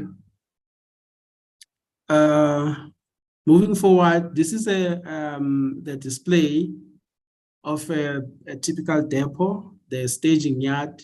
What I would like to highlight here, more importantly, is that in the modern yards, I mean, I remember when I was still at Rolling Stock at Springfield, the yard had no signaling at all, except at the entrance and the exit of the yard.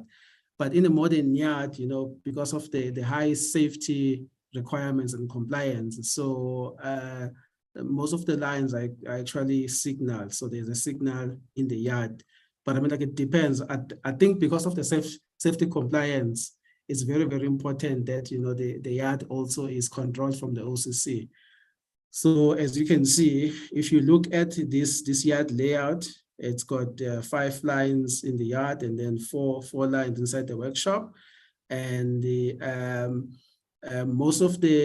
some of the turnouts will see a lot of traffic, simply because of their positions. So, and this process, it is very, very important that it must be optimized for the various maintenance activities into the workshop, because you don't want to make 20 moves, for the inspection. So the way the trains are staged when they are pulled out of service, there's a science in it, and also the way that the trains are moved into the workshop. So that's very, very, very important. Okay. Now it's working. Okay.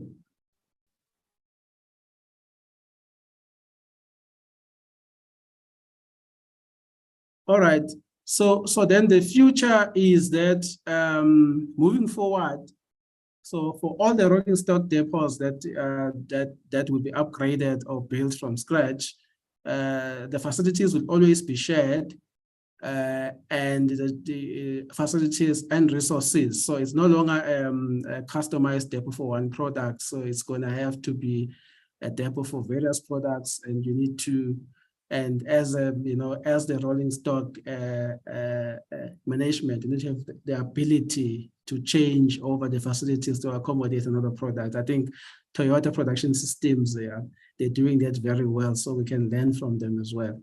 And then the outsourced critical components repair and overhauls, normally they are sent to the OEM supported entities, which should not be far located from the depot. And in most cases, they set up the repair facility inside the depot that promotes efficiency and shorter turnaround time, when components need to be repaired. And then the third one is a very important point, the agility to meet customer demand. I mean, in the Gauteng, as you know, Tsapo has mentioned that the punctuality is 99% on average for the past 10 years. Yes, we do have problems, but on average, it's the system in terms of punctuality has achieved quite a lot.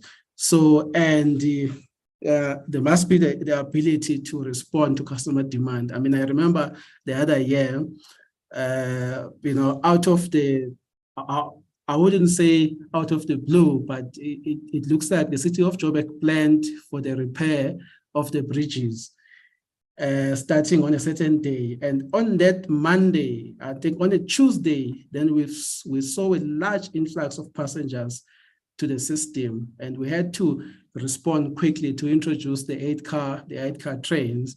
And because of the agility that is built into the system, we were able to respond to that within the reasonable time frame. Okay, and then also as part of your design and part of the operations, achieving the high levels of availability and punctuality, it's crucial, and that is normally underpinned by high reliability and quality within the operations of the depot itself, such that the mean time between service affecting failures, it's quite, it's optimized. The mean time between failures is also optimized, for the reliability principle that the rolling stock depot has chosen. And the mean time to repair is actually very, very short. That's why I mentioned the location of the OEM maintenance inside the depot itself. And then always there need to be an optimal balance between maintenance cost and service provision. Yes, it's always good to have the ability to react or to respond to the customer demand quicker. However, that comes at a cost. And it's very, very, very important to balance that. In some cases, the service demand, the service provision or the meeting the demand can be increased without incurring much of the cost because during the system design, the RAM studies, that was taken into account that at some point in time, the system will be stretched to almost its limit. So those are very, very, very important matters to consider when designing, a depot, a flexible depot systems. And then the last slide is what happened now. Thank you.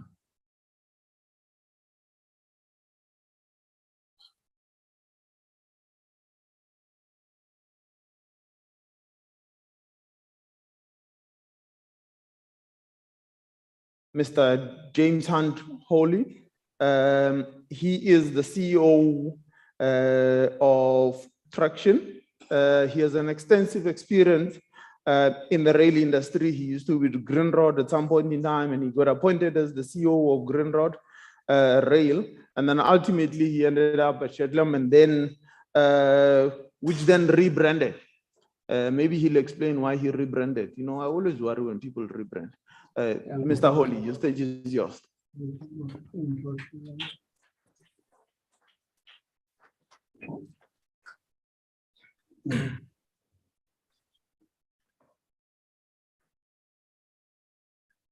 Thank you very much, Chair. Good afternoon, everybody. Deputy Minister, Chair of the RSR, DG Makai-Pierre, any other dignitaries, and most importantly, our fellow rail colleagues out in the market. I represent Traction, previously Shelton.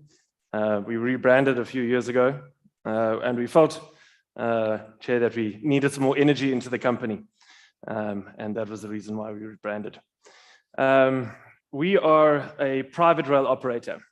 We currently operate in 8 countries across the continent, and we are turning 35 years old on the 25th of October this year. So we have been around in the market for a long time, and we do plan to be in the market for a long time to come. The opportunity to talk about maintenance today was one that I really jumped at. And that's because I believe that maintenance stands at the heart of any successful railway business.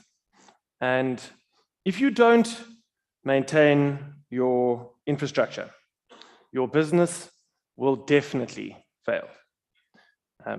It is as certain as death and taxes that if you do not maintain your infrastructure, your business will definitely fail. And I think we have to recognize that we are facing something of a maintenance crisis in South Africa's rail industry and in many African rail environments outside of South Africa too. And it's therefore something that can't be more important. And I think it is something that we really do need to focus on. So just before I start with my presentation, Chair, you said something at the start which really resonates with me as well, and that is the enabling impact of what we do in the railways, which is so important. You spoke about the commuter side, which is absolutely and fundamentally right, but on the other side, on the freight environment, it's very true too. It's not about what we do in the freight railways, it's about what we unlock upstream for the upstream economy. We could invest in R1 billion of trains. It would be a wonderful investment into R1 billion of trains. That's about 5 train sets of 50 wagon flatbed trains. We would employ about 100 highly skilled people to run those trains. Brilliant, outstanding. But the upstream benefit, the economic benefit upstream is what's really actually exciting. Unlocking a new copper mine in the DRC, for example, with that investment, or in South Africa, with that investment, could unlock R1 billion of trains, unlocks a 10 billion rand investment into a mine. 100 jobs and trains unlocks thousands and thousands of jobs in a mine. And that's the enabling impact of the railways, as you said. So onto the impact of maintenance. So I'm just going to touch on a couple of things. I've developed a real life example, and it's very simple, very easy to follow, and I hope it gets the message across. But we'll look at the impact on cash flows, the impact on customer cash flows, the asset residual value considerations, and then reputational and other issues. Okay, so as the saying goes, maintenance is very much about penny wise and being pound foolish. So what does locomotive maintenance cost, as an example? Okay, so the estimated locomotive cost is about $350 per locomotive per day. And this is a real life example that I've taken from one of our operations outside of South Africa. That includes everything associated with maintenance, except for critical component failure. Okay, there's no provision for critical component failure within that number. Okay, but it's more or less right. And here's a worked example. If we consider a train with 2 locomotives, the tons hauled per train, about 2,160. The distance traveled, 2,000 kilometers. Tariff per train, rail tariff per ton, about $80. And the trips per month, just 4. Okay. So what does that translate into revenue? Well, the revenue per train should be about $691,000, 2 locomotives. That breaks down to $345,000 per locomotive. Now, what are some maintenance benchmarks that we can work off?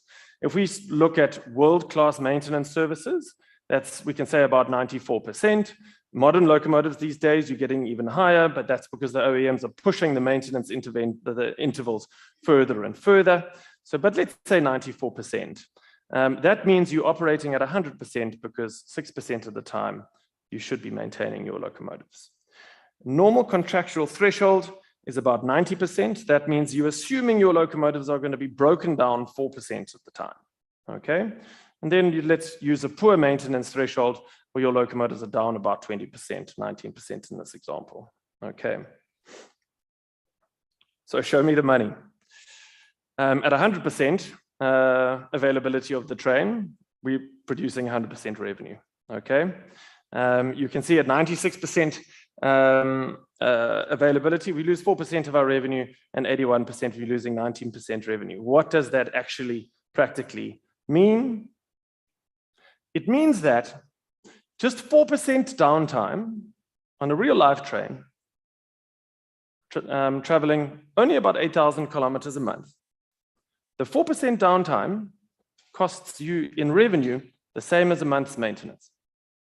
Just the 4% downtime is the same as a month's maintenance. In other words, that means that maintenance would have been free if you didn't have just 4% downtime.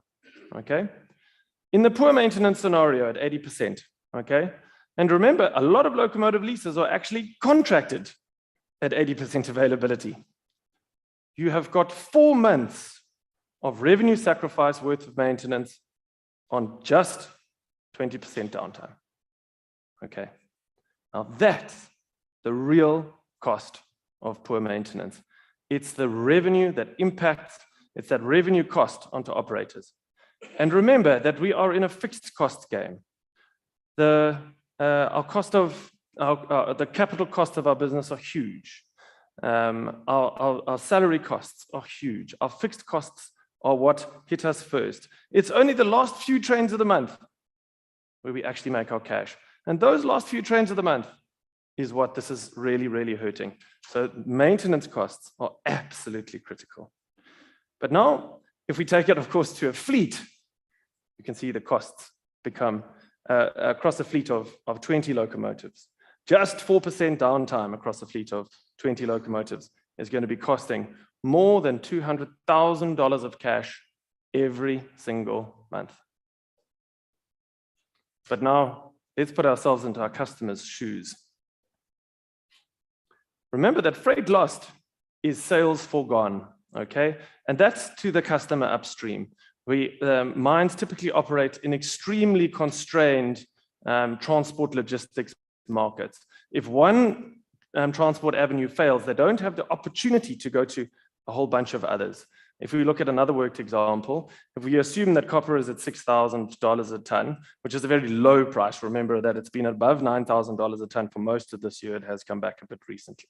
Same example, 2,160 tons a train. The value per train is a staggering $13 million per train. Now, the loss to the mine is about $1.7 million per month at 96% availability. Just 4% lost trains costs that to the mine. At 20% lost availability, you're looking at more than $7 million per month of cost to the upstream mine. And we live that in South Africa as well. This is not only an African example, we live in South Africa as well, where we see the lost opportunity of trains not getting to the port. But then we can also take this a step further and we can say, what about the asset values? And remember, you don't buy assets, we buy a maintenance history. The integrity of your asset comes down to what maintenance has been done on that asset over its life. We buy assets for 30 to 50 years in this industry. And it comes down to the integrity of that asset comes down to the maintenance that is done on that asset. An engine will cost $550,000. So the poor maintenance cost is not only into the lost revenue. It's not only what we're doing to our customers. It's also fundamentally undermines our critical asset base. And of course, while locomotives retain their assets, they value very well. So who loses the most? And it's of course the rail industry as a whole. Unreliable freight movements move volumes to road. Customers do not invest in rail-friendly loading and offloading facilities if they lose faith in the integrity of the rail services that we as operators provide. Commercial credit lines dry up. Banks are no longer willing to fund our industry if we don't maintain our assets and then provide a good service and generate the revenues that fund those banks' debt. And ultimately, what we find is that the governments start to neglect the legislation that favors the rail industry and focus time onto road solutions instead of focusing time onto rail solutions. And everything in our industry comes back to maintenance. Thanks very much.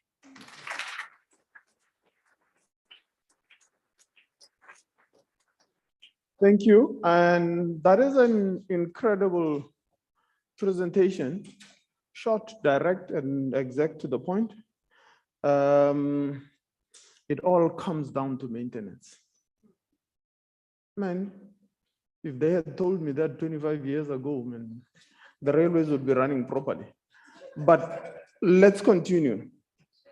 Two ladies said to me they're going to do a duet.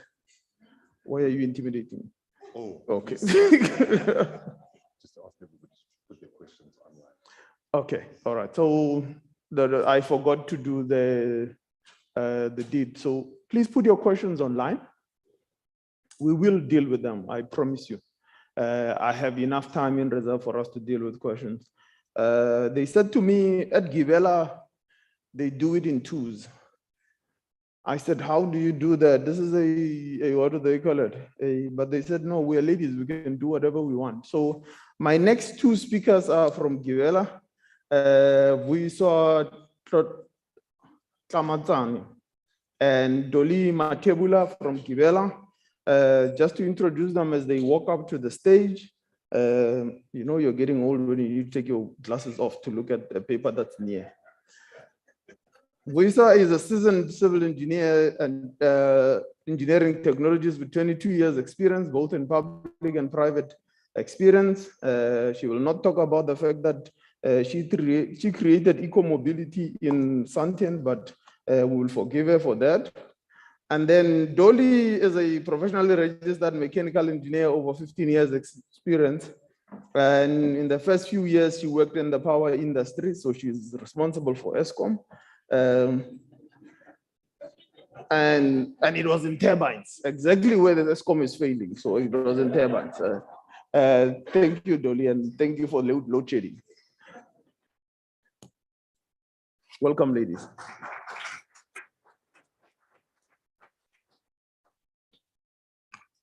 Thank you very much, Chair. Good afternoon to everyone. Good afternoon, Deputy Minister. Good afternoon, Board Chair.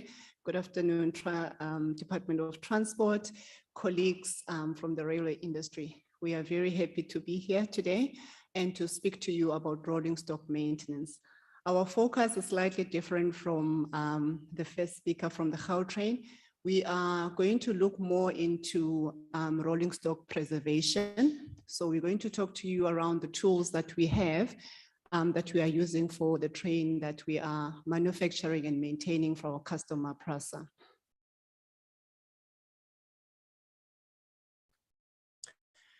Just to introduce the product a little bit. So we have a 6-car train that we are manufacturing in Nigel in Dunota. We started manufacturing in 2018. And we, at the same time in 2016, started a passenger rail services in Binarsport with our customers. So our train is made of about 145 tons of locally produced steel. And it is designed to go up to 120 kilometers in terms of speed. And also it's made of about 90% of recyclable components and it can take about 1,200 passengers. This is the split between sitting capacity as well as standing capacity on the train. We provide 2 services to PRASA. One is manufacturing, and the second one that we're going to speak of is services, so mainly maintenance. So the main the main focus in maintenance is to make sure that the train is available to the customer. We ensure vehicle availability. Our stats are 90% train availability. We know the bar has been set very high by the Gautrain. We will catch up. But at the same time, we have a fully packaged service that we give to the customer to ensure that we drive down maintenance costs. And we also have a 2-year warranty period after manufacturing, where we look after the train with the support of the OEMs that we have that are supporting us in the country. Then at the same time, we ensure that the spares are of quality, and the repairs and overhaul, which is level 4 maintenance, we also do as part of our service. So the product is designed for 40 years, and our contract will run for a period of 19 years where we're supporting the customer. Coupled to the service that we provide is also to ensure that we train the customer so that the customer is able to do the maintenance on their own. So in terms of our footprint, we have an order of 600 trains. These trains will be distributed into the provinces that you see on the screen. We've got about 202 trains that will be distributed in the Gauteng South, which will be the maintenance depot that is responsible for that, which is going to be developed very soon to comply to our product, is the Braamfontein depot, as well as the Benrose depot. Then we have 62 trains that are operating from Gauteng North, that are operating from Wolmatin depot. And then in KZN, we will have 107 trains that are both in Springsville depot and Durban Yard.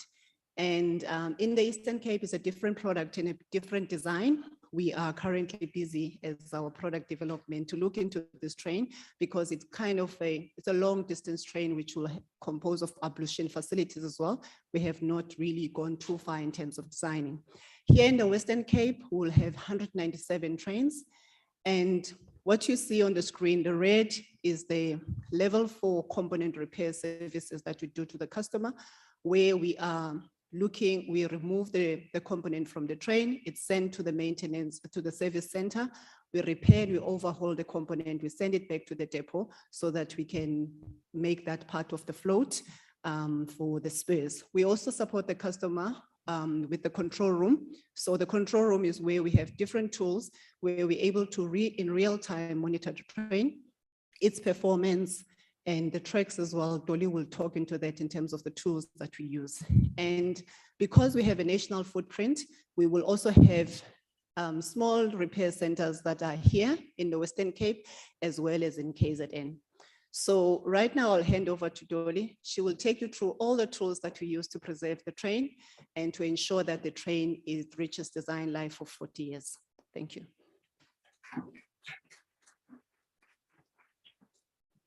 Thank you, Susan. Afternoon. So I'm going to introduce us to the products that Gibela has to support in terms of maintenance efficiency and support the customer in terms of operation optimization. I'm just going to jump right into it. The first product is eCatalog. So eCatalog is an electronic technical manual that you can interact with. It is readily available on your laptop, on your tablet, on your phone. It is very quick and very easy. It makes sure that all the service information that you need is right at the palm of your hand, and you can basically maneuver yourself around it. And this is how we see it. You can, let's give it time, I hope. Is it able to play?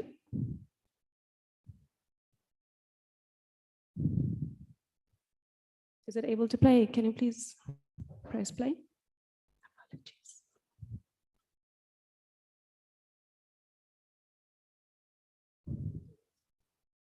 Technology does not allow. Very unfortunate.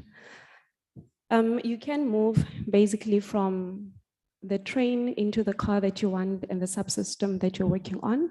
And if a maintainer is interested in any subsystem, you immediately have all the documentation that you need. eCatalog does not just host maintenance instructions or corrective instructions. It can go as far as having your operating manuals, your training documentation, the regime that the customer needs to follow, troubleshooting guides, everything right at the palm of the tablet that you have. It's actually quite a beautiful tool and you can access it wherever that you are.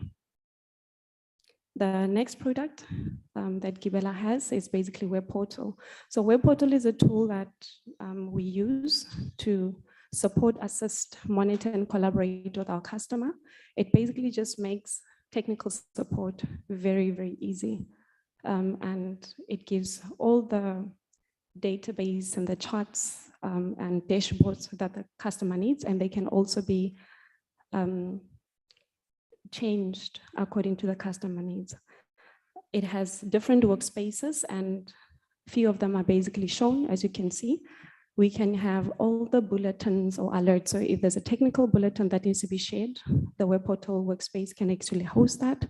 All the requests that the customer needs, whether it can be face-to-face or online, or they are also available. The training documentation is also available. Project workspace, spares ordering, and most important, eCatalog web. So instead of having eCatalog just a laptop, you can actually go into a web page and access it. How then does it work? The customer can have access directly into Web Portal. If they need technical support on the depot, they can also have that from Gibela, and the local support will then log all the faults that the customer needs.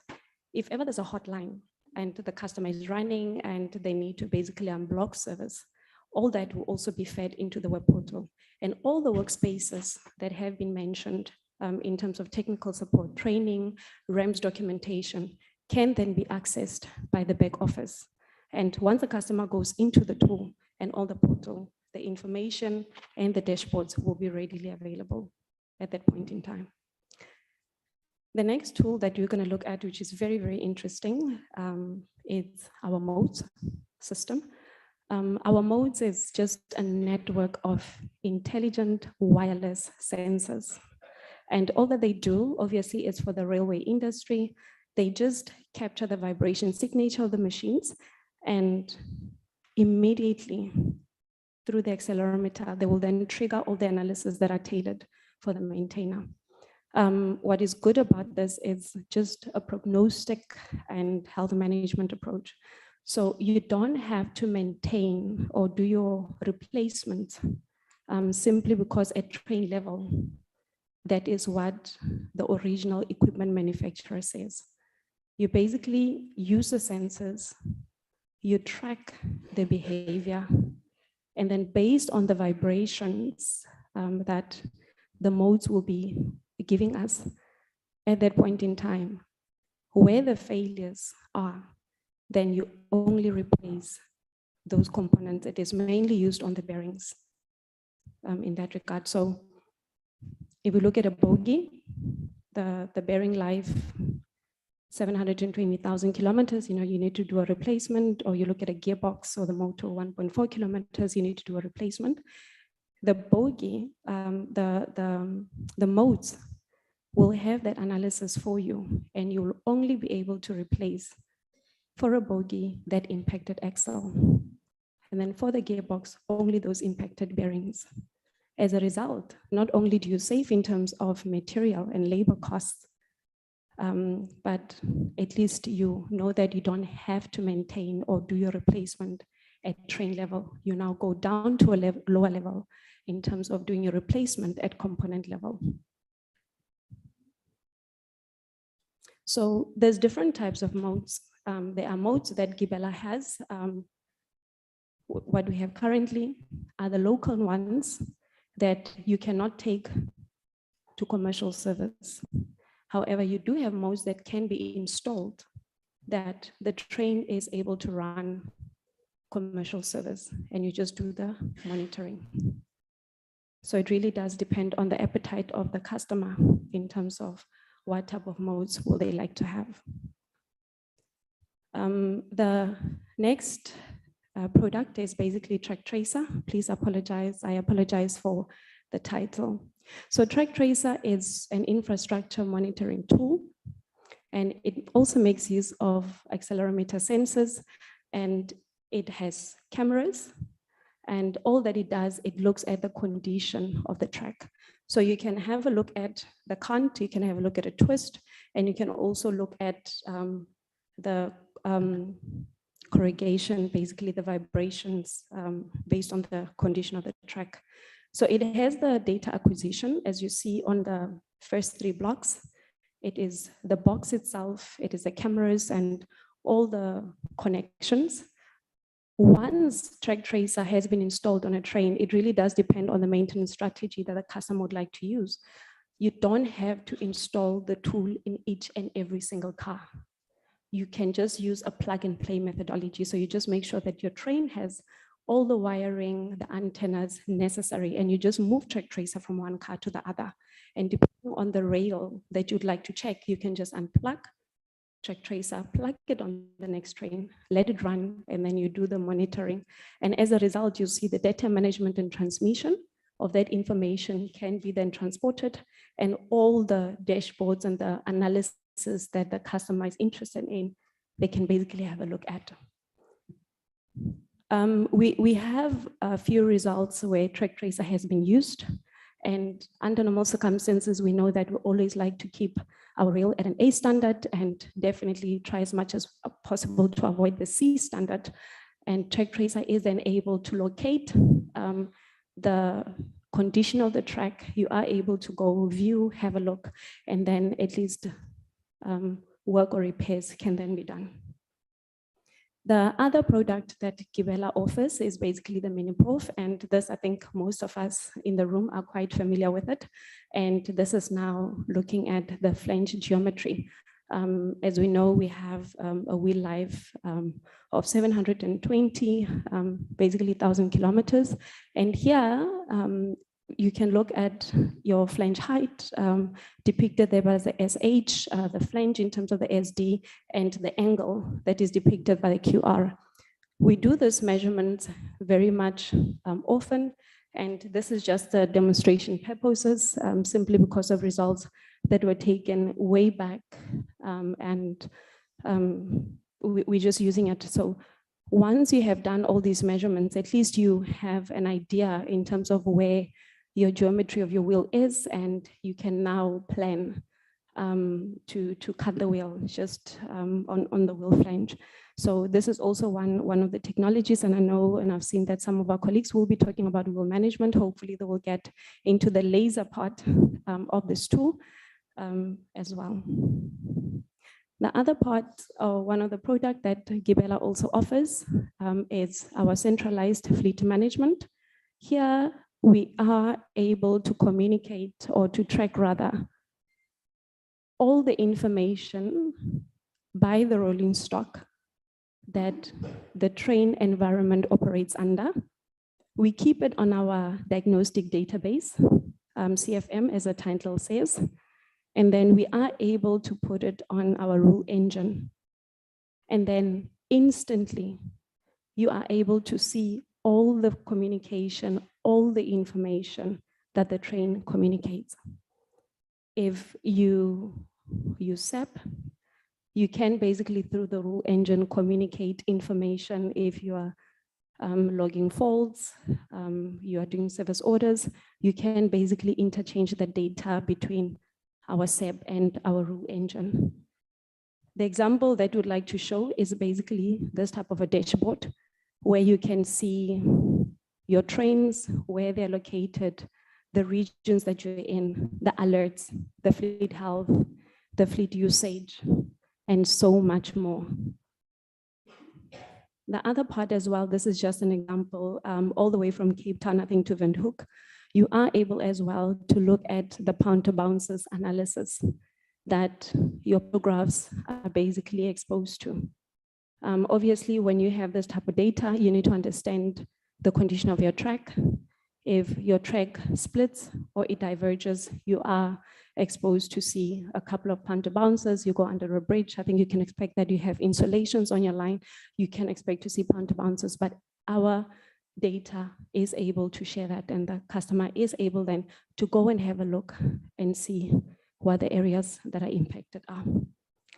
The other part still on the CFM is we are able to support, as an example, the customer on the timetable. So if we look at a Mabopane to Pretoria line in the morning and and vice versa, it's easier then based on the passenger count that the customer can then look and say, maybe at a certain station, I am able to put or station a train there to pick up the passengers because of the high volumes, or I'm able to station the train somewhere else, and then on a certain line, you can just collect the number of passengers. So that way, the timetable that the customer uses can then be impacted.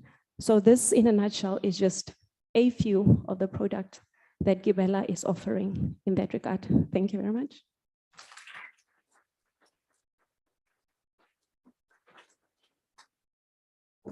Thank you, Dolly. You redeemed yourself, left with 1 minute. The guys from Bombela, did you hear her? She said you don't have to rely on the manufacturer's manuals.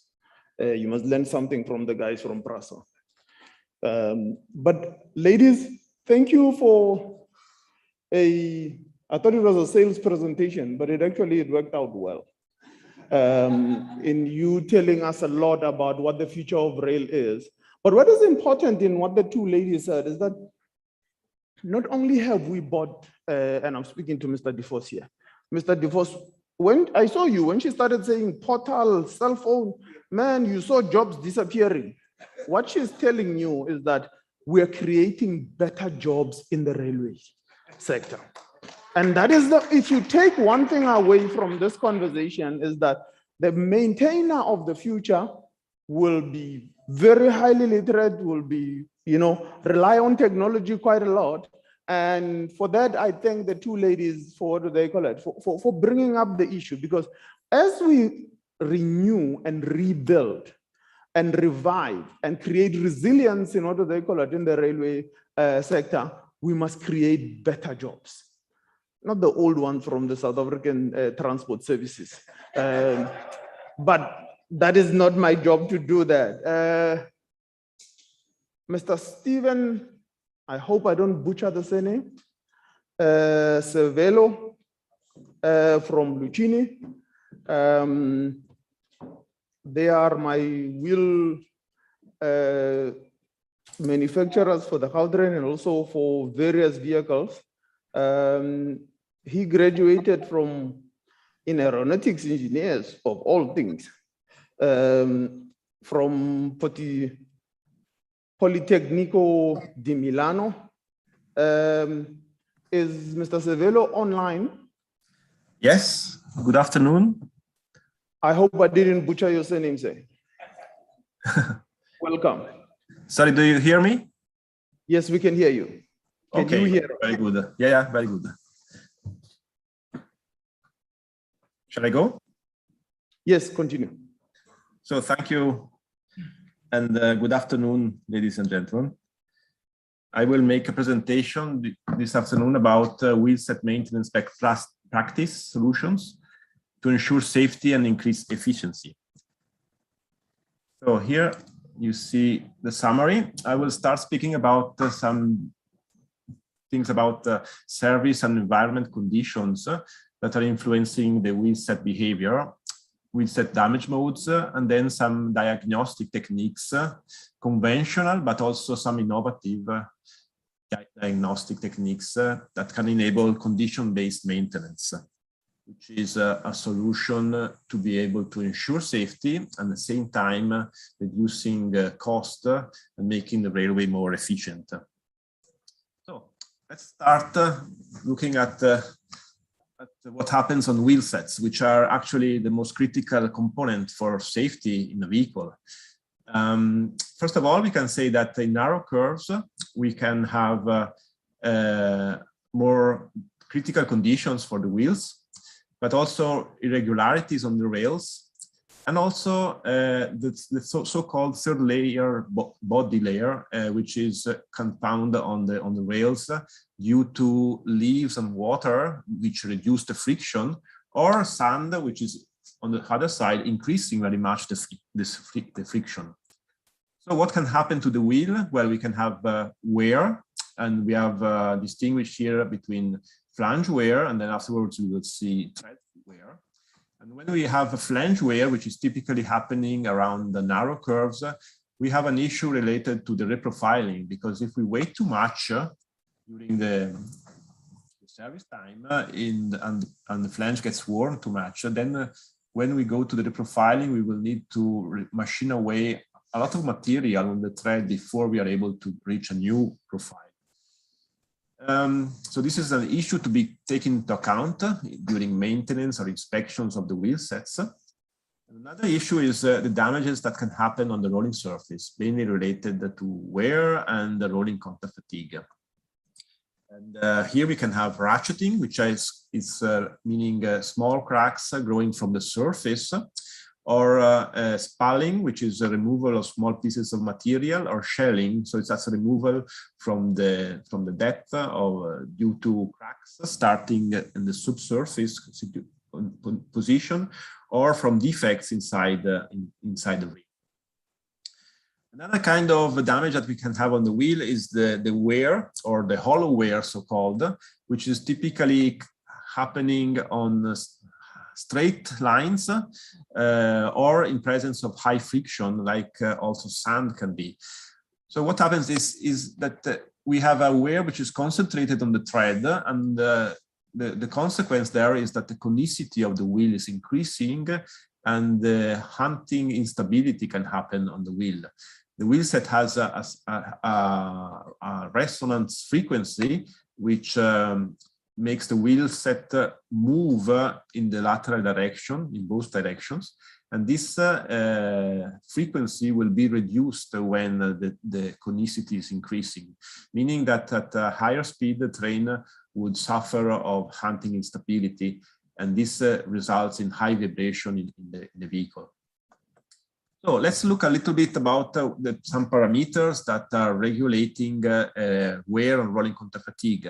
So in this diagram on the bottom right, we are looking at the wear rate as a function of the T gamma, where T is the tangential load at the contact between the wheel and the rail. Gamma is the slip, the micro slip, which is the relative movement that we have between the wheel and the rail at the contact patch.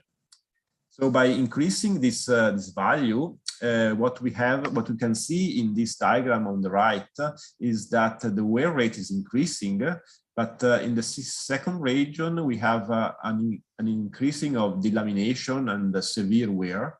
And if we further increase this, we will get into crack propagation from the surface and detachment of material. So we can say that the gamma, which is the slip between the wheel and the rail, will be increasing during curving due to the lateral clippage. These are the loads that are generated due to this relative slip that we have between the wheel and the rail. In this case, in curving, also in lateral direction. And also the longitudinal clippage that we have due to the fact that the rails have different length, and so we also have a clippage in the longitudinal direction. In general, we can say also that the gamma will increase due to the braking and the traction. And the normal condition, we can say where will be the parameter that limits the life of the wheel. Of course, if we get into cracks like we are seeing here, the life will be limited even more. So if we want to reduce the wear, we must improve the bogie design, improving the steering, but we can also work on the material, looking at harder steel grades that can reduce the wearing. Now, when we look at stresses inside the rim, let's say at the contact, at the rolling surface, but also in the subsurface area, we can see that the highest shear stress when we have a vertical load applied on the wheel is located some millimeters inside under the rolling surface, and it's increasing if we increase the vertical load of the wheel.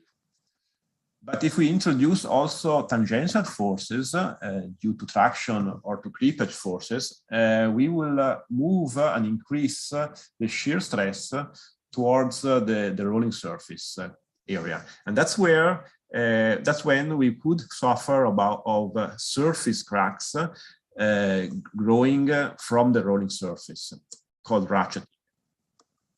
And if we consider then that we have high levels of cycle shear, this will result in an accumulation of plastic deformation, and eventually, again, rolling counter fatigue cracks growing from the rolling surface. In the Lucchini, we have this kind of diagram that you see here on the right, which is classifying all the steel grades that are existing. In the upper side, we can see the European steel grades, and in the bottom side, the AAR steel grades, which are typically harder and used for higher vertical loads, and typically used in the heavy haul wheel sets. Together with these standard steel grades, you can see also version of Lucchini, the specific steel grades that have been developed during the years in order to improve some characteristics. I would go here just to show you a classification of our steel grades. And for instance, the Aplos, these are standard steel grades that have been improved in their mechanical characteristics, remaining inside the European standard or AR standard. When we look at the specific steel grades developed by Lucchini, we have this super loss, which was developed in order to reduce the rolling counter fatigue and increase very much the life of the wheel. And this is a steel grade that we are offering every time we have wheel rolling counter fatigue. And the other steel grades are specific for low temperatures. Standalose, for instance, is specific for high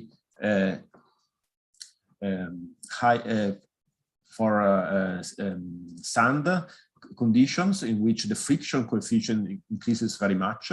And Hyperos is more for thread braked wheels. So it's a very tough material in order to be able to stand better the higher temperature conditions.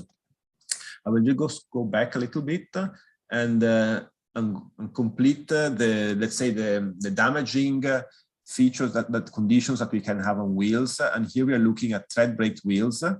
And in this case, we can have thermal cracks from the rolling surface.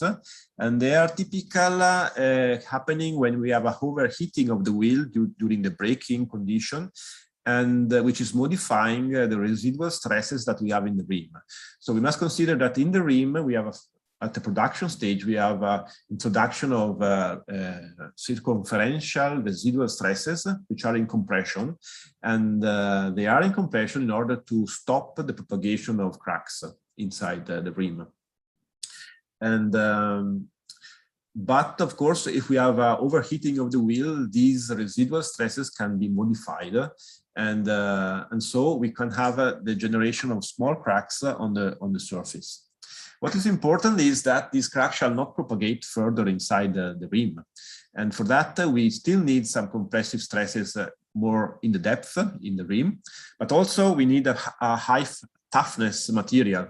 And the typical values that we must consider for thread braking are values which will be higher than 80 megapascal for square meter. And square root meter, sorry. But also the design is important. And in the next slide, we will see something about that.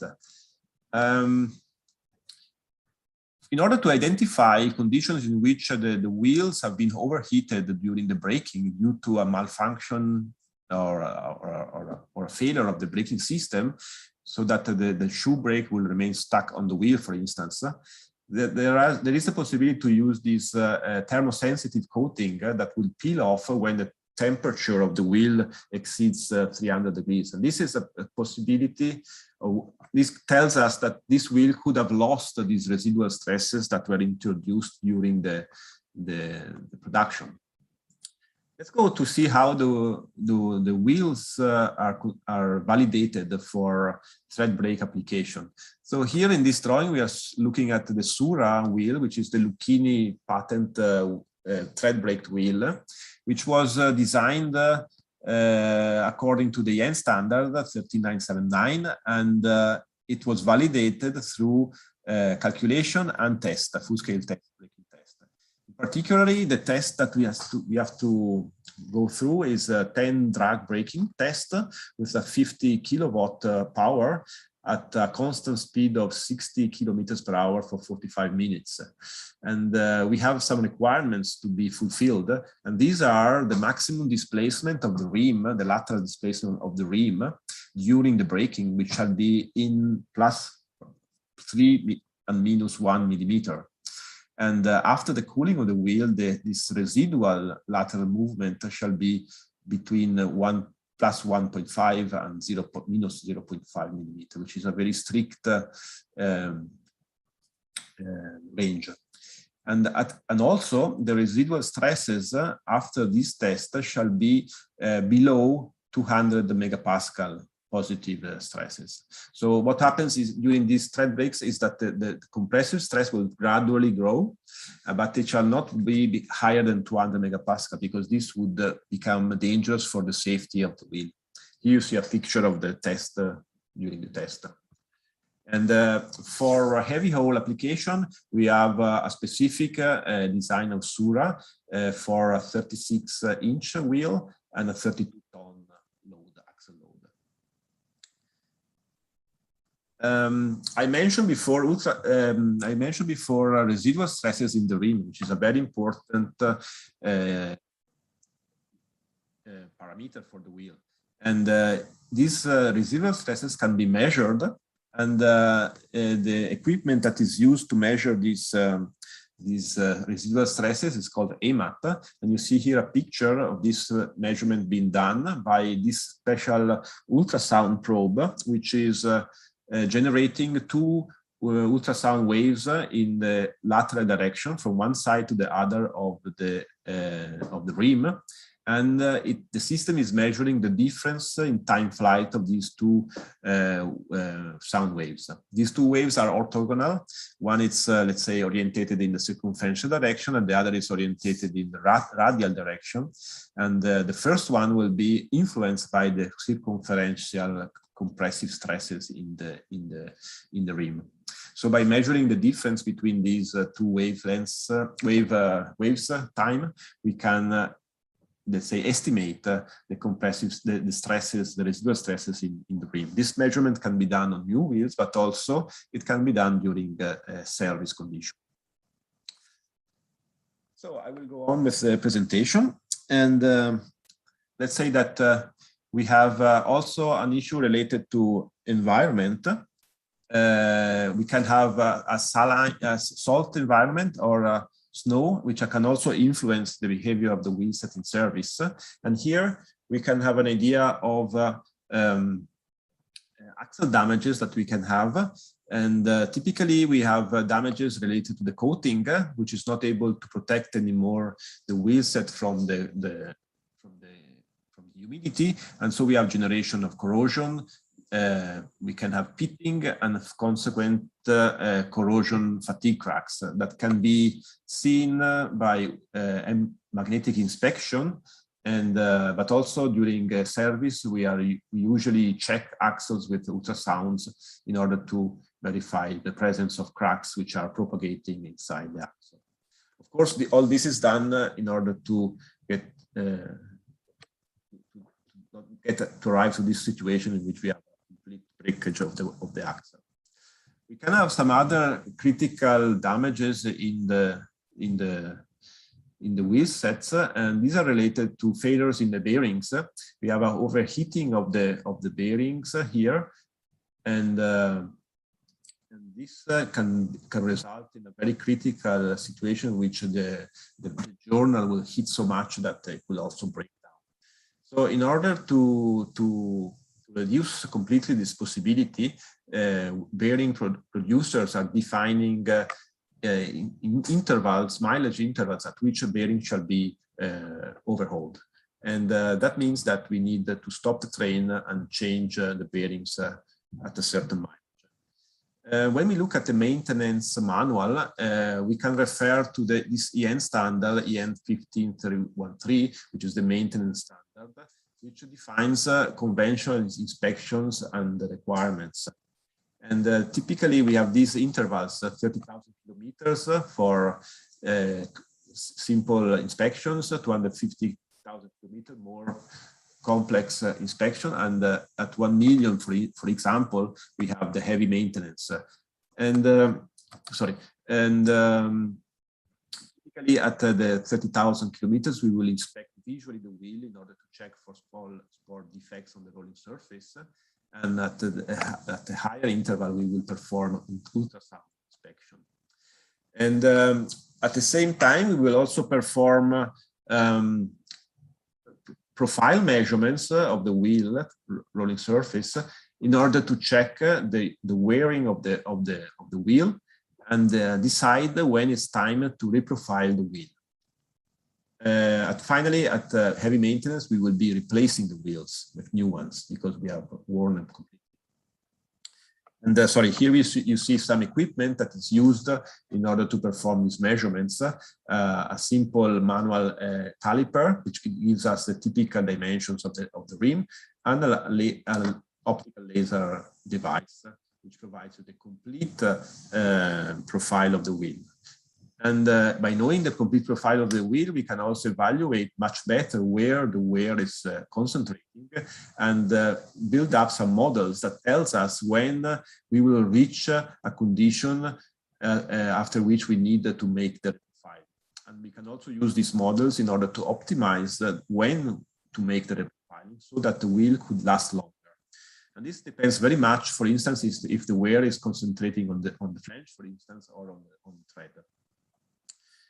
When we look at the axle, we also make a visual inspection in order to check surface defects. And we perform ultrasound with these bore probes. This is typical for passenger trains or high-speed trains. And when it comes a time for heavy maintenance, we will also perform the magnetic inspection of the surface in order to check also for very small defects on the rolling surface, on the external surface of the axle. Just 2 words about ultrasound inspection. I mentioned that it can be manual or more automatic. In the case of solid axles, we have this conventional manual method, which is quite time consuming and is relying very much on the operator capability. We have some new solutions like this automatic rotating phased array probe from the axle head is able, with a special machining of the axle head in order to get a blind hole on the bottom. From this bottom surface, it's possible to inspect much better the axle and inspect in particular with one probe the journal and the collar, and with a second probe the seat and the half of the body, and then repeat the inspection from the other side.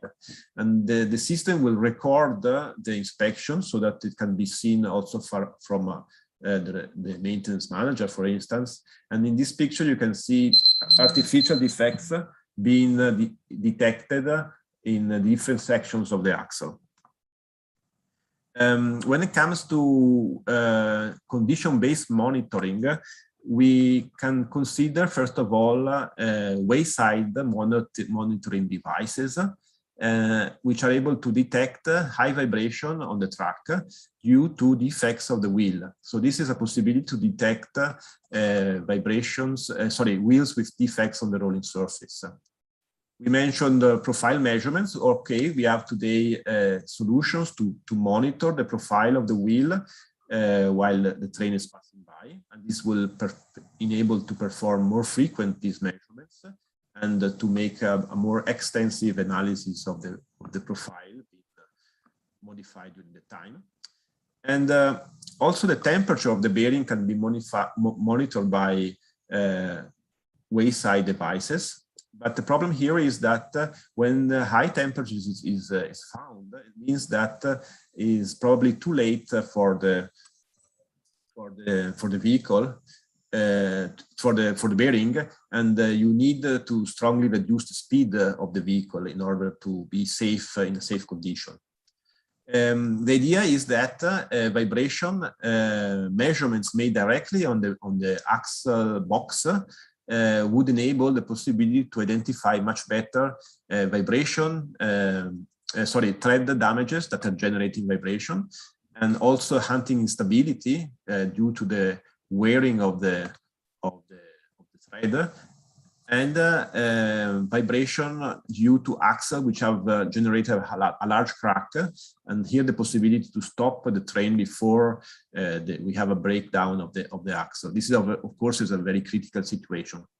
Again, for the bearings, if we are monitoring the vibration of the bearing, we will be able to identify much quicker an initial damage in the bearing, and use this information also to have more time to bring the train to the depot and perform the maintenance. And by the way, in Lucchini, we are working already on this kind of solution, monitor the vibration of the wheel set. And we have another solution, which is Smart Set Load, which enables the possibility to monitor the stresses on the axle in order to use this information in the definition of the inspection interval for ultrasound. This is a solution which is already developed and ready on the market, and it's based on a software which calculates the crack propagation in the axle, and from there the possibility to define the intervals of inspection. And in order to perform this kind of calculation, we have a database of material fraction mechanic properties coming from full-scale tests that we perform in our laboratory. And we also need the load spectra measured on the axle for during a long period of time. And this kind of information is coming from a specific device that we can install on the axle permanently, and which will monitor the stresses of the axle. And the third information is the probability of detection of small cracks inside the axle with the specific ultrasound inspection method that is used by the railway. With all the information, we can make this calculation and define the optimal inspection interval. And okay, so as I said, SmartSet is a measuring device which is basically monitoring the loads of the wheel set and enables the possibility to optimize the maintenance periods.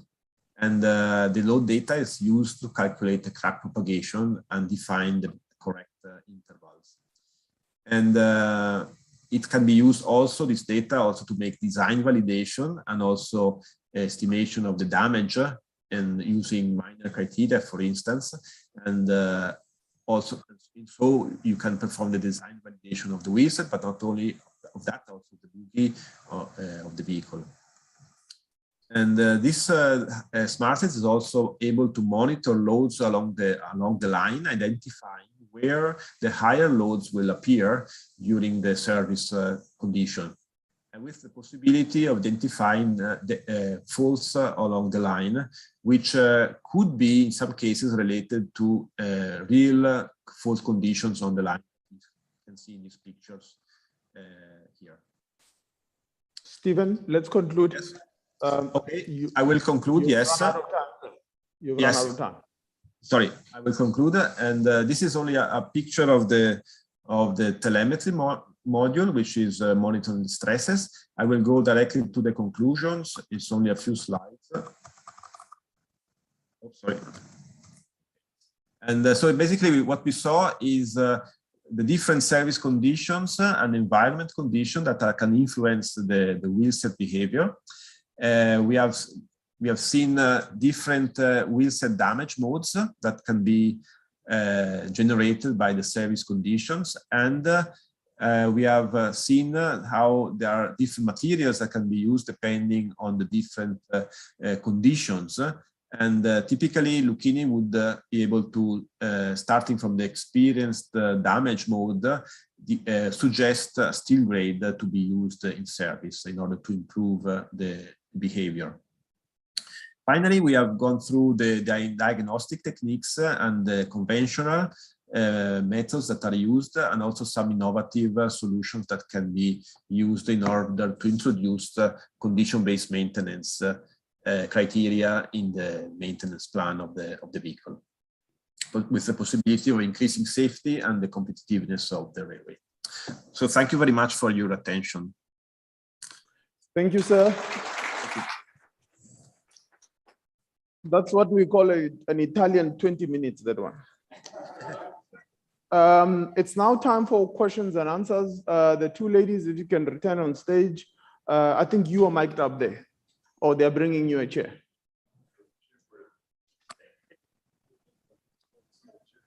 Okay.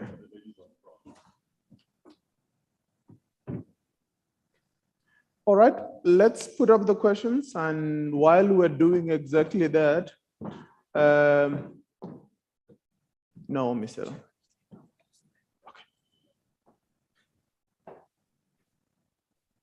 Okay, so we've got a few questions, but somebody can get a mic to Misela there while we're waiting for the, no, those are yours. Do we have another mic in the room? Do I have another question in the room while I'm waiting for the questions? James, just from my end, do you have the cost structure that you had in rand basis?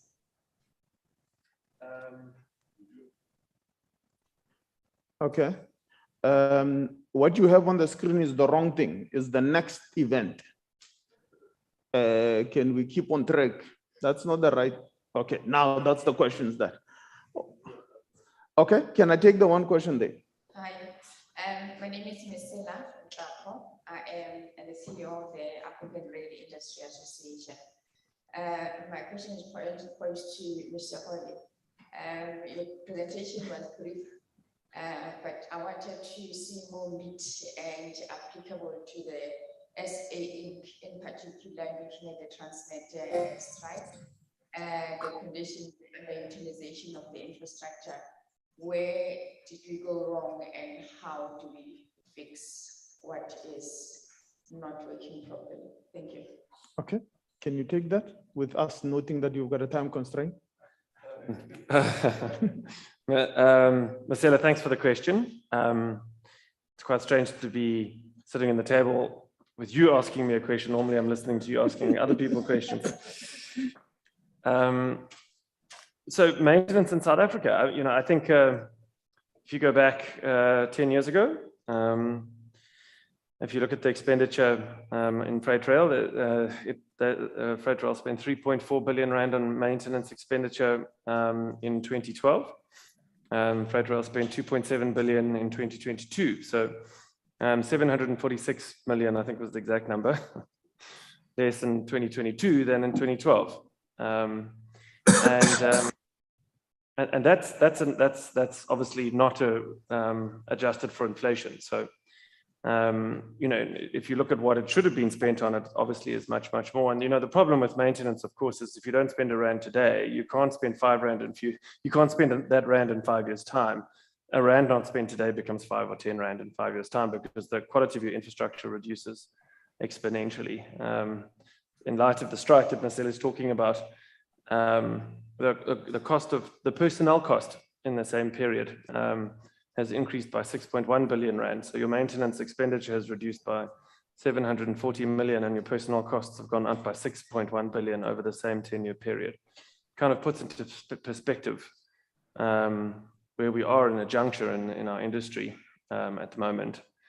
And what you've got to do, of course, to try and improve your ability to maintain is you've got to get more tons on rail. And we've got to get more people on rail. At the end of the day, that's what it's all about. With more tons and more people, you can generate more income in order to be able to absorb this massive maintenance cost. And remember, we've got a gigantic network in South Africa. Our network is even slightly bigger than the famous Deutsche Bahn network in Germany. So we've got a huge network, and associated with that is a massive maintenance burden. I hope that answers the question. All right, going back to the board, the first question we will be here and the drinks will get warm outside, but I'll get to it a little bit later.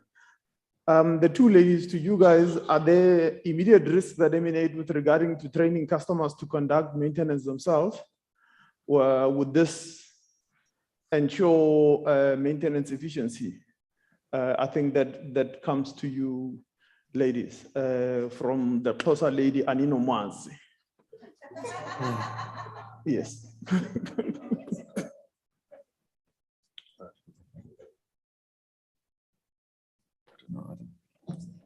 So you didn't know that anonymous is a, what do they call it? It's a closer weight. Anino Mwazi. It's the same thing. You won't know him. Okay. I think what I did not explain when I was doing my presentation is that our contract is called a TSSA. So we provide technical support and spare supply to the customer. So we don't do maintenance ourselves. So in the technical support and supplies agreement, we make sure that the industrial tools are defined, the maintenance regime is defined, and we make sure that we support the customer during maintenance. So the first part of the maintenance training that we do, so our regime is time-based, mileage-based, as well as on condition. So what we do as first part of our training is to introduce the product and also to onboard the customer in terms of the regime, the time-based maintenance regime. So every 2 months, the train is due for maintenance. So the customer does that. And on our side, we provide the spares. We make sure that the tooling that is used for maintenance is compliant to our product. The second part of training is the corrective maintenance. In this part of training, we teach fault finding, remove and replace. And so that takes a little bit longer. And what we do, once the customer is competent on the preventative maintenance, then we work side by side with the customer, and then we get into the program where we transfer the skill in terms of corrective maintenance. And then the customer is then certified.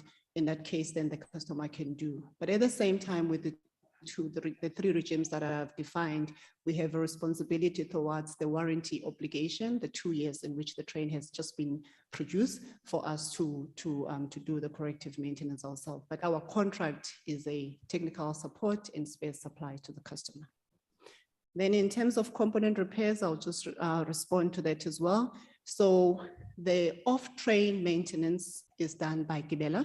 So we have operators that we will teach on the make strategy. So there are some components that are make for us. So in that instance, our operators will be trained for 6 months by the OEM. The OEM will transfer the skill, transfer the technology, and then our operators will then do that. So also, that is also a time-based regime for us to either overhaul, repair, and replace the components. Thank you. Thank you. Tony, the first question there, is there technology that for OHTE similar to the track tracer?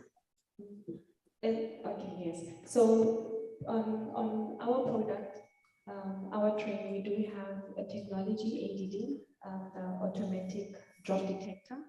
And the minute you see an ADD where your catenary is unable to sustain itself, you know that there is a problem. Whether other rolling stock products have it, I think maybe the audience can support. But yes, the ADD is the one that the EMU, the extra policeman guy, has. Okay. On the Bombardier train, we also have the infrared camera that scans the entire line and can be able to check all of that. Can the thing be scrolled up? I'll get back to this other question. Can you scroll down? There was another question about the track tracer down on the bottom.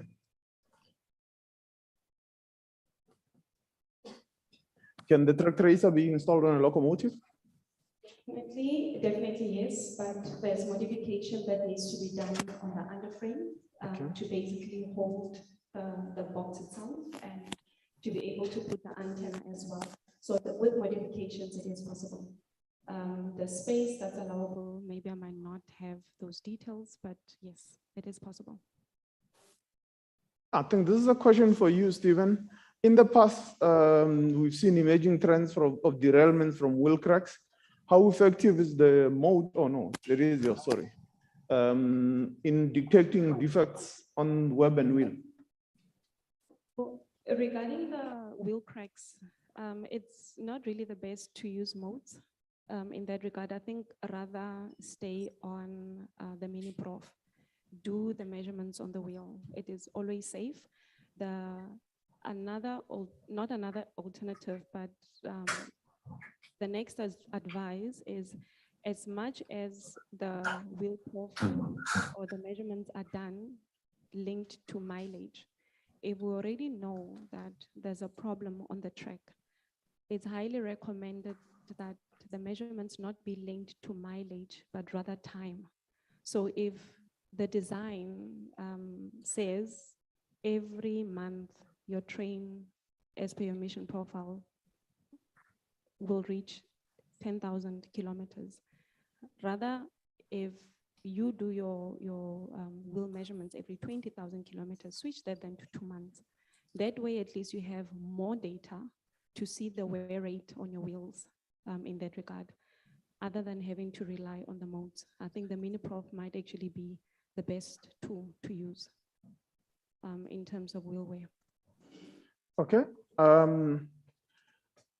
It's now the point where we get back to that question. Any other related items, not general. What is that question that was there about what would happen? How do we get back to maintenance when we have to replace everything? I don't know, it's a philosophical question. Anybody willing to venture into it? Mr. Makatini, from the one end in Gauteng, are you willing to weigh in on that idea?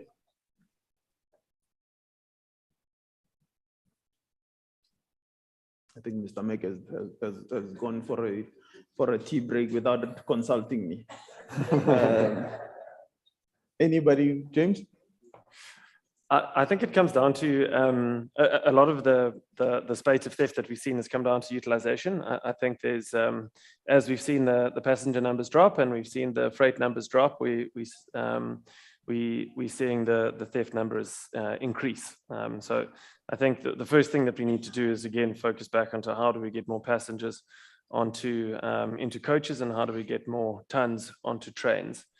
And I think the Department of Transport has done an outstanding job in releasing the new National Rail Policy, which was approved by Cabinet on the 25th of March. I think it's got some groundbreaking reforms and for the rail industry. And I think they've set the rail industry onto a path that will truly transform the rail industry to one that is enormously generative for the economy and is going to bring those tonnages onto trains, and it's going to bring people into coaches. And if we can see the implementation of that, I think you're going to find that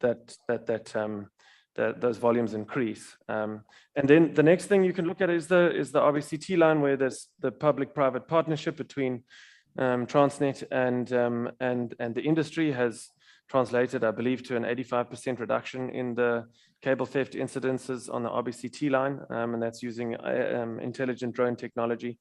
I think that's also a very good example of what can be done where the will really exists to collaborate between private sector and public sector. And between the two of them, I think we can find some real lasting solutions. Thank you. In true Gautrain operating speed and order regular and accuracy, I'd like to thank you all for being on stage. It's now for me to get on to the next part of what they call it of the program. The voting for the what they call it for the best speaker. Am I the one who's doing this or are you doing it? Okay, you handle that. You can't take my whole job. Okay. But I will ask you to please stay on stage. So okay.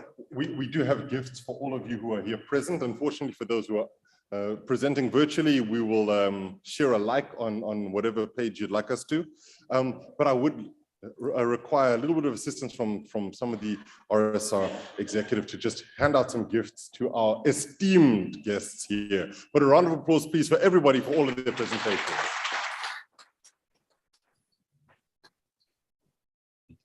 I believe that when I was handing out some of the gifts earlier, I might not have been the best looking person to do that. So we've asked Madeleine to try and help out and just make sure that it doesn't look as awkward as if I'm standing next to people.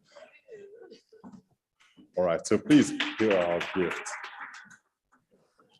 I think with an event like this, there's nothing better to end off the day than to have some real, a sort of a token of appreciation for all of the efforts that have gone to, before us. And I think it's really fantastic. The paparazzi want their pictures, please. We need smiling, we need hugging. Picture taken. All right, one more. And while we're doing the gift giving, let's also give another round of applause, please.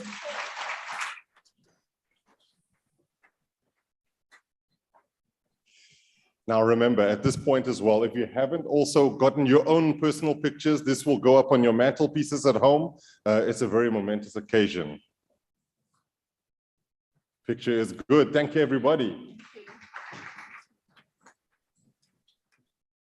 So we've asked you throughout the day to please make sure you send through your questions. And most importantly, what we do have is a poll where we're asking you, our adoring public, to vote on the best presenters for the day.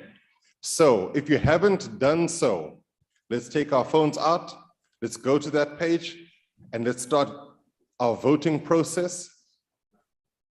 You've got about a minute. I know that the polls are live because I've started to see the numbers go up and up and up. Luckily for me, you can't see who's in the lead, but I can try and do it a bit like horse racing. Who wants to hear that? Coming up in the middle straight, we've got Yapma. I'm terrible at that, sorry. They're gonna kick me back out of Cape Town and send me back to Joburg. But you should see everybody's names there. Unfortunately, we split the difference between Vuyiswa and Dolly and theirs, but don't worry, they can also still win.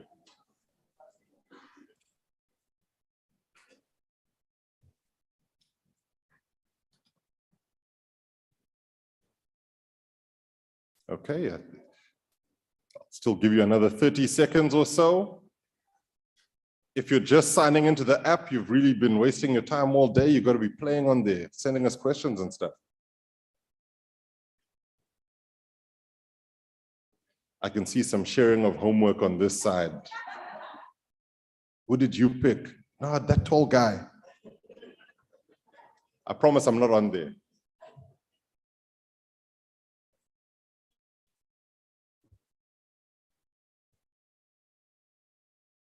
Okay, I see some scanning of QR codes. We're a few steps behind. All right. Who's going to help me with a countdown from 10?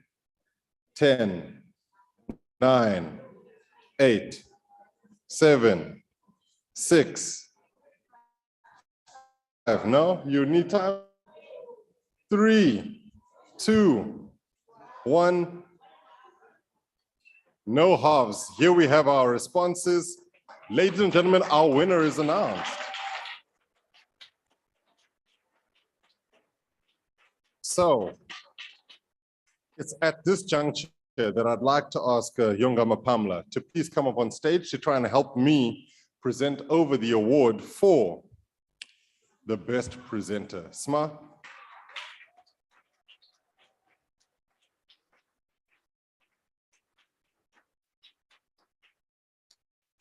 I'm just waiting for the actual award itself. I could stand there, but I don't think anybody would really want to try and carry me out of the room. Please come up on stage. We'll have your moment in the sun and we'll try and get your award to you. I must say this though, one of the most incredible things for me was hearing how many Rhodes graduates there are here. I too am a Rhodes graduate. They're doing something good in Grahamstown. Ladies and gentlemen, please another round of applause.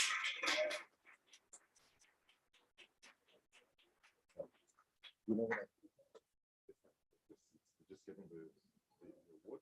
I'll do some closing remarks and then I'll get you back up. All right, we're just getting the award quickly. I'm going to give you some closing remarks and then we'll ask the ladies to come back.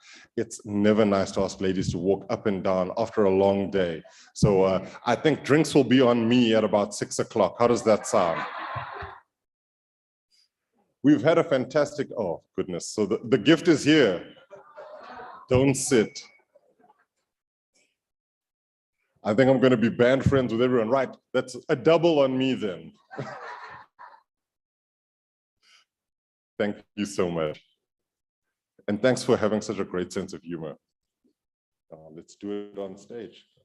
I'll take it from you, Matt.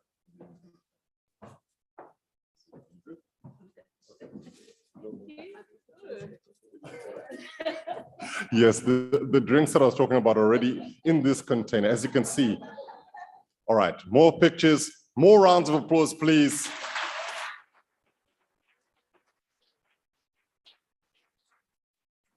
Thank you so much. If there's one thing we couldn't do virtually, it was hand over awards at the second time of asking. We've managed to do that on stage today. Thank you so much, ladies. We've had a fantastic first day. And I must say, I've been very impressed with everybody's timekeeping. It's taken a little bit of negotiation, shall we call it that, throughout the day, but it's been a fantastic day one. All of our speakers today have really illuminated us on so many different parts of the industry.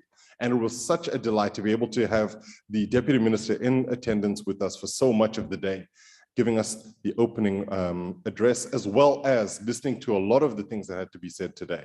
So without further ado, I will do 2 more things before we can all depart. The first is to say to you, please, tomorrow morning, I'd like to start punctually. So I'm going to ask you all to be here at 8:30. There will be coffees and teas outside. We'll get everybody into the room at a time that will be specified later tomorrow, because if I tell you to be here at a certain time, you're going to say, no, he said another time. So let's have everybody here at 8:30. The cocktail function will happen outside in the foyer where we had your teas and coffees earlier. That happens at 6 o'clock this evening. You don't have to keep all your formal clothes on, but at least keep some clothes on. That's the critical thing with that. So yeah, it's really just a great networking opportunity, a chance for all of us to let our hair down even further and then to spend some time. to get to know each other. There really isn't too much more other than that. So ladies and gentlemen, please enjoy the rest of your afternoon going into the evening, and we'll see you outside at 6 o'clock. All those late have to buy the first round of drinks. Thank you so much. Have a great evening. See you tomorrow.